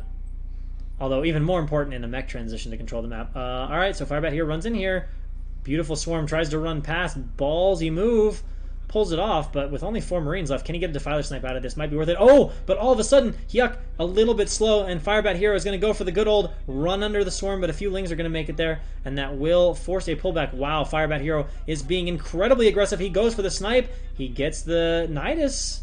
Let's see what he can do with this. This group is working its way in here, and not many units. Is Firebat Hero, with insane levels of aggression, going to make something work? I don't think so now, with all these Muta and Lings returning, plus the Swarm, and loses a vessel. But again, Firebat Hero finds a good spot to go back to. Lings are trying to find the space for a surround. Now we get some lurkers over there. And the rest of this will get cleaned up. Very aggressive move from Firebat Hero. Some nice lurker snipes. Was it worth it in the end? Probably not. I mean, yeah, he got some Defiler kills, but he lost a vessel, and he lost a large group of Marine and Medic. Really trying hard to get something done. Is he getting desperate, or did he just really hope he could get something done and there just wouldn't be enough units there from Hyuk? Pre-swarm goes up there from Hyuk as 2 vessels come up here towards the bridges. Lings to spot, Scourge to snipe. Looks good from Hyuk. Play goes down, not quite in the right spot, but bridges are pretty strong. Irradiate on the Defiler. Well, that Defiler was really low on health. It died almost immediately. Double bunker there from Firebat Hero, who is also trying to expand to a 4th base, but I imagine Hyuk is working on his Ultralist somewhere. Rebuilding that Nidus Canal. Always important. Ooh, I never actually thought about that. So that Nidus Canal died at the... Oh, no, the Nidus Canal dies in both places. Never mind, you just have to rebuild it. I answered my own question. I remembered. So another random lurker from Hyuk is going to get found and not burrow to safety. And again, another attempt here from Firebat Hero to charge in, but his vessels are pretty far away. Gets 2 of them scourged. Muta and Lings buy time for those scourge, but these lurkers are a bit exposed out in the open. And now Hyuk running in the Marines, but there's pretty good target firing. Trying to surround with Muta Ling, not quite enough. Those will all end up falling. Now, okay, there's not a lot of units here from Firebat Hero, but are there enough to target fire the Nidus? There are. So again, the Nidus is delayed, and now Eraser goes down. Let's see if Burrow's researched. Streaming in Lings will kill that up. Burrow is researched. All right, so that's good for Hyuk. He's able to keep everything alive. Again, has to put down the Nidus, but he needs another Defiler and Lurker as another reinforcement comes in here. And there's a Defiler. Vessel's running into the main, and at the same time, Hyuk is losing. Okay, no, Hyuk is not losing. That's insane. Holy shit, that's insane. And it's gonna half work, but probably not work. But let's see. That's giving giving Hyuk a lot to think about. Maybe Firebat Hero's utter insanity will pay off, but right now he's actually no, he's not holding on. He needs to get swarm somewhere. He needs to get a swarm down somewhere, somehow. Maybe drones need to go there, maybe swarm on the ramp, I don't know, but he's taking damage everywhere all of a sudden. Lurkers are getting burrowed. I think he's holding on here at the natural, although good target fire, and the Lings don't come in to fight, so the Marine is able to heal, and I think Hyuk is being a little bit out multitasked right now. Still holding on, but suddenly Firebat Hero has a 20 supply advantage and 4 bases up, and Hyuk is still looking very thin on units.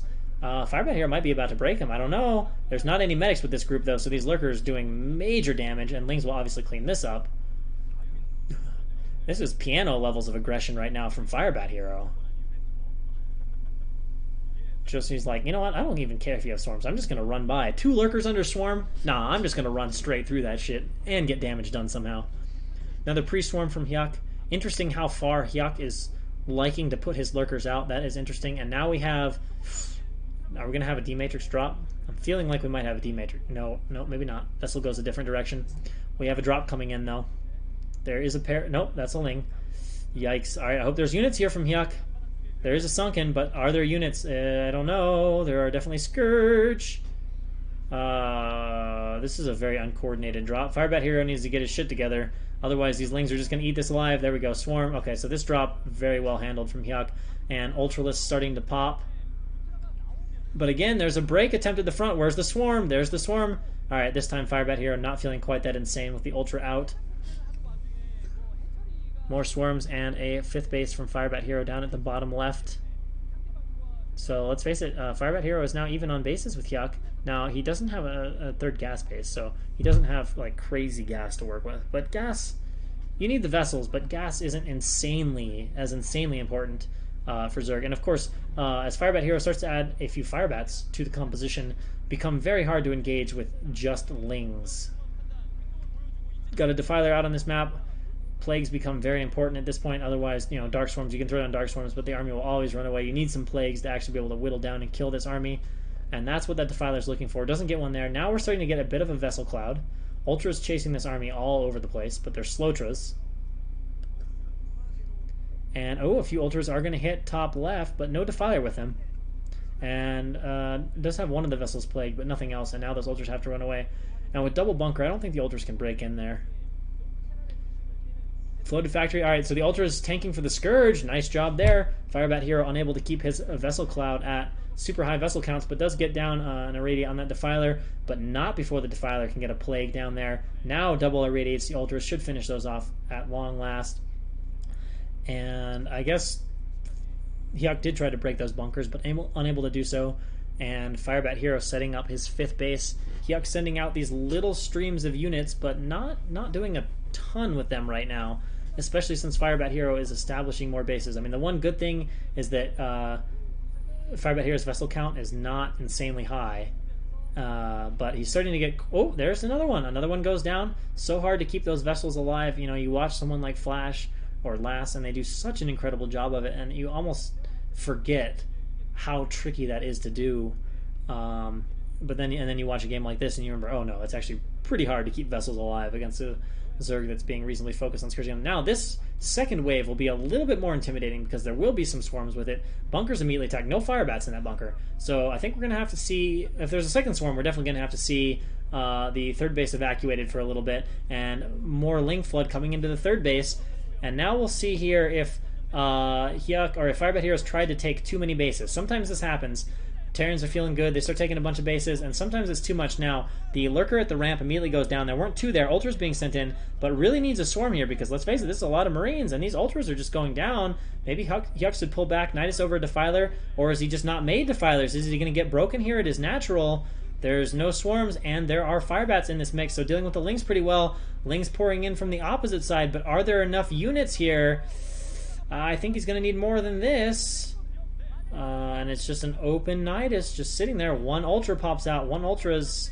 Well, the unit numbers are getting lower. Oh, wow, look at that. He really wants to get that beautiful, beautiful D-Matrices on some very important units. A Defiler out now. Are we going to consume Overlords? Yeah, he needs Miracle Swarms.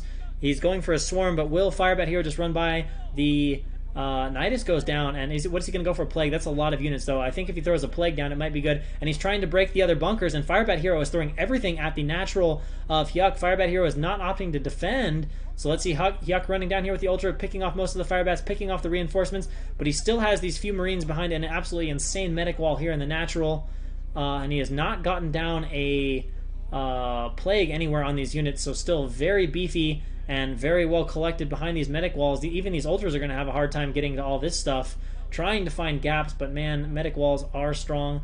Although Firebat Hero does hold on to his third base. Drone Drill even to try to rip this up a little bit and defend. Lings being sent to the left-hand base of Firebat Hero, and possibly Lings being sent to his other base. There's way too many units on the map for the Observer or anybody else to keep up with everything that's going on. It looks like a few Lings have gotten to the bottom base, but Firebat Hero does have units on the map. He can deal with that when he notices, and it looks like finally Firebat Hero will clean that up, sends his drones away from his Irradiate Ultra, probably smart, finally gets that last Marine. And Hyuk still trying to break this bottom base, and that Ultra is strong enough to do it, and we've got a Ling reinforcement coming over to this bottom base. That Defiler is actually there. I don't even think Hyuk knows about it in the midst of all these spots being attacked, and we can see there's also that small group of Lings or something there, and we've got a dropship over here trying to get one off, and it's going to force a lift, so Firebat Hero has lost most of his mining right now, and Hyuk still has all 4 of his bases. Defiler comes over here. Will there be a swarm? Yes, there's a swarm going down. That's going to force a pullback from Firebat Hero. Defiler does get irradiated, though, and Ultra's pushing Hyuk back. I don't know where that dropship went. We lost track of it. Maybe it's got scourged. Ultras are going to run in here, get nowhere. I'm still curious about those Zerg units over there near the third base, and the only mining base at this moment from Firebat Hero. Needs to re-land that command center. But now it's back to looking fairly good for... Oh, Hyuk misses an opportunity with those Scourge. They're headed somewhere else. I still want to know what those yellow units are. We've not clicked on those. Alright, you can see there's 0 defense for this base. 0 defense. Firebat Hero sending everything he has across the map.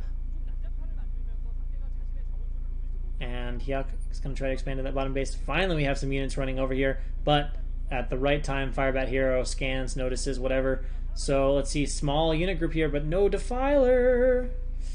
And enough units to defend here from to defend Firebat Hero's third base. And now comes a major attack from Firebat Hero. Hyuk almost looked like he was going to be sitting pretty, but there's no Defiler here, no Plagues. This is not enough in terms of Ultra unless there's going to be a bunch coming down, but we do have a lot of Scourge coming in on these vessels, and that will eliminate all the vessels. Are there enough Lings? This might just be enough to clean these up. Ultra's still tanking, and he will get it all. That is so many medics he can find, too. Let's see how many of these he can trap. Medics are dying by the thousands, which is not something that happens often. Look at that. That's like a control group of medics alone. So many meds. Cleans it up, holds on to his base. Firebat Hero is mining just 1 base. I think all of a sudden Hyuk might just become too big for him. If he could have gotten that kill there, it would have been huge, but he's unable to do so. He's going to sneak and force a cancel on this base here at the bottom position as Hyuk's units are everywhere else. Oh, Lings are leading. Not ideal. Those are going to get shredded immediately. And irradiate on the Ultra. I don't think Hyuk is going to break the position at the moment unless there's a few Ultras with this. And yeah, we can see he turns those units around. And the Ultralisk here is going to clean out what remains of these Marines, most likely not quite enough. Firebat Hero unable to land that command center, and this is SK Terran. You know, even pro gamers, you can see there are some sloppy idle units. There's just so much that goes on. It's really hard to keep up with these kind of games, but right now the position is so precarious, kind of for both players. Maybe marginally more precarious for Firebat Hero, but the way Hyuk is playing this, he's not keeping much in the way of static defense at either of his bases. So at any point, if Firebat Hero gets a group of units into the right spot, he could get a lot of damage done. Nice Defiler snipe there from Firebat Hero. Keeps the Ultra, and Firebat Hero continues to hold on, just as Hyuk does. Both players just kind of holding. But Firebat Hero is dealing with Hyuk, who's on 4 bases. And that is going to become a problem as Firebat Hero is mining only 1 right now. That's kind of been the story for the last couple minutes here. Firebat Hero still has enough units. He's still defending. He's still holding. But are the Defilers going to finally close in? Irradiate goes down. Swarm gets there, but no units underneath that Dark Swarm, and still no major Plague to kill this all off. There is a Plague reducing it, but no, Holocaust Plague that's going to plague everything. But I don't know. Firebat Hero might be running out of units now. He does have another reinforcement. Let's see what Hyuk has coming in. Oh, it's just Lings. Okay. Can't do anything yet. Firebat Hero lands a command center at the bottom position, but Hyuk is over there to deal with that.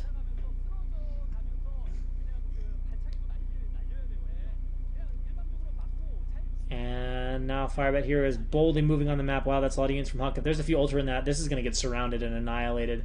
This might be a mistake from Firebat Hero. Ultra coming in. I think Hyuk is going to go for a super flank. Ling's coming everywhere. Firebat Hero forced to retreat. Oh, can't quite get the flank, but he's going to filter in from the other side. Maybe block reinforcements trying to come around. Is it enough? Is it the surround? He gets the surround. I think that might have done it. Hyuk, is he going to close the series 3-0? That's everything from Firebat Hero here. 3 or 4 Ultras left and a lot of Lings. That's looking like it's enough. He's going to need it, and there is nothing left. GG. Hyuk's team with the 3-0 sweep into the semifinals.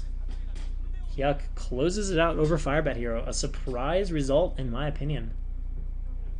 I honestly expected Firebat Hero to win that. I did not expect Hyuk to be quite as sharp as he looked. I'm pretty sure that's 3-0. I hope I didn't call that wrong, but I'm pretty sure it was Cadenzi that said Hyuk's team was leading 2-0 and able to get it done. So we got several very nice games out of that today. Effort versus Sharp, definitely the highlight, but that last game was good too. And TVTs weren't bad. So yeah, I think that is about all we have from today. I'll make sure here, but thanks to everybody for watching, and I will see you the next 2 days. Yeah, there we go. 3-0 for Hyuk's team. Team Hyuk. I don't actually know who their team captain is or what their team name is. And of course, tomorrow, let's not forget, our foreign female champion in Korea plays Cadenzi. Plays against... Oh, I even know who she plays against, I think, but I can't remember off the top of my head. So Team Effort and Team Hyuk, I'm just calling them off of who closed out the games, advance. And tomorrow we will have the remaining round of 8 matches, same time, starting 3 hours 45 minutes from before now. So starting in what, 20 hours and 45 minutes, 20 hours and 15 minutes, something like that. So yeah, thanks to everybody for watching, and I will see you all tomorrow. And look for VODs on both the Africa channel and uploaded to YouTube later on today. Bye-bye.